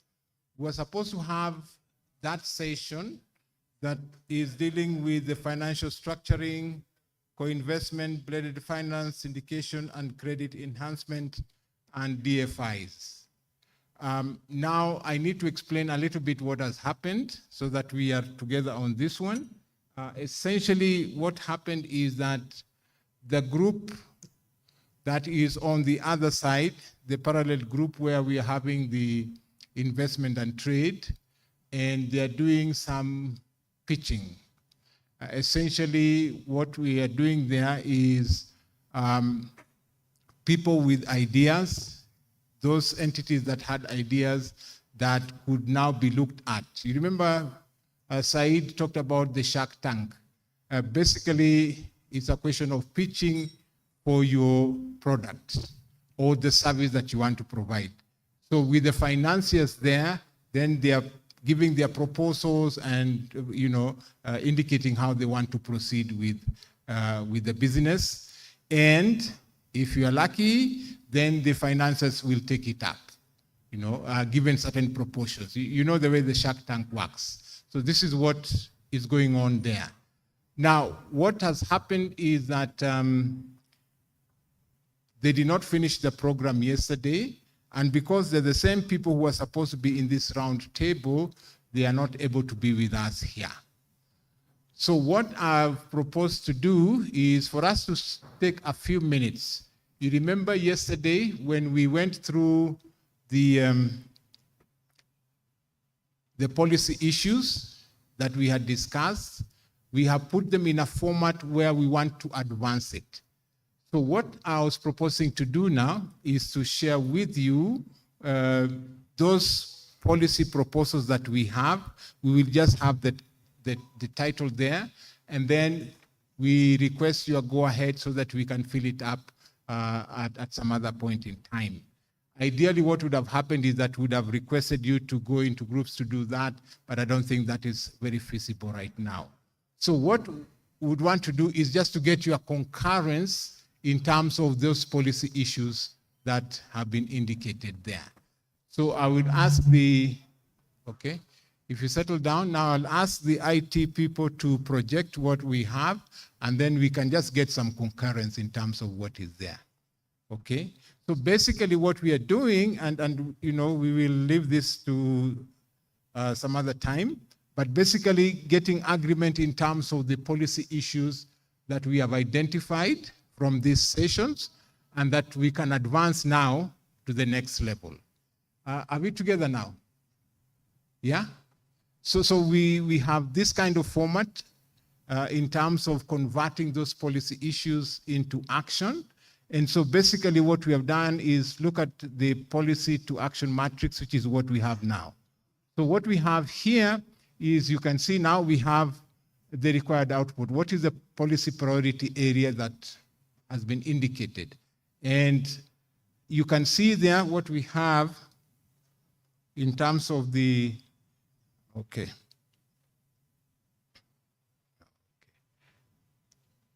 Okay, fine. Okay, so you can see we have selected that policy area for intervention. So this is what we will take. The other issues we will filter from what we have already discussed, because we have already discussed this with you, and you gave us those very key points that we need to put in. But basically it is getting agreement that that policy priority area is critical for us and it needs to be addressed. So this is what I need from you so that we proceed. And then there'll be the next one as well. And once we complete them, we can then review and see whether we have covered everything. Otherwise, ideally, what I would have done is just put them all in a table, and then we look at all of them at once. But because we had already put this kind of matrix, we had already put them that way, so we will fill in as we proceed. So the first issue, okay, if you go up, is it me that is doing that? Okay, the first issue is provision of feed and fodder by the private sector, so that this can be promoted in terms of a policy issue. And basically what it means here is that it is not just as simple as it is. There are a number of things that are required there, because we're looking at, this lack of feed and fodder is what causes a lot of havoc when we have drought and so on. So we will have that, and then the action that is required. This is where now we'll have to put in some material that is required there. Different countries that are different levels, but basically what we'll be looking at is to getting some concurrence in terms of the policy action that is required. And basically what we're looking at here is establishing those feed reserves, and from a policy perspective, establishing maybe a feed. I don't know how many countries have a feed and fodder authority. Have countries established that so far? Any country that has established a feed and fodder authority, for instance. Okay, so those are the kind of policy actions we'll be putting there. Feed reserves, we have had some countries already have, some may not, but we'll put the blanket statement that you need to establish feed reserves, you need to establish feed and fodder authority, that kind of format. This is what we are trying to look at. Can I get some concurrence whether this is okay for us to proceed with the next level? Okay, right? This is a problem with lunch. Okay, what I'm requesting is it okay if we deal with that policy area? Okay, and in that kind of fashion. So this is what, yeah, that's okay. It's okay. All I need is a show hand, and if you can explain anything, please feel free to add if you have anything to add. Chair, it's okay, but I don't know how can we entertain the rangeland as it is a source of feed in the pastoral areas. So are we understanding that is included here, or I think we should treat separately the rangeland, but it should be together with the fodder or feed.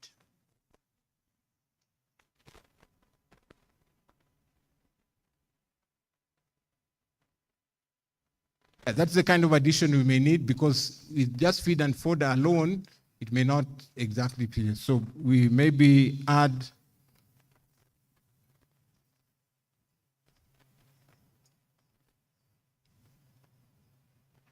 okay. Right. Yeah, thank you for that. Okay. So we'll then deal with the rest of the things. Okay. Yeah. Yeah, let's go to the next one.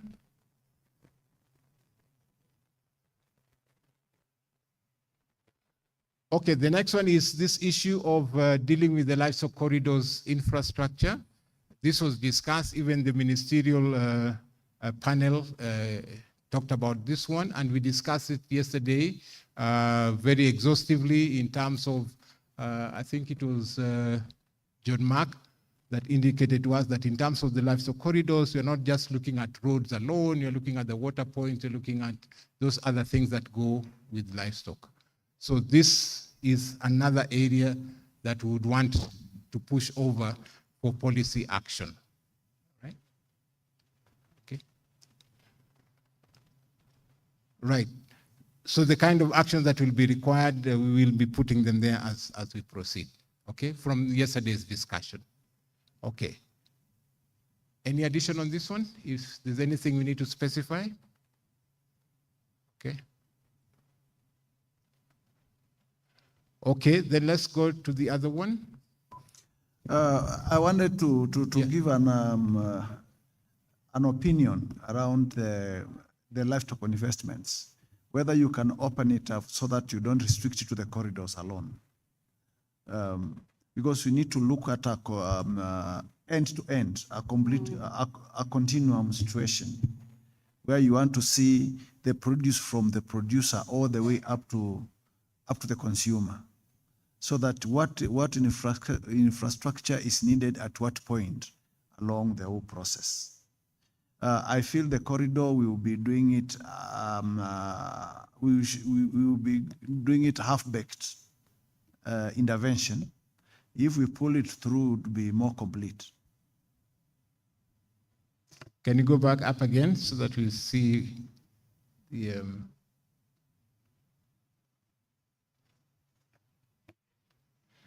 So yeah, basically what you're proposing is investment on livestock infrastructure, so that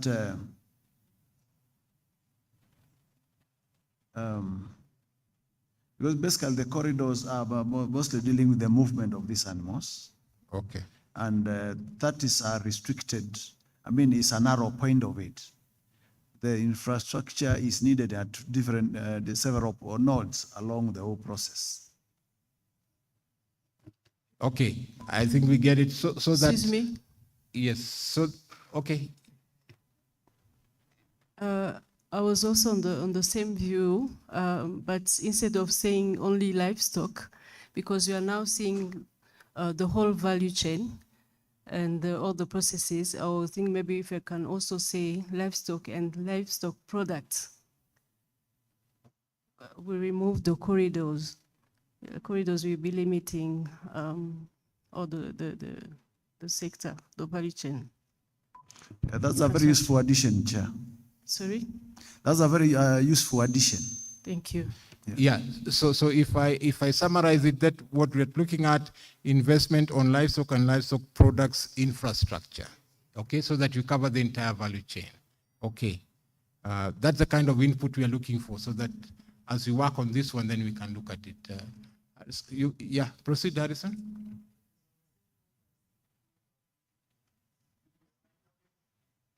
Use your mic, please. Oh, thank you. I thought I was around enough. Now, what I'm saying is that on the same point, when you look at livestock and products and you forget the inputs, most of our corridors, the livestock routes, people are looking at livestock water and the crashes, which look at water and inspection. But we also need feed stores along the way. Plus any market infrastructure, salient, should be upgraded alongside the whole corridor. That's why we are saying it should be a complete, a holistic approach for the movement corridors. Yeah, I've taken down that one so that we are not looking at just the products alone. you're looking at inputs as well. So you're looking at the entire process. Okay. Yeah, that's a good addition. Okay, let's move on to the next one.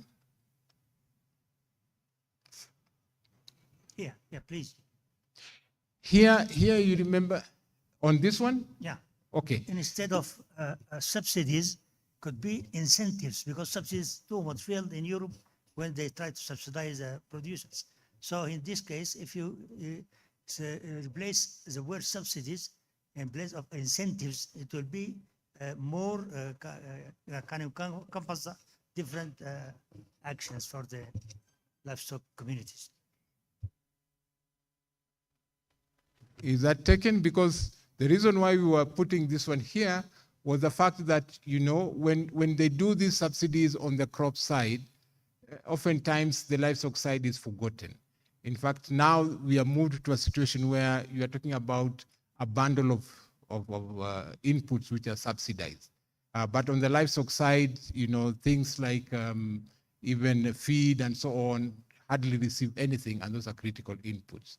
I don't know whether that captures, because with incentives, it may look differently, but let's hear from the floor. No, I think let me complement with the idea of it. The issue of subsidy nowadays has become a debatable issue, especially when you are working in partnership with the financial institutions and DFIs. It requires a separate policy issue. So let's avoid it. Subsidy, instead, incentive might be appropriate.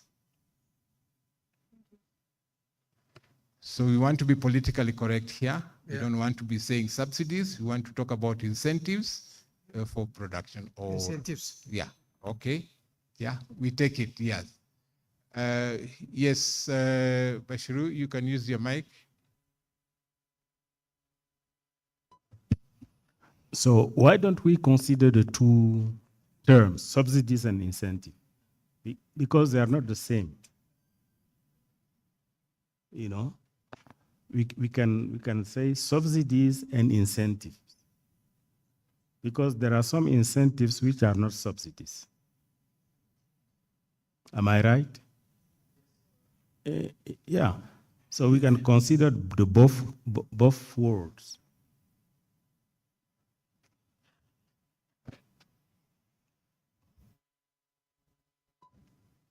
Any dissensions on that proposal? Yeah, so that we have both a subsidy and incentives. Yeah.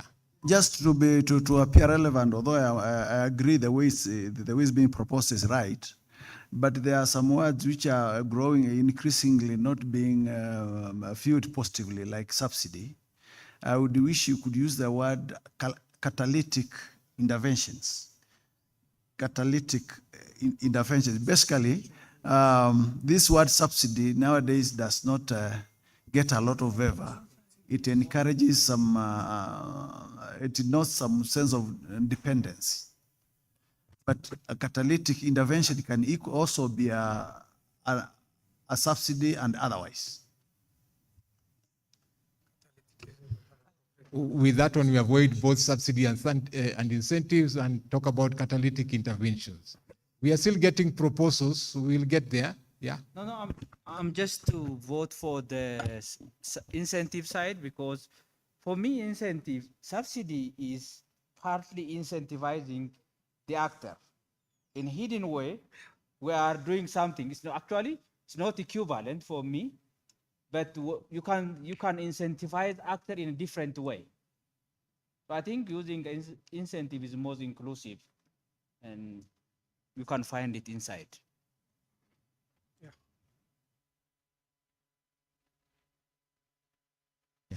Okay. Welcome, Your Excellency. We are just proceeding where you left us. We are looking at the policy proposals that were given during plenary yesterday and today, and we are just agreeing which ones we need to pursue further.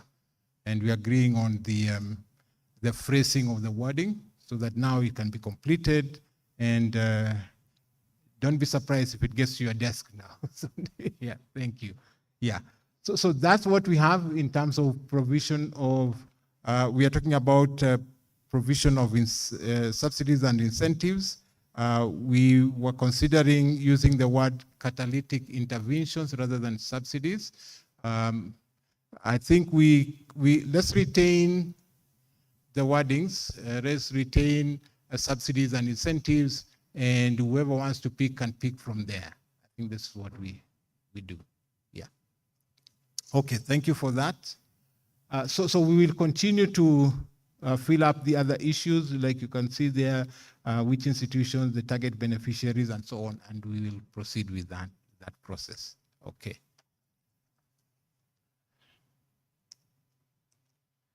At the next level.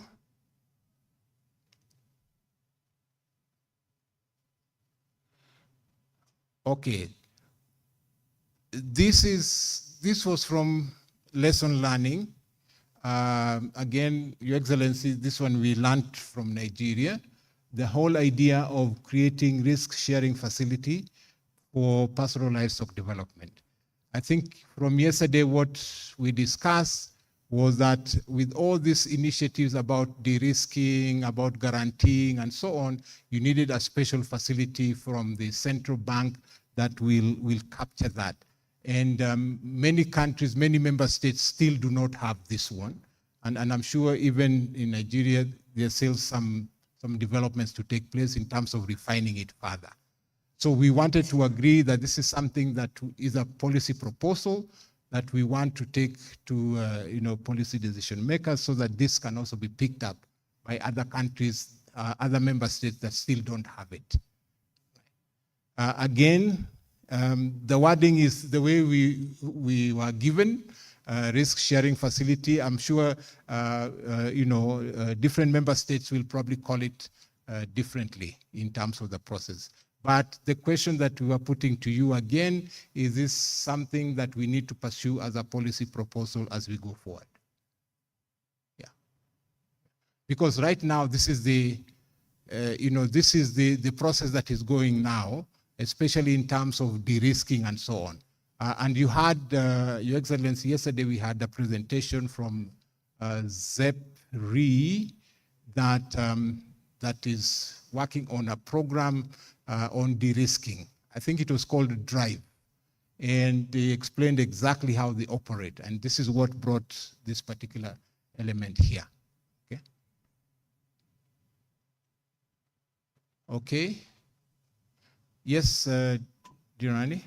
Yeah, by be sensitive if you add risk mitigation and shock, stroke, risk, shock mitigation. We've covered the whole thing. It's only risk to be, but other policies might need like further kind of, anyway, policy in relation to mitigation and against shocks. Actually, the wording that we may need to include there is creation of financial risk sharing facility. This is what we are dealing with. Because and the commercial banks were here and others, the issue normally is that, it is risky to lend to agriculture, and livestock is a particular one, especially with those issues that were coming up in terms of collateral and so on. And I think some advances have already been made. You remember the PS for Kenya saying, if you tag and you cut the ear, those kind of things. Yeah. So I think what we may need to add there is creation of financial risk sharing facility so that we differentiate it from the other standard risk.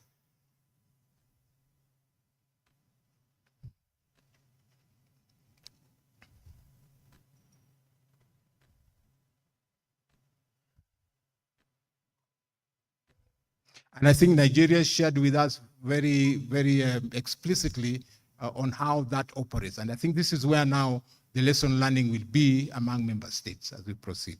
Okay.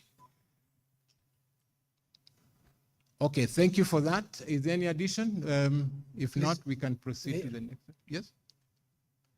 Yes, please. For me, creation of risk-sharing facilities, the word itself is confusing. risk-sharing facility.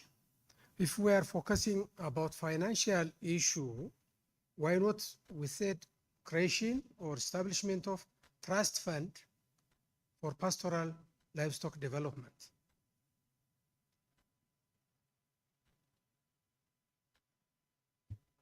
Yeah, but at least we are agreed in terms of the risk-sharing facility, because you remember from the discussion we had yesterday, this issue of risk that is perceived to be in the agricultural sector is what was bringing this, so that for institutions to lend to agriculture, then you need to have some kind of guarantee system. This is what brought it around. Yeah, if you can recall. Yeah. Yes. Okay. We can only change the word creation to establish, so that we capture those sentiments. Yeah. We have to be correct here in terms of the way it is done. Okay. So at least now we have talked about establishment of financial risk sharing facility as a policy issue that needs to be escalated. But use your microphone, please. Why don't we say risk-sharing instrument? It has a lot more than just an instrument. It's a facility because it covers many things. Because for me, instrument is more broad. It includes facility. Yeah. Okay. Right. Okay. Can we move on to the next one? IT.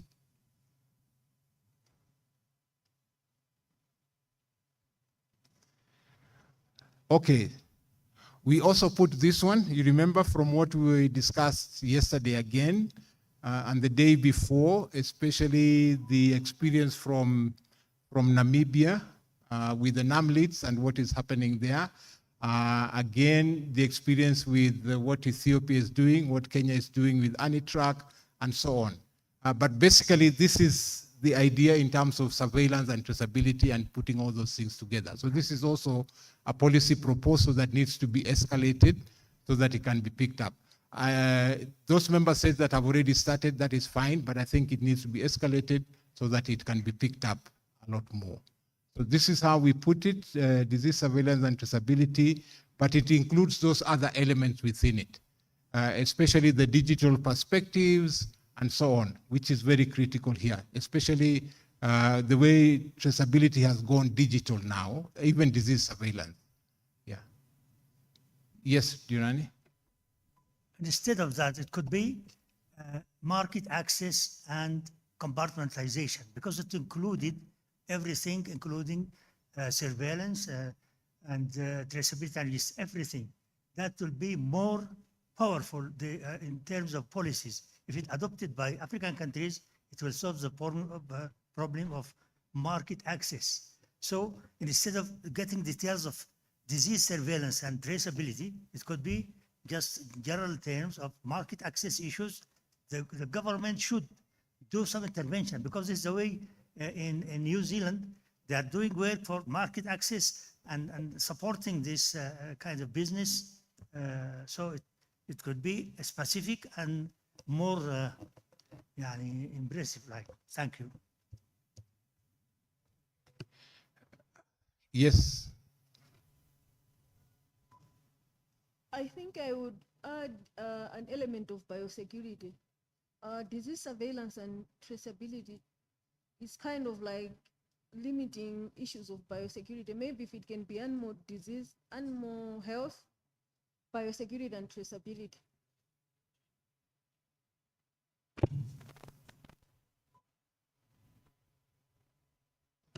Okay. What we are afraid of here is if we lump it up too much, we might lose what the key elements are. Because, yeah, market access is nice, because this is improving market access, true. But, what is it within that market access that we are focusing on? And this is why we are saying disease surveillance and traceability is very critical. I know she's adding biosecurity. The technical people can advise Is it okay to include biosecurity here? Luna and then Harrison. For me, I think we are crafting the policy ideas. But here, when you talk about surveillance and traceability, it's more activity, and it cannot be policy idea. Instead, disease prevention and control. All surveillance, traceability, you name it, biosecurity will be fall under that, under disease prevention and control. So that it was being discussed even by the ministers, the need for harmonization of disease prevention and control mechanisms in the countries. Okay, Harrison? Yes, my way of looking at it is that if you look at the disease surveillance, traceability, and control, that is at the policy level and in government function. So that now when we come to the actual trending, we now look at compliance, which is specific. So that one can go disease surveillance, traceability, and control, which is just making sure we suppress diseases in the region. But now for people to trade, we expect them to comply to specific requirements depending on importing country. And that's where now compartmentalization and those other disease reasons will come in. So this one can go like that, but you can add control. You just put surveillance, traceability and control, which can be a state program. But now when it comes to the traders and the business people, their area is now compliance specifically. That's where now we can go to compartmentalization and disease-free zones, depending on which is your target market. I think that's my way of looking at it. Okay. Okay, yeah, I think it's critical to agree on that one, because what you're saying, we can have it as disease surveillance, control, and traceability as a large policy area, which needs interventions. And then if you now want to get in there, you can now, disaggregate and see what is within there. Dirani, are you departing from this one or you're adding on? One, yeah. I meant that because recent developments in Australia is a developed system called ESCAS, where they are exporting to countries. Last few years, 3 years ago, they imposed this ESCAS, which is composed of 2 items. Basically, traceability, registration, plus animal welfare, 2 issues vital. When we export from Sudan, I was supervising a feedlot, they sent from Qatar an auditor to check that there is a fulfillment of the requirements of traceability and animal welfare. So for the market access, 2 vital issues recently confronted with the industry. We are exporting to Qatar, and then 2 issues, traceability, registration, and animal welfare. So should be in, each country to have this policy in place. We are in the Sudan, we have Animal Welfare Act 2015, and we still traceability as any partialist problem. But still, the word of the market access in relation to specific what is needed, this is what I have in mind. We should develop a policy that have the scope and vision which can cover what is required in the industry, regional or international. Thank you. Yeah, okay, Dirani, we get where you're coming from, because disease surveillance and traceability, disease surveillance, control and traceability is really addressing issues of market access. But we are saying if we just leave it at market access, it will be hanging. When we go to His Excellency here to indicate, what exactly we want, we really have to be precise for him to understand what we are looking for. And so we can add there, maybe improve market access by strengthening disease surveillance, control, and traceability. Okay, just to accommodate all of us. But the focus is essentially on surveillance, control, and traceability, because a number of things have happened in here.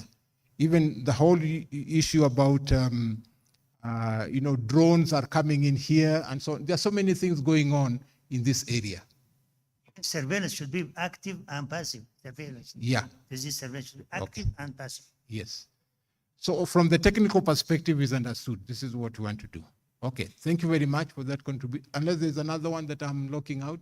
Yes, please, Jacob.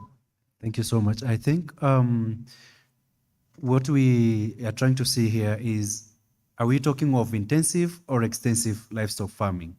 If it is extensive, then we have to look at the various wordings because it's very critical. If, for example, what you've said, if a policymaker gets that paper and then he sees maybe livestock market, he'll not see beyond what he has read there. Unless we point to him that including disease surveillance, all this encompasses livestock market, it's then that we can't get. And then I was going back to the livestock corridors and infrastructure. I think I bet we go back later on there because it may not make sense to me very much that mobility and infrastructure can be replaced. Thank you. Yeah, I think you'll have to hold the infrastructure one. We finish this one. You see, what we're trying to do is to make work for His Excellency much easier to understand where we're coming from. If we just put it market access, we will not get much help from him because we have not given him the right information. So we want, when we go, it is a question of being very precise. We are dealing with disease, surveillance, control, and traceability. And that's understood. So for the issue of infrastructure, we'll come back to it. Okay? Can I close that one there? Yeah? Okay, thank you for that. Let's move to the next one.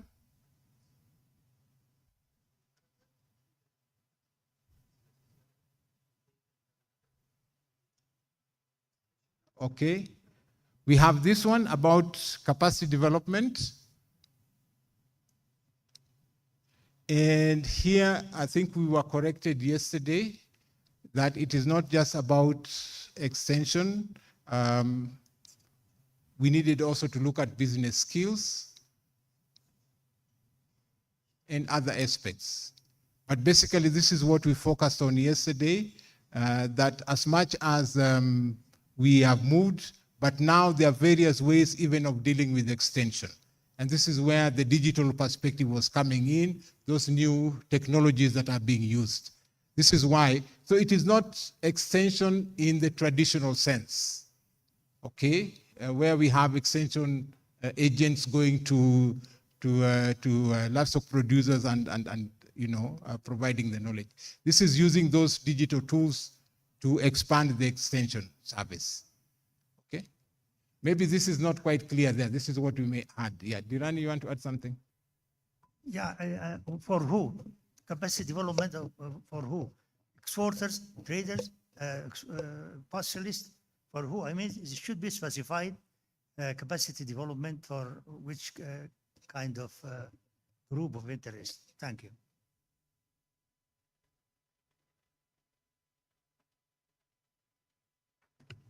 Do we need to be precise here? Because capacity development covers the entire value chain, actually. Yeah. That doesn't come along the value chain. In fact, in Sudan, we think that even exporters need traders, service providers, all the people, different kind of capacity building. Even the butchers, the meat cuts, processing. At least to develop the whole industry, you need the capacity to develop along the value chain of this, not only business skills, but also trade, not only extension, I mean trade, business, and facility services, this kind of thing.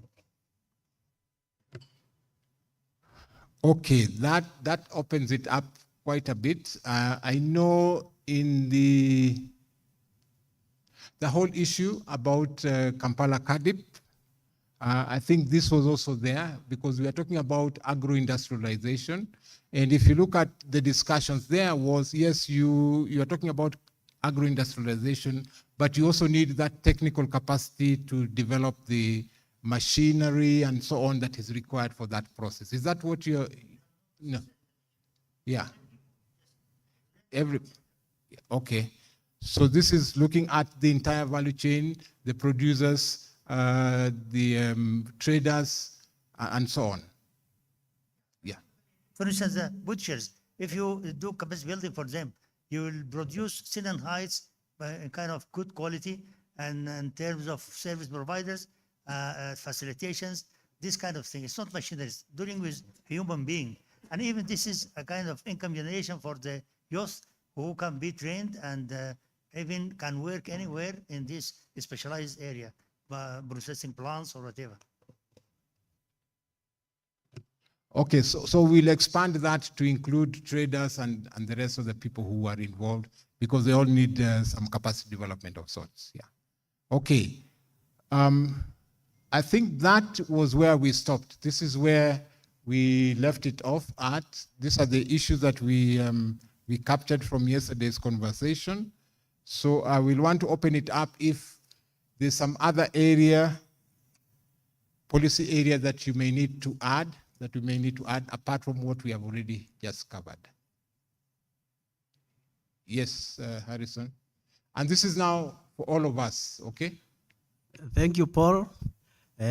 Just before we finish with that one, I think why they are saying it's hanging is because we have a very high capacity maybe at the universities and whatever. But when it comes to the industry, we look at the sector capacity development in terms of extension, business skills, and the manufacturing technology, things that the business community is dealing with, which we can add technology, because you used it, but you did not say it is being included. Now the other area which is missing is, which has lacked, is data and information. You have finished the addition to this one. You are on to another point now. I'm saying for them to say many people are saying it is hanging.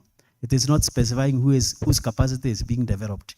But we want to a way to say that it is the capacity of the farmers, which is extension, the capacity of the business people in terms of entrepreneurship, which is business skills, but now we also need to add technology, especially on the side of manufacturing, technology in value addition.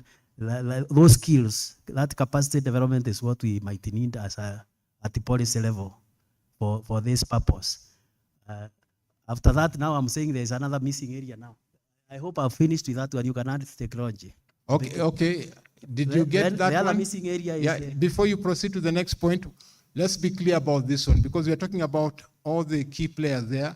We have talked about producers with extension. We have talked about traders with business skills. And we're also talking about the value addition with manufacturing technology. Yes, so we'll add that one there. Okay. Thank you.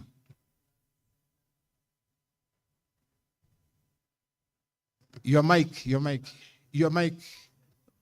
Just to make it understandable, we say it is sector capacity development in brackets, extension, business skills, and technology. Then we close that bracket. Okay, that's captured, yeah. What is missing on the other area is the data and information integration, because everybody is complaining of lack of data. The financiers, the traders, everybody. We need to also have a policy area on data and information ecosystem integration, not just within the country, but we should also be able to network across the region.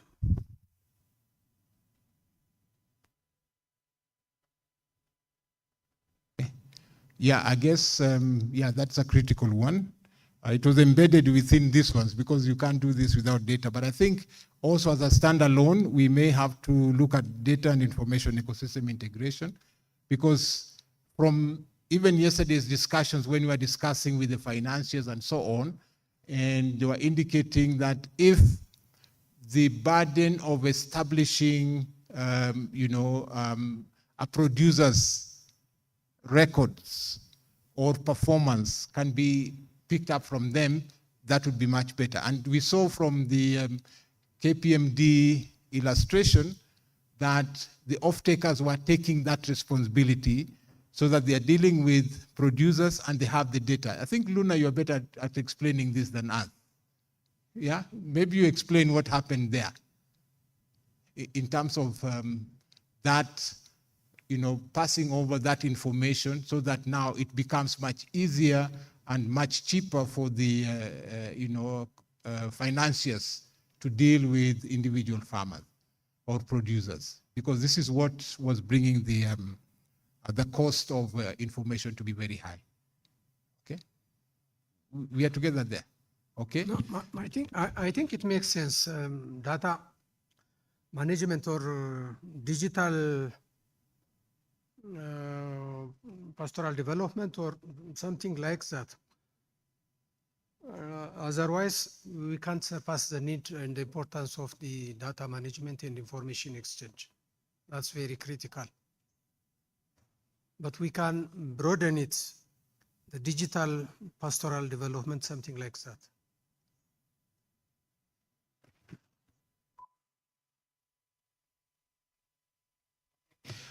But I think the understanding is there so that we know that essentially what we are doing here is proposing that we integrate that data system so that it can provide both production data and marketing data, and that makes it easier for the financiers to pick it up with the producers.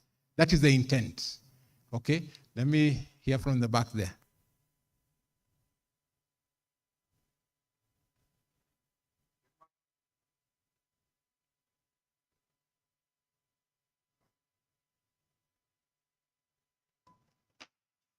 Yeah, you can use a different one.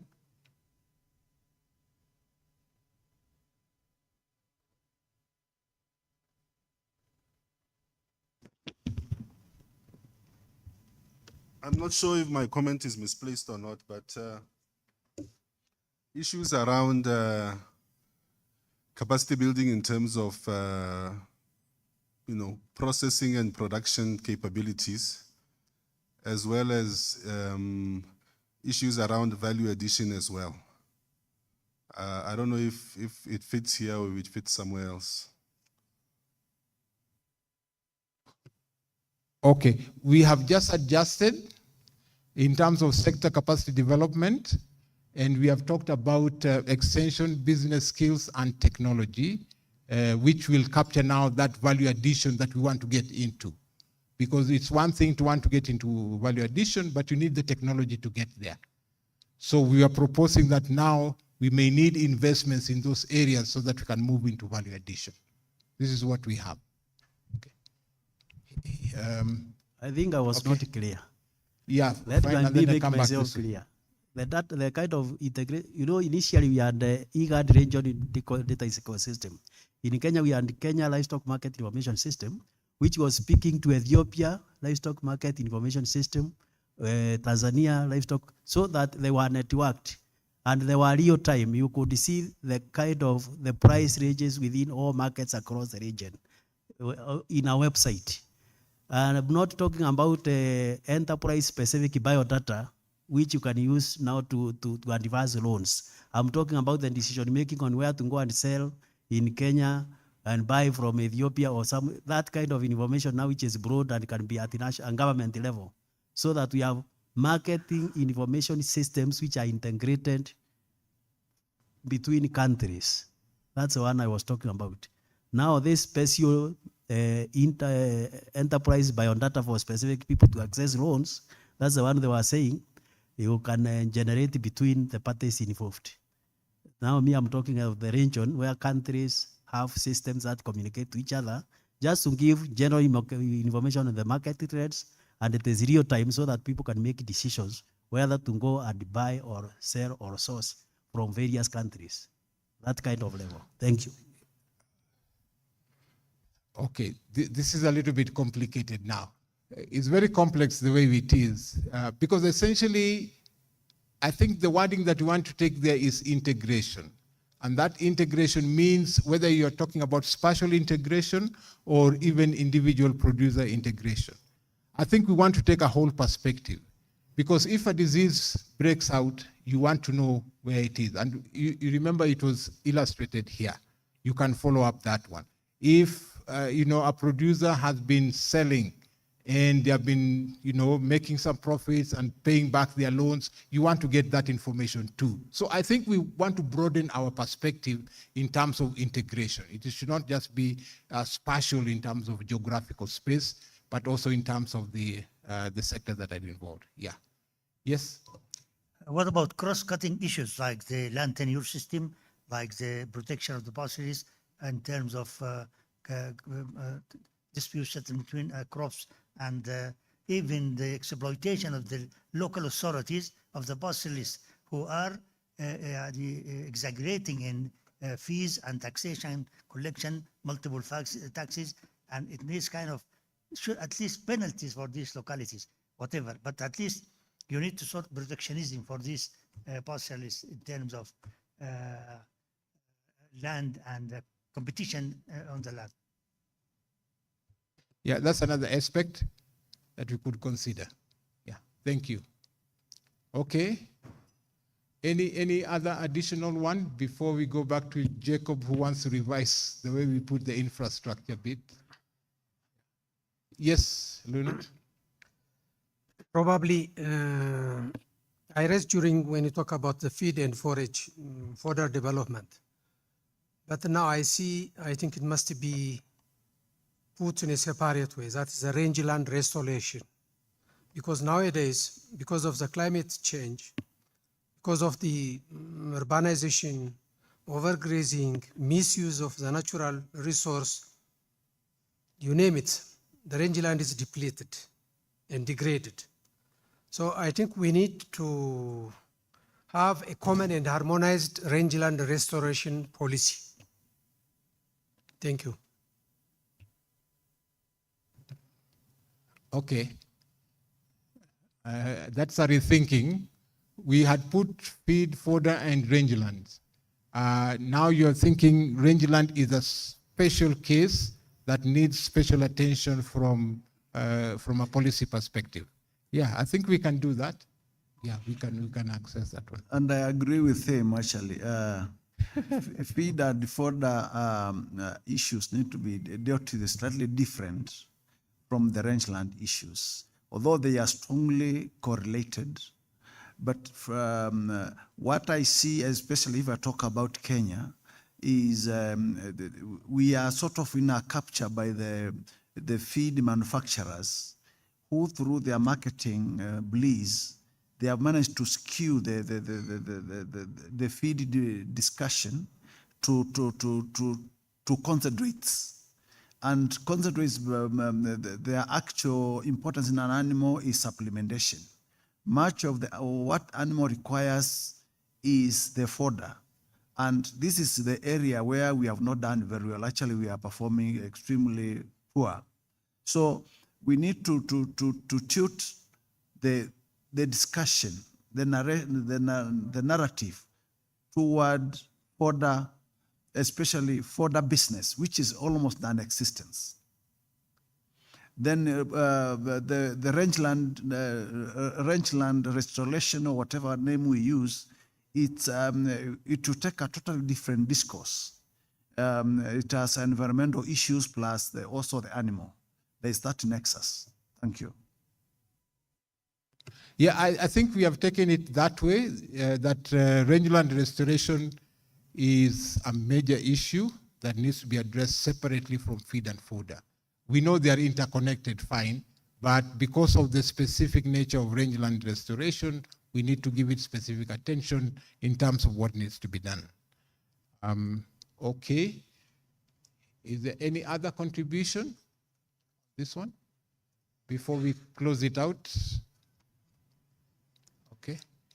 Yes. Is it a new one, Bashiru, or is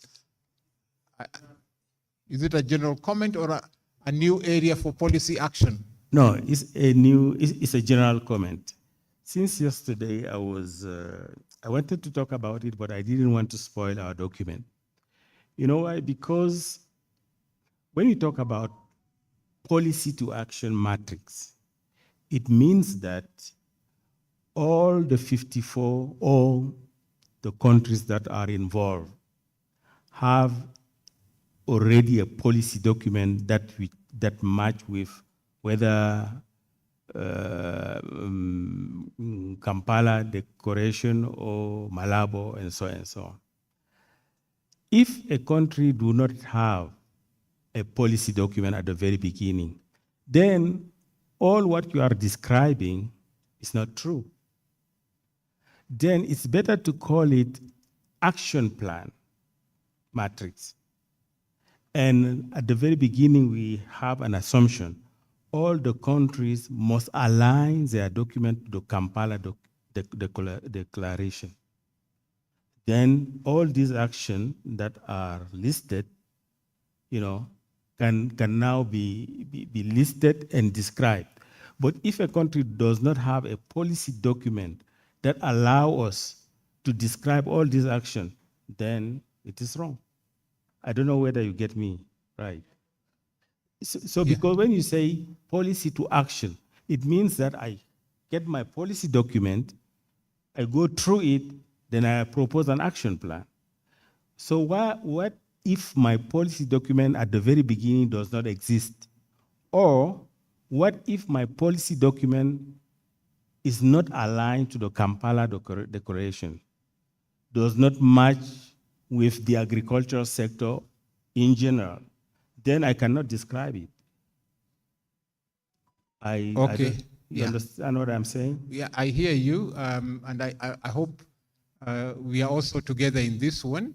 My only response is that at this point in time, what we're doing with this policy to action matrix is really whether you have the policy or not, you will still have to take action. If you do not have the policy, then you can develop the policy to address it and then include it in there. If you have the policy already, then proceed and action it. Yeah, I think this is the perspective that we are taking in this thing. Yeah. Okay. Right. I think now we are agreed, but let's leave it open. Luna, did you have something? Or yeah. I think here is a point, a valid point. A policy issue is a direction issue. Any policy should have a strategic intervention area whereby policy directions are going to be implemented.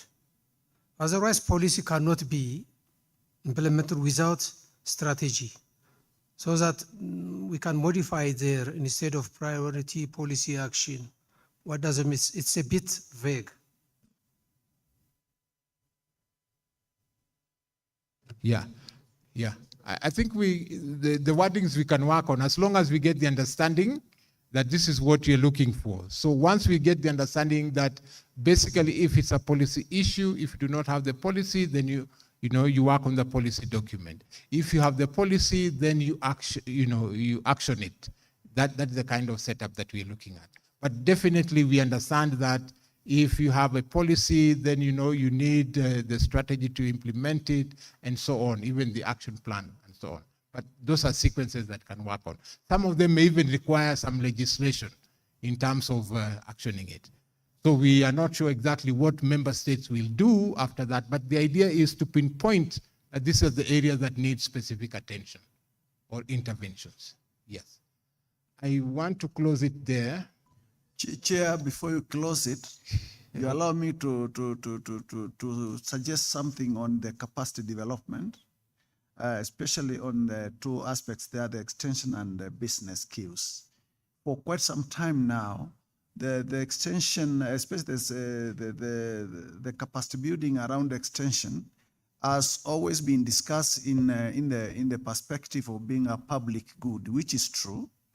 But if I borrow the experience in Kenya, which actually devolved, if I could use that word, extension, and also the private sector is also into it, where we are seeing progress going forward is where you empower the producer organizations. When they become serious business entities, they seem to be doing this better. And I think that's a lesson we could take forward, because increasingly we are seeing the public sector capacity to run with extension getting thinner every day. And if we have an opportunity to support the private sector to run with it, where they are seeing value, and here I have in mind, like in Kenya, we have some vibrant cooperative societies who have their own extension officers serving their members. So we could be putting more effort in building these producer organizations to levels where they are doing meaningful businesses, so that they could be offering these services to their own members. That will be a more sustainable way of dealing with it. Thank you, Chair. Yeah, I think that's understood, because the way the world is moving, essential service is not a preserve of the public service. It is multiple service providers. So depending on whoever can provide the service, then the government will regulate that process. I think that's the understanding that is there. Yeah. Otherwise, I don't think government stop anybody from providing essential service. It's just that you have to play within the rules. I think that's what it is. Jacob, are you revisiting your infrastructure issue or a new issue? Yeah, revisiting the infrastructure and corridors issue. So maybe just to point out on that, just on my brother's there line of thought, what he is saying about this document is trying to break down the major documents that we have in our institutions into specific actionable policies or actionable points. So what I want to say is, because now we are talking about pastoralism, the extensive livestock keeping, it's very important for us to point out mobility and land tenure security. It's very important for this, other than using infrastructure which will not lead us or the policy implementers to a specific area of interest. Because it will be like, if you tell me infrastructure and the only infrastructure I know is roads and buildings, it will lead me to that specific thing in my mind. But when we say land tenure, security and corridors, I think that now traces to a specific thing around pastoralism, which is now an adaptive measure for them to cushion themselves against the socio-ecological stresses. So I think that is my point. Other than putting that, or maybe we put that and then we put in brackets infrastructure, and then we name those infrastructures. I think that cannot dilute the whole document. Thank you. Yeah, I think I'll take you back to yesterday. We agreed that in terms of livestock production infrastructure or pastoral development infrastructure, it can be broken down, because we are talking about the water points. If you are looking at the corridor and so on, the roads are still there, but the other elements within, including water, I think this is the understanding we got yesterday. Yeah, including water, provision of water is part of that infrastructure. So we have a number of things within that infrastructure that we had already taken down yesterday. Yeah, so just to allay your fears, yeah, it's done. Yeah. Maybe for someone who was not in the workshop or who will not be conversant with what we discussed yesterday, or someone who was not conversant with what we were talking about, just grabbing the document and reading from the point where he's reading, that's where my point of contention is. What will he understand when you talk about infrastructure? Yeah. Yeah, we will put it down. That's on record already. Thank you. Yeah, we'll put it down. So that even if you are not here, then you'll understand it is water, it is control points, disease, and so on. There are many things that go with it. Yes. Even though I don't have the right way of putting my idea into this context, it might be important to park somewhere and refine later on. One is, as far as the livestock pastoral market development concerns, the importance of engaging pastoralists themselves into the marketing process in terms of bringing market-oriented type of production. So it might need maybe to put direction in that how pastoral should come to the process, business order. That's one aspect. The other aspect is we underline the need of production and productivity improvement. In that regard, we said about the health aspect and the other aspect of improving the productivity. But I just try to remind you the importance of putting direction on genetic aspect, genetic and breed aspect of the improve. Yeah. Yes, that's one thing. And the other point I want to raise is the aspect of disaster part of the pastoral issue. Okay? So they need space anyway to get attention in this policy direction. This is what I have. Okay, fine. Yeah, I think we get where you're coming from, because all this, as we discussed yesterday, all this is an issue of integrating pastoral voices into the decision-making process. This is why we are here. And this is the process that is now integrating pastoral voices into the decision-making process. So this is what we are trying to do here. By having all these issues, then we have listened to what is happening in pastoral areas or pastoral economy. The genetics issue, we left it a little bit because of that, those are the conventional ones. And many member states have already taken action in those regard.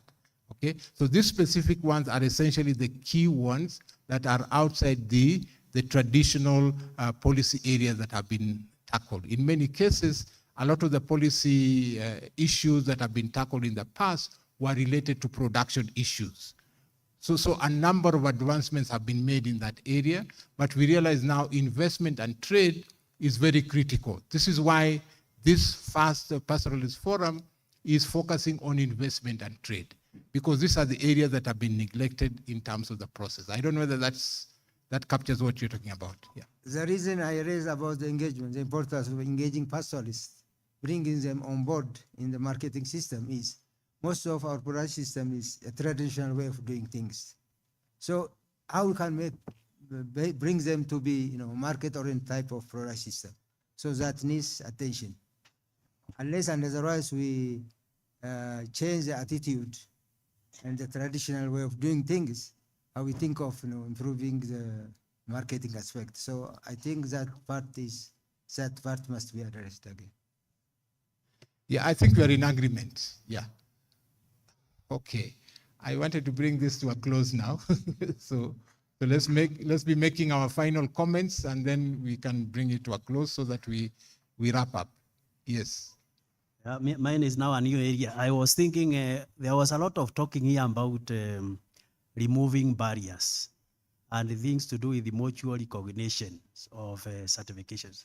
I think the policy action we need here is a harmonization of those standards and certifications as an initiative, so that now countries can embark on seeing what is different that is making them have differences in the certification. So harmonization of certificates, of standards and certificates should be another policy area for the region.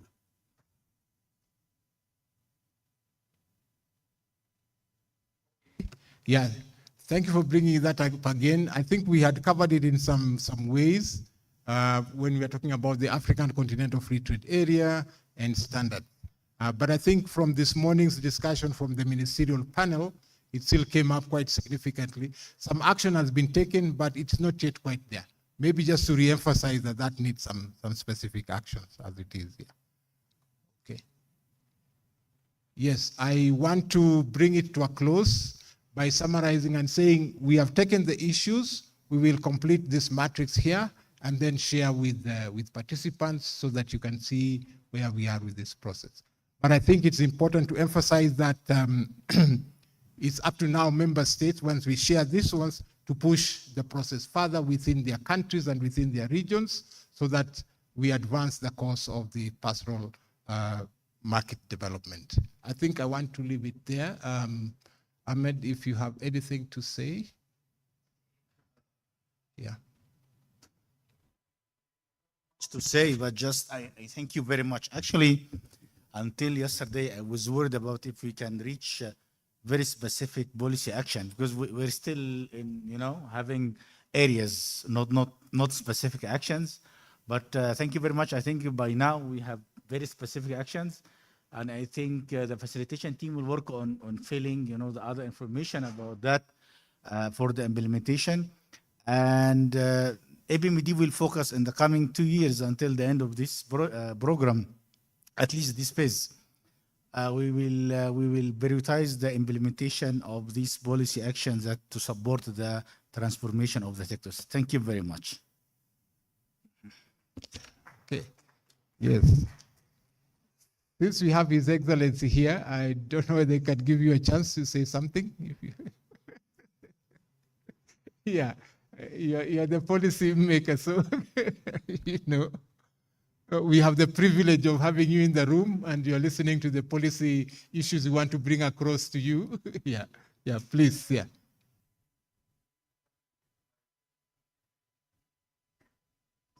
Okay, so yeah, although I'm joining today, I'm not surprised at all with the level of enthusiasm, the energy level. The discussions are intellectually very, very stimulating. In fact, the atmosphere is very, very combative. And that tells me that really we are all out to implement what we have all commonly massaged out of this platform.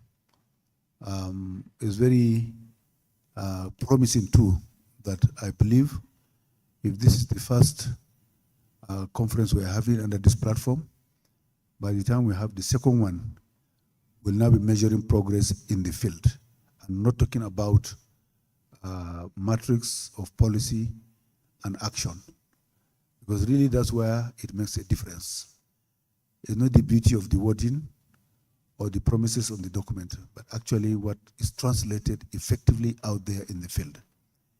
And the time is not on our side at all. We need to really translate this into practical achievements in the field, and that's what we want to record when next time we convene, either in Nairobi, in Kenya, in Yaoundé, or anywhere.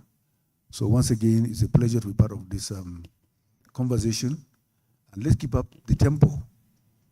And we are the implementers.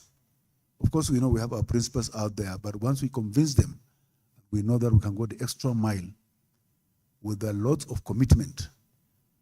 That probably will also convince our principals that really things can change for the better for Africa, by Africans.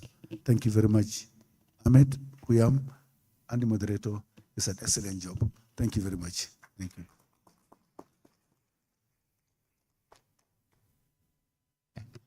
So thank you very much, Your Excellency. I think you have benefited from your listening in, and we are happy for that commitment. At least we have had it, and we know we have been challenged.